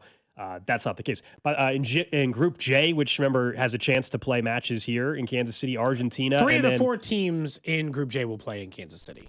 Okay. So Argentina and who? And Austria, I believe, just got pulled. I believe that's And then Austria. in Group E and F, the other two ones that will have one match here, obviously. So you could get Germany, Ecuador, Japan, or the Netherlands in a match here as well. We don't know what. It's only one match, I think, each in the E and F. So, you're only going to get a couple of those teams anyway. So we'll see which one of they get. And this goes back to the Germany thing, like you mentioned. If they're only going to play one match here, would they make base camp here? We don't know, that they had scouted out possible sites, that I don't know as well. But starting to shape up a little bit.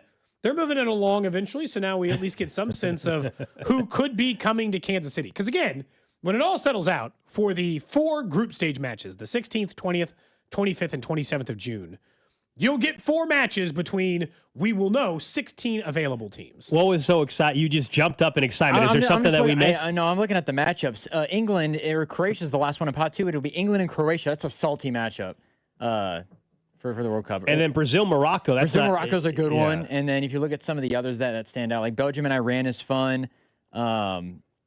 As well as there was another one. So they have now each pod or each group now has 2 teams. They've gone through the pot number 2 of teams, countries, I should say, and so now we're about to get the pot I don't know if England 3. is too thrilled with having Croatia in the group with them. That makes it tough. Someone's going to get a tough draw, Maybe they'll get one of some of the worst pot 3 or 4. It doesn't seem like the U.S. will have the group of death at least, which is I don't know if they'd ever do that for a host nation, anyways. But it is. It seems like it is. Just based off of this draw with these 2 teams in the groups, it doesn't seem like they'll be in that. Someone says, I wish they were called pods, not pots. I know, it's throwing me off. I keep wanting to say pod 1, pod 2. It's pot 1, pot 2, pot 3, and they're on to pot 3 right now for the countries, and they're listed off all the potential pot 3 countries, Cody, Norway included. Lots of different, several more left to go before we You have a prediction of who the pot 3 country is in the United States group? No. I need to see who the pot 3 teams are, and they're going through them right then now. I can throw you a guess. I'm going to guess the next one that shows up. It's going to be this one. Egypt. That's your guess? Okay. That's my official I'll go. guess. I'll just whichever one showed up on the TV next. I'll go South Africa. Okay. We're going to get South Africa and Australia in the group.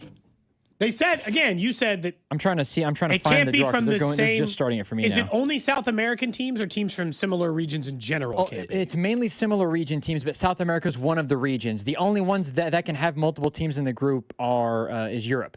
So I like with England you're saying and Croatia, the United States obviously. could not get Panama in Group D with them?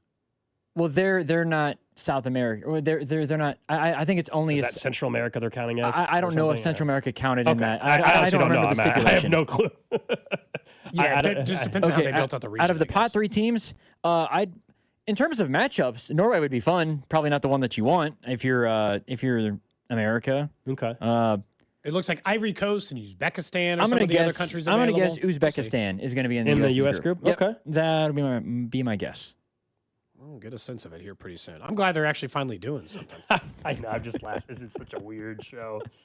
And then we technically don't even know the exact teams because in pot 4 we also have the UEFA playoff winner. So there's playoffs that still have to determine who is in and who's technically in and who is not going to make it to make up the groups. They just couldn't get the scheduling worked out for those guys to wrap that thing up before this World Cup draw? I don't know. Plus, I mean, the fact that you also have like players from countries also potentially playing in league play and stuff, they might have just not been able to schedule it too much. Where by the end of the year, maybe we figure it out, or January. I guess we'll keep our fingers crossed. Imagine the NCAA tournament was announced, and they're like, "Hey, they're pretty bad about announcing it. Remember that one year they tried to we have the first 4, but they're like, actually, you're going to have to wait another week and a half to find out who else is in the 68-team field." Seems like you should wrap up the qualification before you announce. I do think part of this would be because we know the teams that are in it. It would be, imagine the electrifying nature of this. If there were like bubble countries, like you're on the bubble, potentially could get in, and there was some sort of that thing where a team gets left out that you thought wouldn't be left out, and all those other things. It'd be crazy. Well, it's not going to be South Africa because they're going to Group A, so it will not be South Africa in the U.S. group. Keep an eye out who it's going to be. See, now this is at least kind of fun. Now this part's fun. This is the fun part. This is actually kind of fun for me to watch now. I know we're doing a live radio show, but because we're in there. Well, let's get to a random question of the day, Drew. How about that? Random question. I'll give you something to think about while we watch some of the other draws, and we'll keep you up to date. Random question today brought to you by Kansas City Urology Care at KCUC. Remember, you see the best in KC. Visit kcurology.com today. This is a classic scale of 1 to 10. I will give you what the 10 example is so that you know how to answer it. I'll first answer the question, and then I will tell you what the 10 scale is on the petty scale. That question is 1 to 10, how petty of a person do you think you are? 10 is 50 Cent. If you did not watch, did you guys watch his interview with Good Morning America? Because 50 Cent, I did not. He is a part of a group putting out a Netflix documentary on Diddy. He has clips of Diddy talking about the assassination of Tupac and hiring it. And in being asked about, like, how did you get that clip? He's like, people don't reveal their sources. He hates Diddy so much. This is a spite documentary. Ooh. This man is out here to bury a man who's already ruined his entire reputation.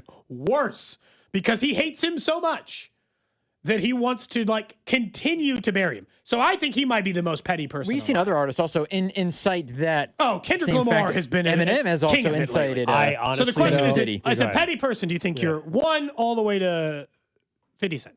Is what I'm asking. Yeah, probably like a 4 or 5 is probably, I guess, is where I would be. I'll be honest, as far as that actual documentary, I have zero interest in watching. Interesting. That. Why? Yeah, I just have no interest in watching. That storyline doesn't really interest me all that much. If I had to take a guess, like one of the more major pop culture stories we know that, like, we know where we're at. Like, I just the Tupac thing. At this point in time, like, I'm kind of I really don't need another doc. There's probably been 20 documentaries about Tupac. This isn't Tupac. This is about Diddy in particular. It references the Tupac part, but it's about Diddy. There's also been 5 of those at this point in time. Would you consider the petty part of yourself, Gold, the one that goes on Twitter and says, "Oh, I thought the Chiefs just got all the calls," and try to because I think there's some sports pettiness. I think that's part of the pettiness, for sure. That's why I said it's a 4 or 5. Okay, I didn't say 0. Average. Drew, where do you think you are? So I would say a 3 or a 4, but I would say there are moments where it is really hard to hold back from being an 8 or a 9. There's moments. I think about being petty more than I actually execute. Yeah, I agree with that. I want to be petty. I agree. I would say I'm a 3 or a 4, but my inside of my head, I internalize being an 8 or a 9 at times. Sure. I think I dream of the level of I dream of being willing to be as petty as he is. Again, I'm pretty sure he funded, and I'm sure you've seen these other clips too. He once bought out the first 10 rows of Rivals concert. Guy who'd fallen down, but he was a big rival at the time. He bought out because he found out that all the tickets were for sale in the first few rows. Bought them all out and didn't give them away, just so they'd be empty when he went out on stage. There's a level of it where this man just thinks about how to ruin people's day. And sometimes that seems kind of appealing. I think I could enjoy that. I think Drew, I'm probably a 4. I don't even think I'm even as sports petty. I think I might be more real life petty than you, Gold, than sports petty. Yeah. And so I run into a situation where I daydream about it more than I actually execute it. Text line from the 816, where do you put Patrick Mahomes on the petty scale? Oh, 7, 8. He's high. At least, yeah. Pretty high, at least on that one. Someone says, I'm a loose cannon. I see BS. I double down on it. Someone says 4, holding grudges takes too much effort, so they kind of let it go.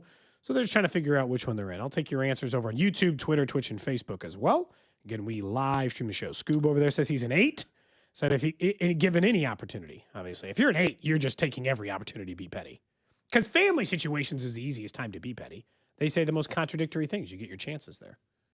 All right, where's the update going? So we Pay know attention. What do we got? Group D, the United States already has Australia and now Paraguay. So those are the three in Group D right now for the U.S. As far as Group E, which has Kansas City implications, that'd be the Ivory Coast and Egypt, I believe, with Germany currently. And then Group J, Argentina, we're waiting to find out who the third country is. It's Argentina and Austria currently. We don't know who the third country is. And if you're wondering about the Netherlands, it is currently Netherlands, Japan, and Tunisia, I believe that is. Yeah. Yep. So E, F, and J, as a reminder, are the ones who will play group stage matches games here in Kansas City. Like you said, Germany, Ivory Coast, Ecuador are in E. F is the Netherlands, Japan, Tunisia, and then J, Argentina, and Austria. Yeah, we'll so get far. final determination of matches tomorrow. Yeah. But as Drew was explaining, avoid Norway, which is kinda nice. explaining, only 42 of the 48 teams have qualified. There's still 6 other countries that we won't know till March. And I guess this is maybe something to do when Rob and Spec and Scott Parks get in, but the rankings for the U.S.'s group. U.S. are ranked 4th. These are the FIFA rankings. Sure. U.S. are 14th. Okay. Australia are 26th, and Paraguay is 39th. So there's not too much disparity, but there's... Could have been way worse. Yeah, I think it could have been worse. Definitely. Obviously, Norway being a we'll team find that out you who their are glad you hot avoid. 4 team is, which could be way down. It could be way down the list. We haven't seen Norway go yet. I am intrigued. If Group L includes Norway with Croatia and England, that's the group of death, hands down. Next group in the group of J, again, 3 of the 4 teams in Group J will play a match in Kansas City at some point. Argentina, Algeria, and Austria. So Algeria, the next team to join And we're getting Group 2 J. matches out of that group. Yeah, we're going to see 3 of the 4 teams in So that we're- group. yeah. So you're going to see 2 of those teams at bare minimum Yeah. out of this group, and maybe all 3 of those out of that group right now. Honestly, if you're looking for ticket prices, Argentina's the one's going to drive it way the hell up. Algeria and Austria, that might make it a more reasonable affair to catch a game here, World Cup. This is also why, I didn't have it in me to buy, because I knew if we got big matchups, the tickets could go up. Because you could go in the secondary market this morning and buy a ticket to a quarterfinal match, or you could buy a ticket to a regular match for $350. So, but not knowing which match you would get and which teams you would get. So the prices could go up depending on the countries that come here, or could go down depending on the countries that come here. So Yeah, it's- so for it's always example, tough to know. on one of the secondary ticket markets, for the Tuesday, June 16th group play match, which is Group J, Category 3 tickets have already gone up in the last 30 minutes, Cody. They're now the cheapest is $555 for group Category 3, which I think is upstairs. Okay. And that's just for that Tuesday, June whatever match. Earlier today were $400 and something. So they've already got up now that people have an idea that there's a chance at least that it could be Argentina. Tomorrow I might have to be And right by Messi- the laptop in order to book these tickets. If I want to get a ticket at a decent, look, I need to. Well, and here's the other part of the problem is you don't know if Argentina's going to play. You know that tomorrow. But also secondary, Lionel Messi has not committed to play in the 2026 World Cup. I'll just tell you right now. Say that again. Sorry, say that whole Messi has not committed to play true. in next year's World Cup. If he commits to play and it's Messi's final World Cup, then tickets the would price, be insane. the prices for his match in particular, if there's one, let's say in Kansas City, the price for his match in particular. Or there's the alternative where, as you said, we're getting gonna be high. 2 Group J matches, but the one country we don't get is Argentina or something. They put them on the East Coast or something like that. Would be brutal. I do think Group I is the group of death. Actually. France, who we got? France, Norway, and Senegal. And now, so the rankings: France are 3rd. Who is it? Senegal is 19th, and then Croatia's 10th in the world. So you get 3 top 20 Croatia or teams. Norway? Sorry. Or Norway. Oh, I'm sorry. Norway, Norway is... That's what I'm saying. Norway's in Group I. Norway's 29. Oh, so So that's 29, 19, and 3. still worse The than 2 toughest the groups US. are I and L. The U.S. has a pretty decent draw, I would say. Yeah, all things considered. Obviously, we like the U.S. to go as far as possible. All right, up next, it's a Fan Club Friday from Jay Rieger & Co. We'll try a new cocktail today. We'll have our friends from the afternoon show, of course, Rob Britton stopping by, plus the boss, Spec, big soccer fans. And then from 98.1 KMBZ, Scott Parks going to join us as soon as they wrap up with the announcing of who's going where, or at least what groups. They're going to join us in studio. We'll talk a little more soccer. We'll also talk Chiefs football next. This is Cody and Gold. Tune in for Nate Taylor every Tuesday at 1 o'clock, right here on your home for Chiefs football. 96.5 The Fan. Cody and Gold are brought to you by Heartland Men's Health, the leader in men's sexual health. Thousands of men have been successfully treated for low T, ED, and more, all with discretion and compassion. Make your appointment at heartlandmenshealth.com.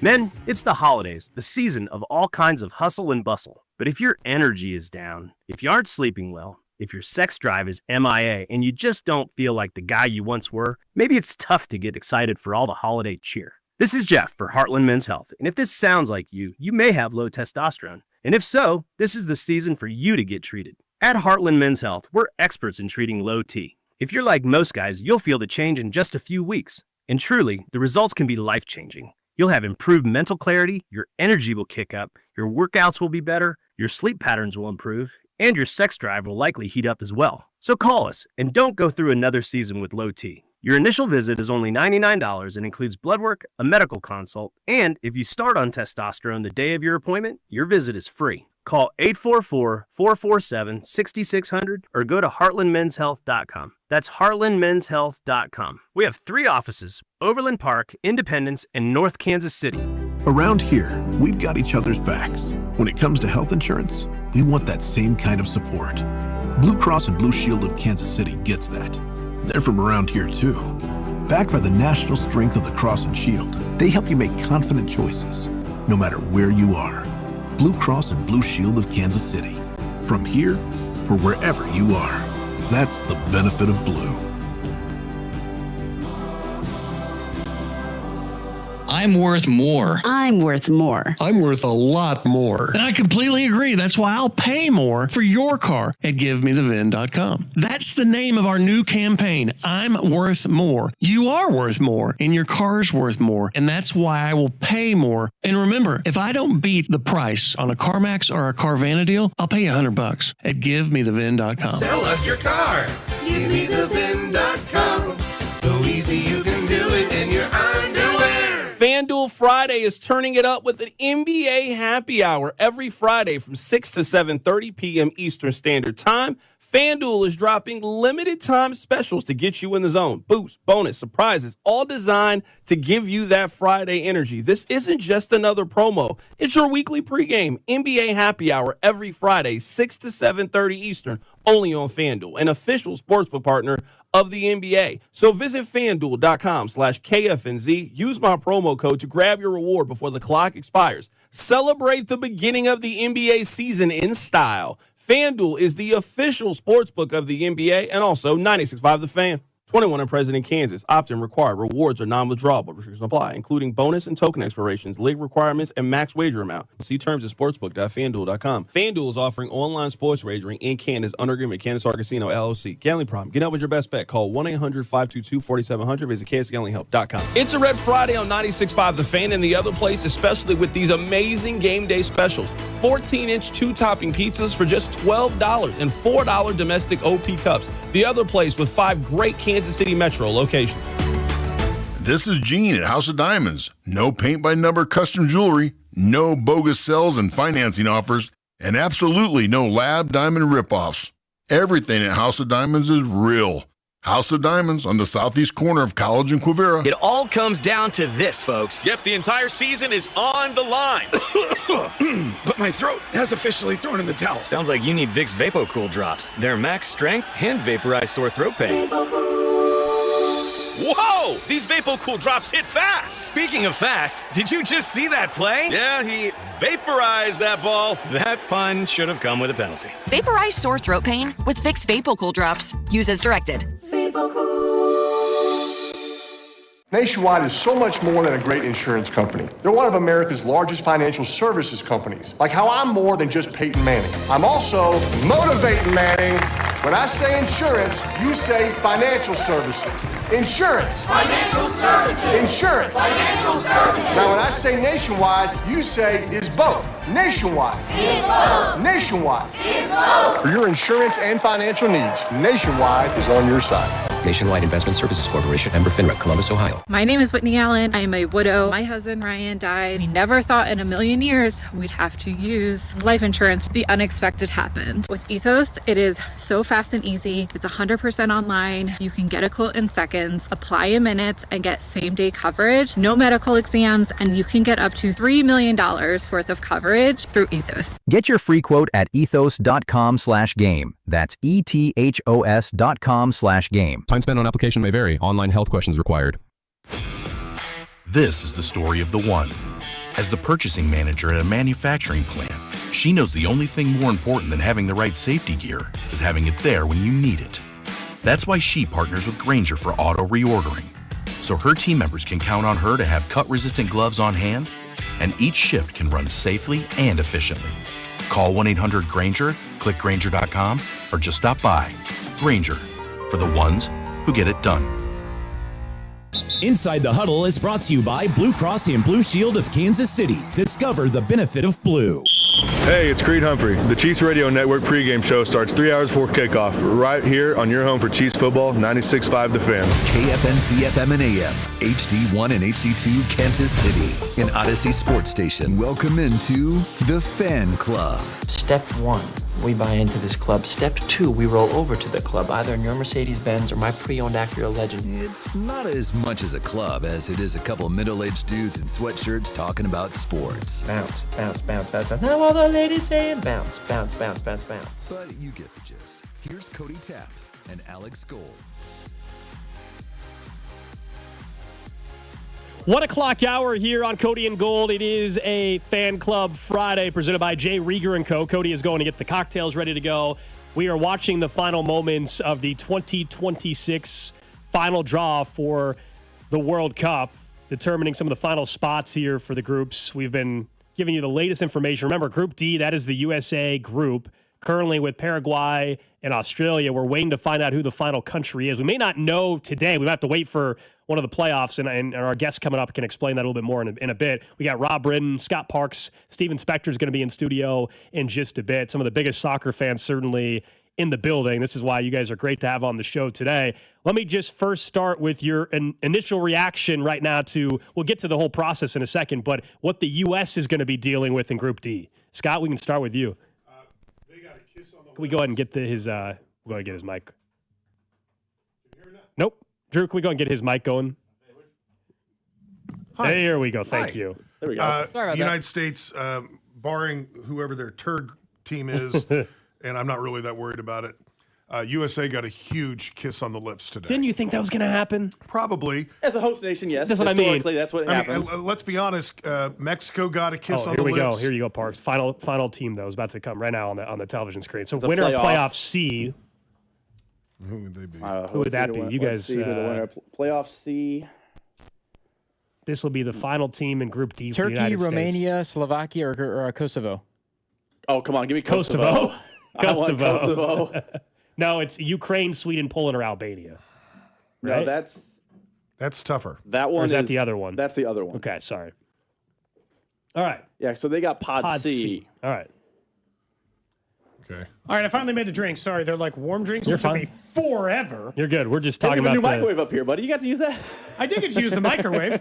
Today's cocktail, brought to you by Jay Rieger & Company, it has hot tea, hot cider, lemon juice, whiskey, and honey simple syrup. All right, so Scott, you were talking. Sorry, I cut you off. No, just back to Group D for a second with the USA. Doesn't look like they're going to be playing in Kansas City. Okay. Highly unlikely.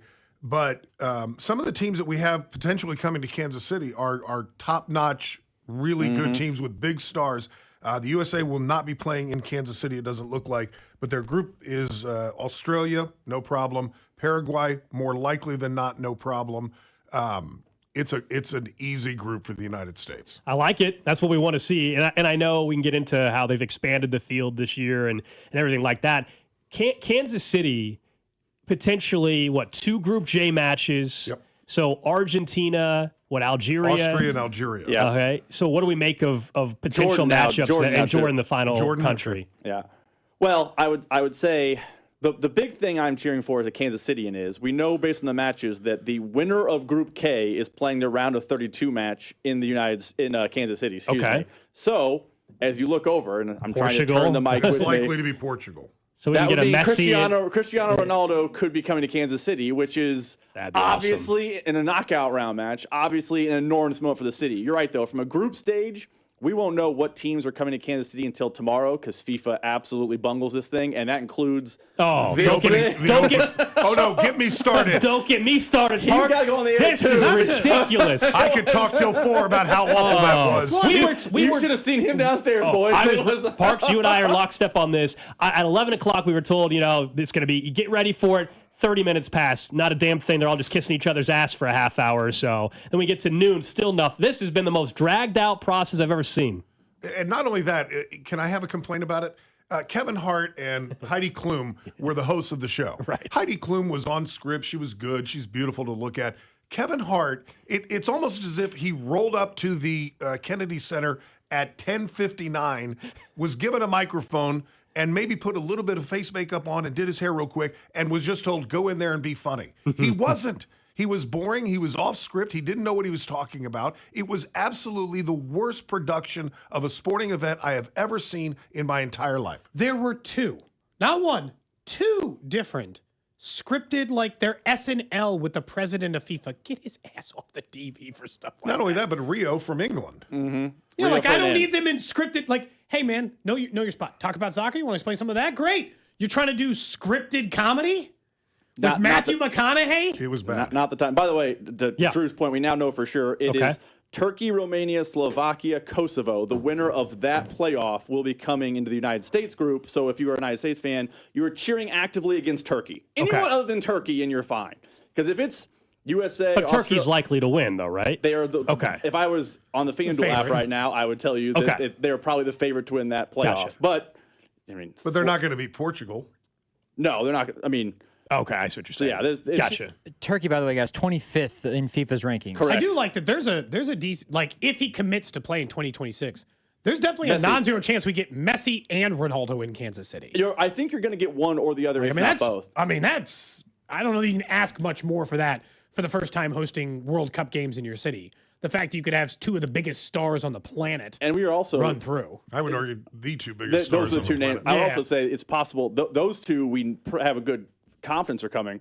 They're getting a quarterfinal match. So like when you get to the round of 8, the Elite 8 basically, it's not rum-dums and schmucks. You're getting another good team there if you're Kansas City. Sure. But so we'll know all that tomorrow. But it's so after tomorrow we'll know even potential paths for the round of 32. Right now, they just announced the United States' first match will be Paraguay and Los Angeles on the 12th. Okay. So these things will slowly be leaking out, but what you're going to have happen behind the scenes is these countries and FIFA and these cities are going to be working in unison to, hey, we want this match on this date at this time in this location, television partners. Sure. That's what the United States will be playing in prime time every match. Yes, and they're staying on the West Coast, yes. I don't want to sound like dumb American, didn't watch enough international soccer. I'm sorry, it seems pretty stupid that you don't have all the teams figured out before you announce the field. This is a product. Can you not just get the schedule different and put all the teams together so we know who the hell's playing? This is the expanded field. Before I understand. And we can get into that in a second. It's not my show. I'm not telling you guys what to talk about. You guys, this is why we have you. We watch them go. This is not unlike what the NCAA has done with college basketball. 64 was not enough. Let's make it 68. You're trying to get more and more teams involved. The problem is with that, and I think Rob and I are in agreement. We had a conversation before we came in here today about this. I liked it at 32, even though there were going to obviously be teams that don't win a single match, right?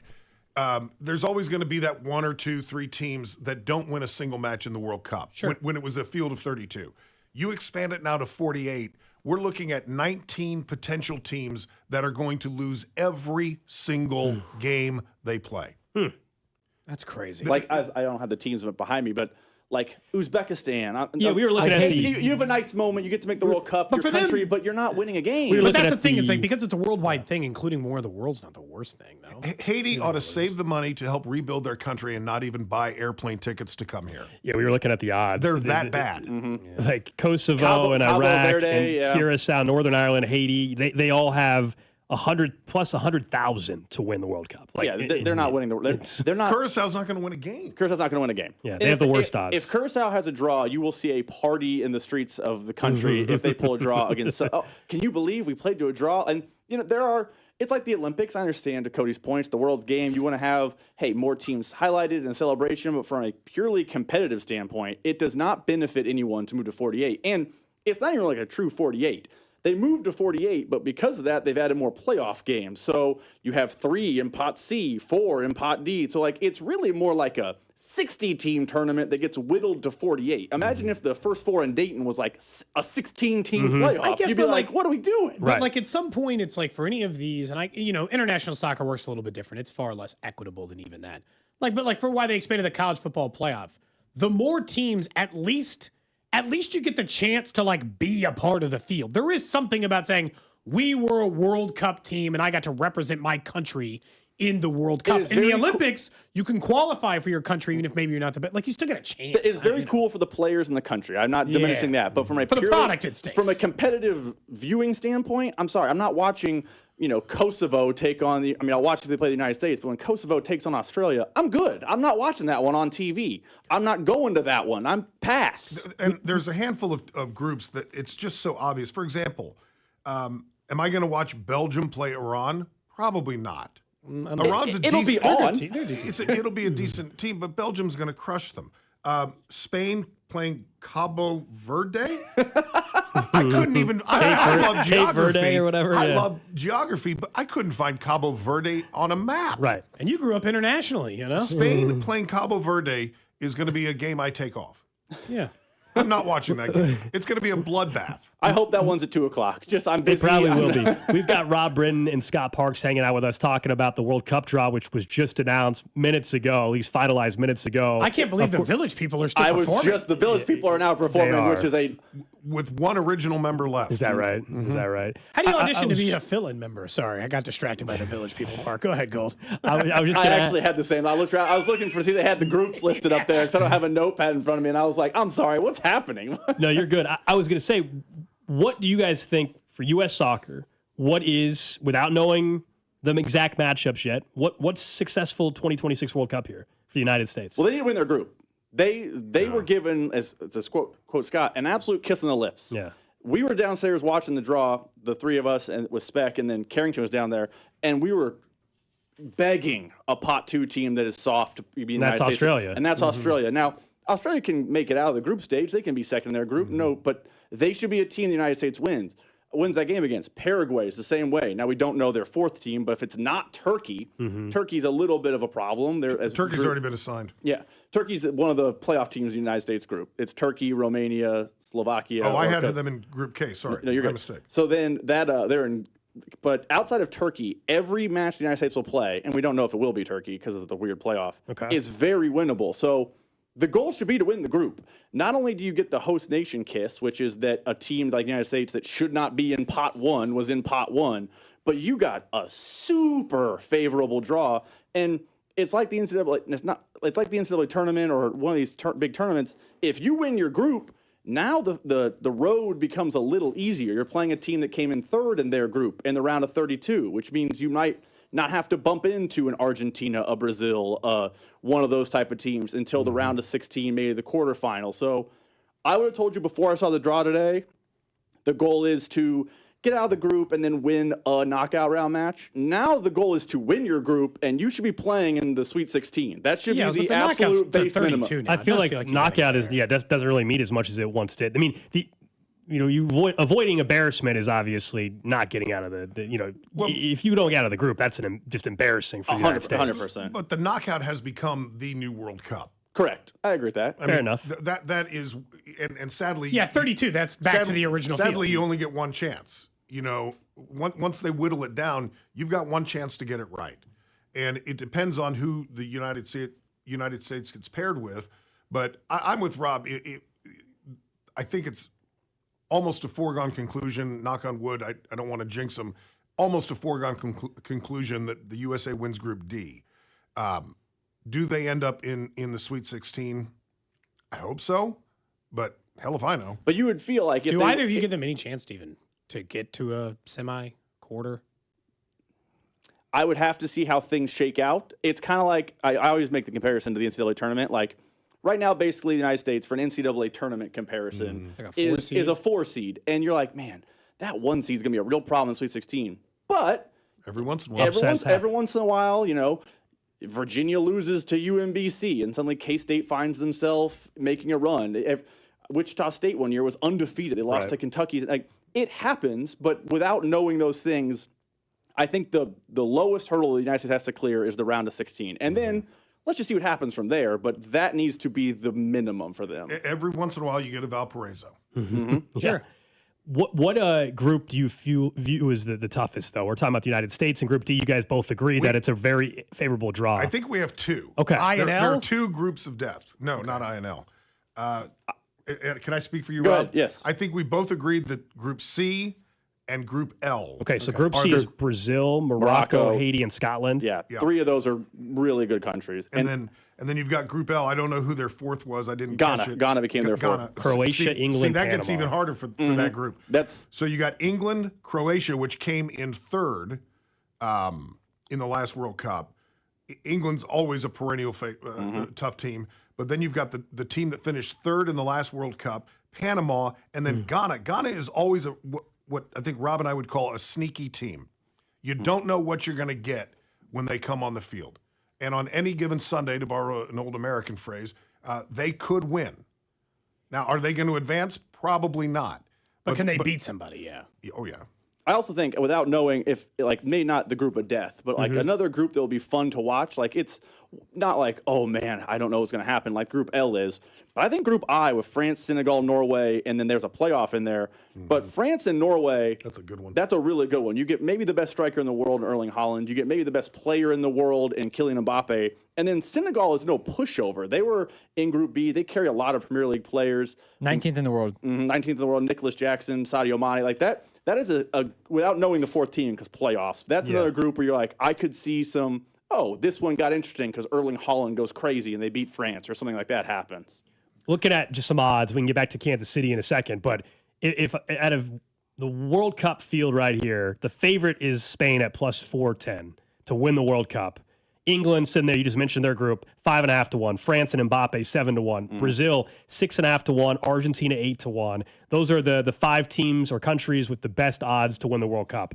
Out of that group, pretend that I gave you $100. Who do you think out of that group would you take, knowing the draw right now, to win the World Cup? I'm looking at the groups right now. The 2 teams that I think you mentioned that have the softest groups of that grouping is Argentina, where they play in a group with Algeria, Austria, and Jordan. So that's a super soft group. It's a super that's soft Kansas group. City potentially, right? Yeah. Also, Spain, if we're going to name soft groups, Spain has Cabo Verde, which, as Scott pointed out, I don't know where they are either. I'm looking it up now. I think they're in the Indian Ocean somewhere, but I don't know. From the 913, Cabo Verde is a country in Africa, is what they say. By the way, first photo looks beautiful, Scott. Looks absolutely beautiful. Lovely. It looks like your ideal vacation. Hey, flights are only $2,500 for a 22-hour flight, so not what bad. does that tell you about the country? Yeah. I would also in the Spanish group is Uruguay. Uruguay's good, but also Saudi Arabia. So, like I mentioned, the United States, things break your way when you win your group. Spain and Argentina are 2 teams that should be winning their group. They then would be on the opposite side of the bracket because they are 1-2 in the world. So I know it's lame to be like, the 2 betting favorites have the best chance, but there's a reason they're the betting favorites. How has the U.S. looked? I mean, you guys have watched, the last year or so, I guess. I know there's been, if you can explain to people, a lot of changes, though, starting at the top, right, with U.S. soccer. So what is the feeling from U.S. soccer fans about just the status of this roster, of this team heading into June in the World Cup? So there's a real yin and yang in my head about the United States team, because they have been touting, anyone that is associated with USA Soccer has been saying this is the golden generation. They've been saying it basically since they failed to qualify for Russia. They've been saying, don't worry, we've washed out the Clint Dempsey group, and now we have the golden generation. And it seems like at every turn, they fall short of being the golden generation. They just do a lot of the same things. It's just names that are now playing in Europe doing the same things. So on the one hand, I think they are a talented roster. Not the most talented in the world, but they are a talented roster with a good, experienced coach who came from Europe. He's coached at the highest levels. They have the ingredients. But man, the run-up has not been filled with excitement. They've stubbed their toe and they've looked bad in some of these friendly matches to the point where you go, what are we doing? And there was at one point a bunch of rumors and hearsay that there was more infighting with the team and the coaching staff and the people that put the team together, the general manager.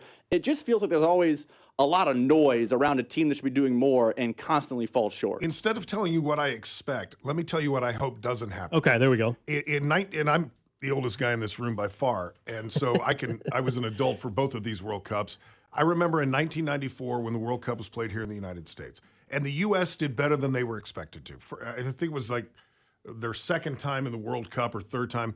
And there was an incredible amount of excitement. MLS started 2 years following that, and a lot of the players from the USA team were put, and they became overnight superstars.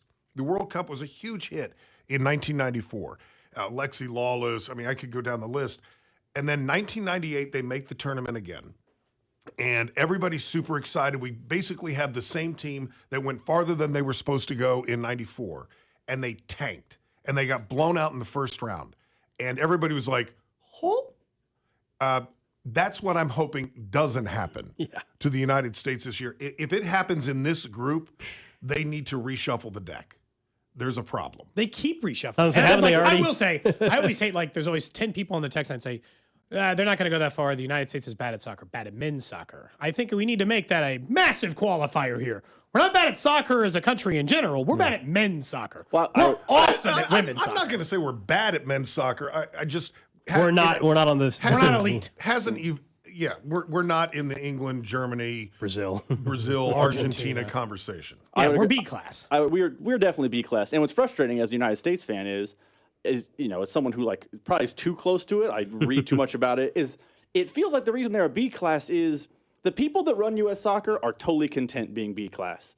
They once every 4 years get the country riled up and excited, and if they make a run, the you guys, the Danas, the Sams, they get excited. Hey, can you believe the United States playing Netherlands in the round of 16? This is so exciting. It's on Fox. I'm so excited to watch. And then they lose, and it's like, oh, that was cool, though. They did better than we thought. And then there's no buzz, no energy, no nothing for 4 years. And it seems like the people who run U.S. soccer have been totally content with that system because they don't ever reshuffle the deck. They just rearrange deck chairs. I remember when they failed to make the Russian World Cup, it was, oh, why? We're cleaning out the federation. The president's gone, new GM, new voice. Well, the people who hired him were all the same. And it's the same people doing the same stuff.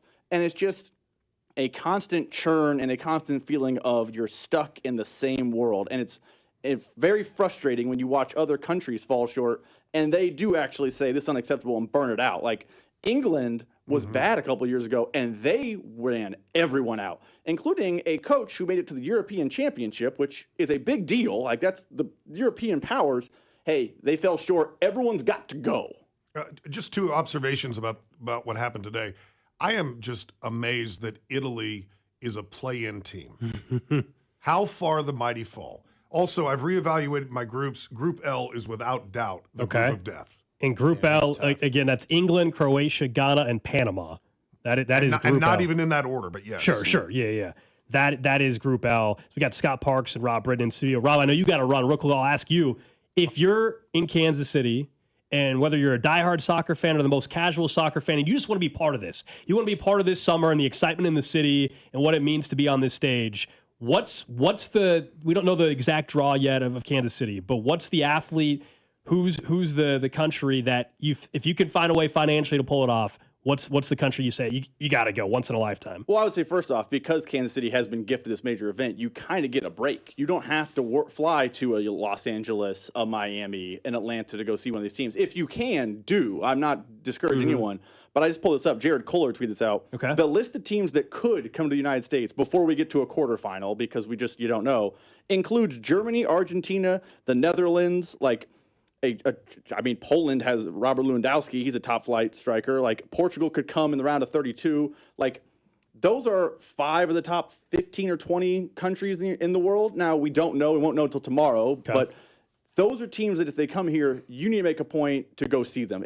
Even if Germany is playing a Tunisia or a whoever, if they're playing in your backyard and you have a chance to go see Germany play, go do it. If Lionel Messi is in town, and you may have seen him when they played Sporting, if he's in town playing a World Cup match, go see him. If, I know the Netherlands doesn't have a lot of the household names like a Messi, or if the Netherlands is in town, go to the Netherlands watch party, because if you're bored at home, Google Netherlands March to the Stadium. They have an absolute parade of orange leading in the stadium. It's a great party from what I see, but they are really a fun team to see. So if Kansas City gets gifted one of those top clubs, I know it's not going to be cheap. I'm not acting like, we were looking today. Everyone's not going to be able to afford this isn't a get-in for a Royals game on Tuesday. Sure. I get it. But I would try to pay the premium to go see one of those teams. We saw on one of the secondary market sites before the draw even started, you could get the Category 3 is what they call it.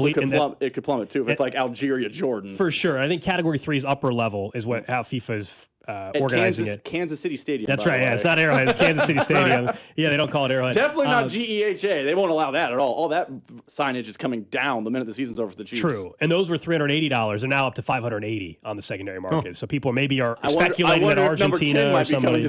Yep. So something like that. There it is. Thank you guys for coming in studio. I believe Steven Spector's going to stop by. I want to ask him about what countries could be based in Kansas City. There's a lot of speculation. Could that be a place, a country like Germany? We know Rock Chalk Park is hosting. We know the Casey Current facility. We know Sporting Kansas City out at Compass Mineral facility. So we'll get into that coming up next year on 96.5 The Fan.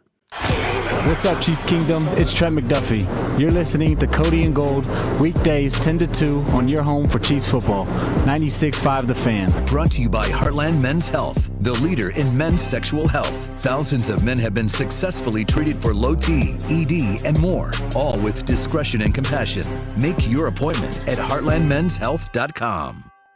You've got a big day, so you use Unstoppable scent boosters to give your laundry non-stop freshness. So no matter how long the day goes, you can't stop this power, this walk, this pose, this strut, this look, this talk. Your clothes will be so fresh you can confidently strut into that end of the day meeting like a bosses. Let's talk business in my office. Add new Unstoppables beads to your wash for 24-hour non-stop freshness so you can smell unstoppable. 250 years ago, a promise was made to connect families and friends near and far. And during the holidays, that promise is more important than ever. That's why USPS is building a better network to meet your needs, with timely deliveries, easy and affordable ways to ship, and everything you need to make your season full of holiday cheer. Our purpose is delivering your peace of mind, knowing your love will arrive, bringing joy to all. The United States Postal Service. Learn more at USPS.com/holidays. Get the game day action right from your phone. Download the Caesars Sportsbook app now. Use Radio MO. Place your first bet of $5 or more and get $150 in bonus bets if you win. Open to new users in Missouri who are 21 or older. First wager after registration must qualify and win, and bonus bets expire 30 days after receipt. See Caesars.com/promos or the promotions tab on the app for full terms. Gambling problem? Call 1-800-GAMBLER. You know, there's millions of people without the health insurance they need. I get it. You feel like it's too pricey, a headache to deal with.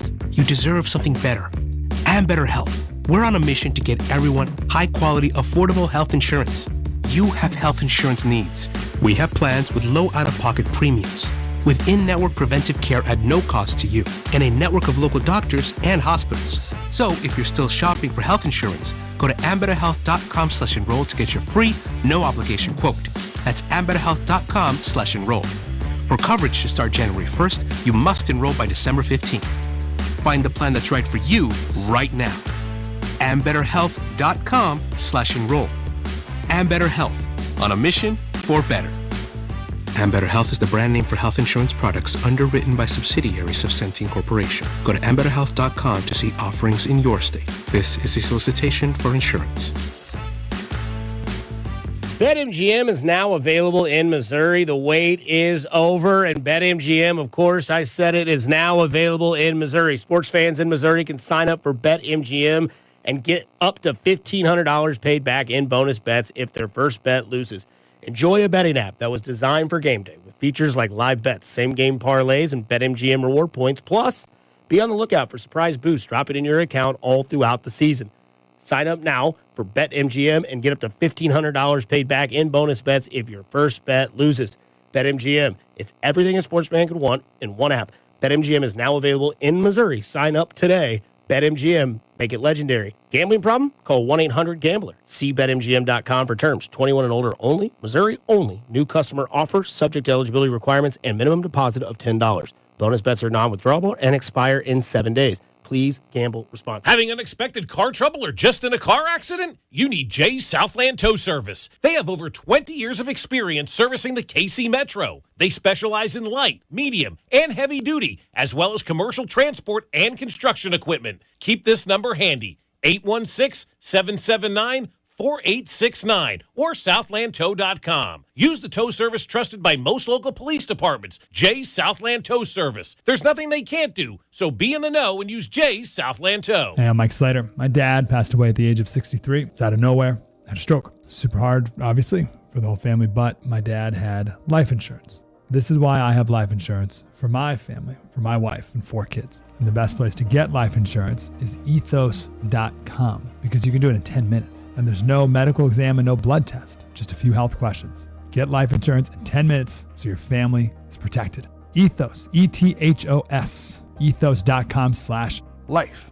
Makita's built for the pros who show up early, who don't do shortcuts, only precise cuts. With tools built to last, job after job, year after year. Performance that pays off, because when the job calls for the best, you answer.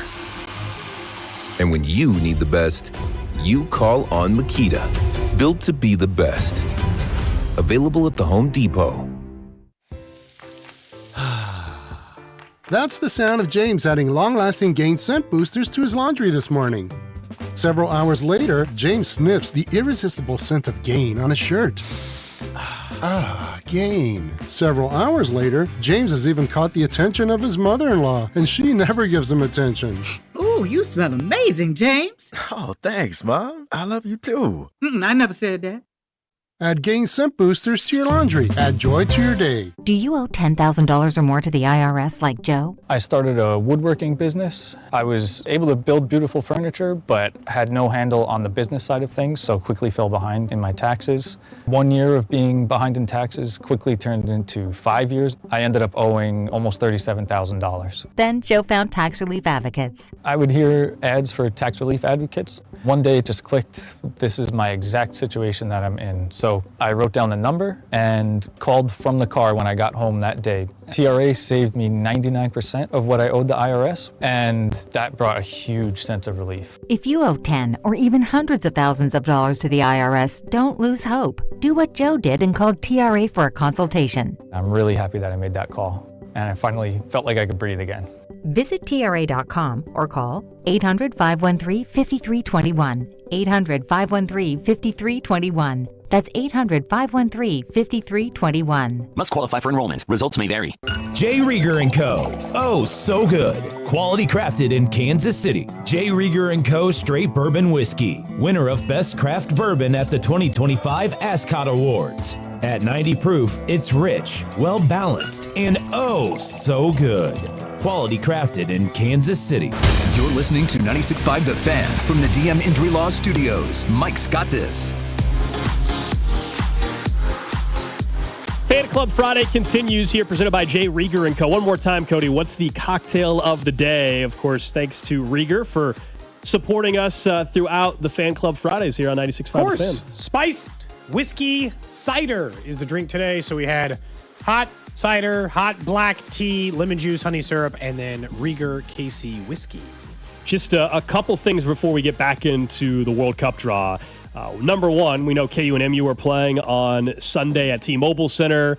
Bill Self, just a couple minutes ago, said that barring a setback, he should be good to go. He being Darren Peterson, which would be a huge boost for the Jayhawks, and obviously everybody's been waiting weeks and weeks and weeks for this. So that adds some more intrigue to KU and MU at T-Mobile on Sunday, barring a setback. As far as the Chiefs go, Andy Reid just spoke a little while ago, ruled out Christian Roland Wallace, said it would be a stretch for Trey Smith and Taylor to play. Remember, neither practice all week. So it's looking like Jalen Moore on the right side, Wanya on the left side. I still do have no idea why you're starting Wanya Morris at left tackle. 3 backup offensive linemen on Sunday against the Houston Texans. That's where we are at with the injury front for the Chiefs on Sunday night. Of course, pregame coverage begins 3 hours before kickoff right here on 96.5 The Fan. All right, back to the World Cup draw. We've got Steven Spector now in studio. We just had Rob and Scott Parks in. You three are probably the biggest soccer fans, at least on this side of the building. Maybe there's one or two other people on the other side. But your reaction to the U.S. as well. We asked them that everybody agrees that this is nice touch from FIFA towards the United States. You absolutely could not have asked for a better group. I know we'll have to wait for, the UEFA playoff C or whatever it is, and that could be Turkey, and they're certainly a good squad. But if you were asking for a draw to the knockout stage for the United States, you could not have asked for more. And that is the downside of going from 32 to 48 teams. There are bad teams playing in this tournament this year to expand the field. So, but from a U.S. perspective, that was about as good a half hour as a draw you could ask for. Can I ask? I get so confused because it seems like no one is just pro all expansion or anti all expansion. Everyone's just like, I like expansion sometimes and I don't like it other times. Like in the NFL, they put in 2 more teams. They all stink. They've never won a single game from the 7th seed. They're all awful. But we're like, nah, I want more NFL playoff games. But in soccer, I'm pro contraction. Baseball, okay, so I was just curious because I feel like everyone I know is like, I don't want more NCAA tournament teams. I want more NFL teams. I want more baseball teams. I don't want more World Cup teams. I'm like, well, which one is it? I would contract each sport's different. I would contract 4 teams for Major League Baseball, the NBA, and the NHL. Make the league much better. Keep the NCAA tournament the way it is, and they should have kept the World Cup at 32. Okay, so less teams. More good players on less teams. But you're still like, you're not for expansion in any, but you're still changing the numbers for some, I guess, if that makes sense. Yeah, I'm definitely not for expansion, but I would like to see more good players on less baseball teams, if that makes sense. Sure. Nobody cares about the Miami Marlins. Yeah. Take all their good players, disperse them among other teams. Same with the Pittsburgh Pirates, and you get a better, more balanced baseball product. Same with the NBA. There's not that many good NBA players. Get rid of the Charlotte Hornets, the Portland Trailblazers. You'd have a much better league. I don't disagree. I mean, that's never going to happen. But it's never going to happen. I'm just playing, faulty commissioner. The possible teams that can come to the United States, or to Kansas City, I'm sorry. We were going through this, and I think everybody's keeping an eye on Argentina. Do you actually think we're going to get an Argentina match at Arrowhead? I mean, I think there's a chance, right? EF and J. 3 out of the 4 teams in Argentina's division. I mean, we get group. Possibly Germany, possibly the Netherlands, possibly Argentina. Give me any 3 of those. Those are great teams and great fan bases. So sign me up for any 3 of those. Are you signed up? Are you under? Because Alex and I were talking about this. There's obviously matches I'd prefer to go to, but I just want to go to a World Cup match in Kansas City. So if that's Austria versus the Ivory Coast, I'm still in. Yes, absolutely. The countries are important in the my level of hype for the match, but I just want to watch a World Cup match in Kansas City regardless. My goal is to go to a game regardless of who's playing. Now, if it's a great game and you have to pay a little bit more, it is what it is. The goal is just to go to one game and say I've been to a World Cup game. What do we think the get-in price would be? Because this is something that can't happen bracket-wise. Messi, Ronaldo, quarterfinal match at Arrowhead. What's the get-in? I think it probably starts at $2,000. It's definitely 4 figures. None of us are going to. You're not getting for $500. Yeah, absolutely not. $1,500 maybe for the uppers. Again, you got to remember, you're not competing. I said this morning. You're not competing with someone from Leawood for Chiefs tickets. Right. You're competing with 2 countries. 2 entire countries. And Chris from Leawood, who also wants to go to game. Exactly. It's not just people traveling internationally. There could be someone that is, their nationality is they live in the United States, but they're flying from Houston and they're huge, from Argentina originally. Exactly. So it literally is the world. You're competing against the world. Yeah, I think it's $1,500, $2,000 would probably be the minimum buy-in for. It's Portugal, Argentina. It's kind of like buying when the Royals went to the World Series and the get-in price was $1,000 a ticket for Royals Game 1 World Series 2014. It was the get-in price was $1,000 or something for lowers.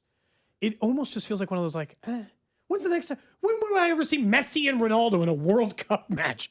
Ever? The answer is never. And you will never see that again, ever. And I won't have to pay hotel or I don't have any travel expenses. That's what I want to ask about. Infinitely more cheaper for me to go to that match than almost any other person on the planet. True. You both own a home in the Kansas City area. Have you talked to your spouses about potentially Airbnb making some money? There's your $4,000 for your tickets to go see Messi. I have looked into it. It's not going to happen because our HOA doesn't allow it. Gotcha. My neighborhood does allow it. You're gonna go stay with Spec. Yeah. And I'll give me 20%. You can stay with me.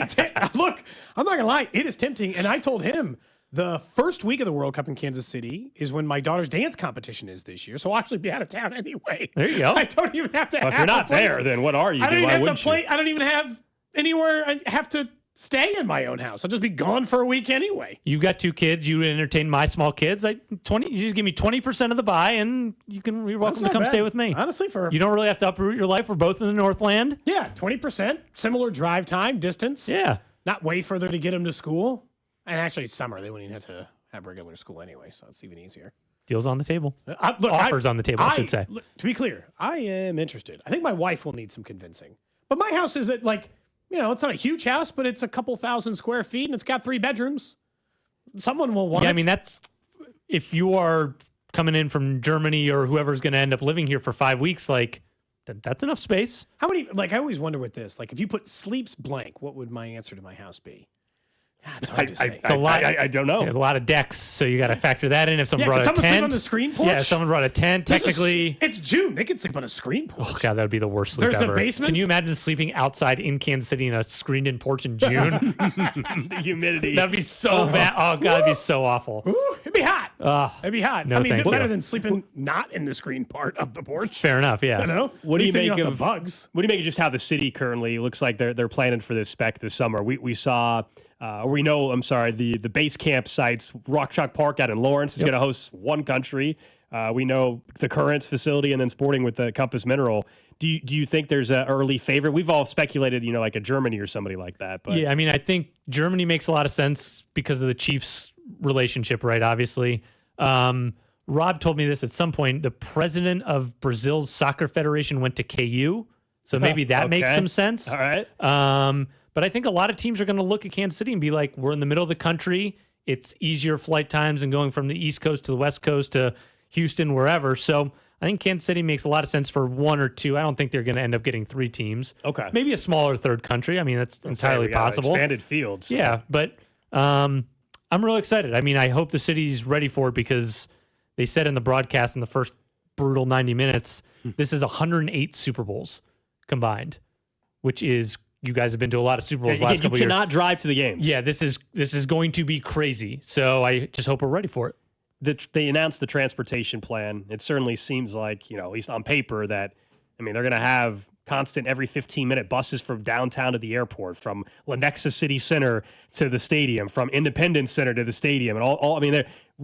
Our city doesn't have great public transportation. We all know this. So this is something we've never had in the city before. Yeah, and if you're a Chiefs fan and you're like, all right, I know I have to show up to Arrowhead 3 hours before kickoff. I'm in my parking spot. I have to go in at 11:10 before a 12 o'clock kickoff.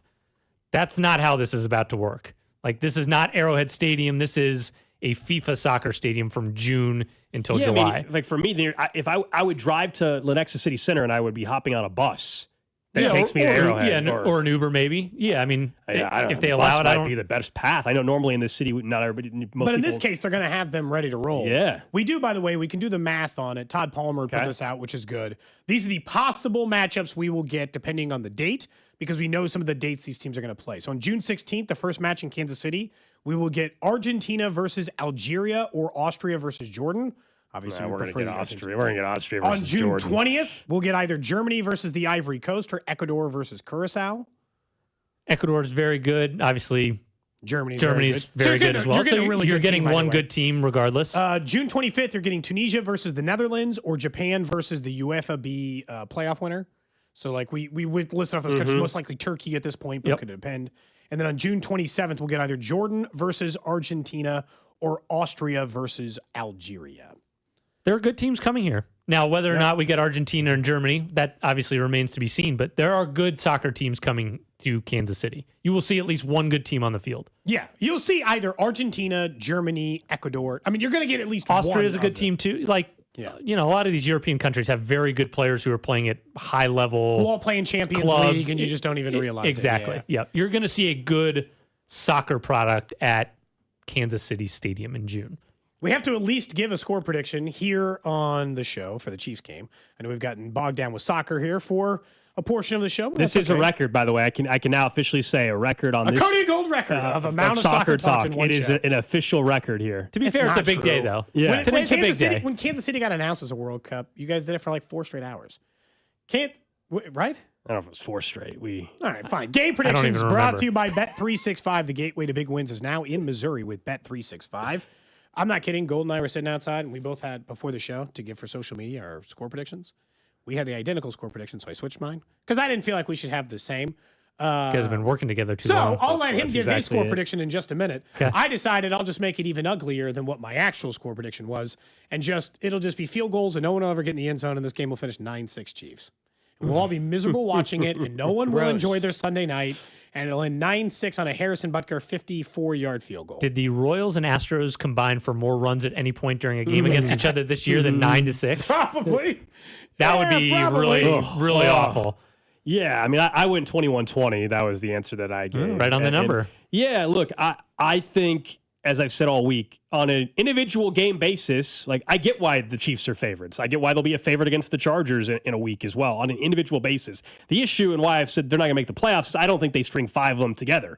But that doesn't mean I don't think they can win on Sunday. The Texans' defense, we all know the issue there. Offensively, the Texans do not scare me. I do not think their offense is any good. That's why the Chiefs, to me, can win. But I do think the Texans are going to make life miserable for Patrick Mahomes and the Chiefs, down 3 offensive linemen. So, yeah, 21-20. I think, if you want to guarantee a win, if you told me the Chiefs got to 27, I think it's a no-brainer they win the game. But I'll go 21-20. It's a frustrating watch throughout the entire game. Nobody's feeling good. And somebody late, during the game, makes a huge sack for the first time for Kansas City and wins. I said 17-14. So Yeah, even we're all lower kind of than in the me, same- right in the middle of kind of both your guys' score predictions. So yeah, I mean, I don't see a pathway to 27 points for the Chiefs offense. I also don't think the Texans offense is good either. So this is the worst offensive line that the Chiefs have gone up against in quite a while. So I think Chris Jones can have a night. I think Karlaftis can have a night. I don't really believe in CJ Stroud on the road. So, yeah, I'll stick with 17-14. Road, cold weather. Drew, what was your score prediction? 23-20. And unfortunately, the team down to Houston. Texans is going to win. Is it really unfortunately for you? Is it really unfortunately? Drew, well, to me, it's just deja vu. It's just deja vu with the Bengals all over again. They're 4-8. We did the same thing last year. Still technically we did the alive. same thing in They are. 2023. It's like They should try not being technically alive at 4-6. I don't know what's going to happen for the 4 Chiefs, and but 8. can the Bills just put Drew Please out of his beat Josh misery? Allen. Just end it. I'm gonna be the Can we happiest just person on the planet Buffalo? if they Please win beat on Sunday. Cincy. Stop the game here for another month. Will you guys also say that Joe Burrow's better than Josh Allen if he wins again and beats No, Josh Allen once no. again on Sunday? to my recollection, Josh Allen's the reigning MVP and has actually played football like the last 2 years. So how have to be how is available. Joe Burrow better? Drew, here, look, I'll make you a deal. I will, after Sunday's game, if Joe Burrow beats him, I will agree with you that Joe Burrow is better than Josh Allen. Only if you will agree that Josh Allen is better than Joe Burrow if he wins. Because then it'll be 2-1, and you can't lord it over him that he's beaten him every time he's played him. They'll play 3 games. One person will have to have won a majority of the games. If Josh Allen outplays Joe Burrow and they win the game, Outplays. See, if I got a caveat on my end. if Josh Allen, This is like this if whole. Josh Allen outplays It Joe really Burrow- doesn't matter what The Cincinnati thing happens. It's all like, again, the stuff that doesn't matter. Like, well, Joe Burrow had 350 yards and 3 touchdowns, but the Bills won by 10. Well, then Joe Burrow's better than Josh Allen. I don't give a damn what the stat line is on Sunday. They lost. They'd be a 4-8. They'd be a 4-19 That's 'cause they and have missing the the worst playoffs for defense in 3. NFL history. You constructed the is bad. team. He said, sign. didn't. He They said, did. keep Jamar, keep my buddy T. I don't give a damn about my buddy Trey Hendrickson or anybody else who, by the way, can't play this year either way. He had barely They played. made the decision to have the worst defense in the NFL. In fairness, No, they didn't. This they, was- No, they they didn't. addressed it in the last 3 years in the draft, and it has failed. Every single pick. who not it has failed. They have failed. Duke Tobin. we openly failed. discussed this, though. I think Al he's Golden. I think he's the general manager of the Cincinnati Bengals. He is. He okay. has failed pretty and, poorly. And Drew, we have made. He did not ever say pay Trey until he said pay T Higgins and Jamar Chase first. And we made that's Burrow. I'm saying we had a whole offseason conversation about this. Gold, what was our stance at the time? Seems like a bad team building strategy to only pay wide receivers when the whole adage in the NFL is when you get paid, you got to win with inferior talent sometimes. You're the star, win without some dudes. How did we get onto a Bengals topic? I don't know. I didn't We're just even talking about start the it. Chiefs. I predicted the Chiefs game and left it In alone. fairness, and Drew then you didn't guys start. brought it He up. said, unfortunately, I have Houston. I go, I don't know. Is it really unfortunately? And then Spec Well, yeah, goes, for Chiefs fans, 'cause Cincinnati, the and it turned into Hang on, this. That's true. That's probably, I'll wear that one. That's probably my fault. It is unfortunate for Chiefs fans because they would be out of the playoffs. That's why it's unfortunate. Oh, okay. Okay.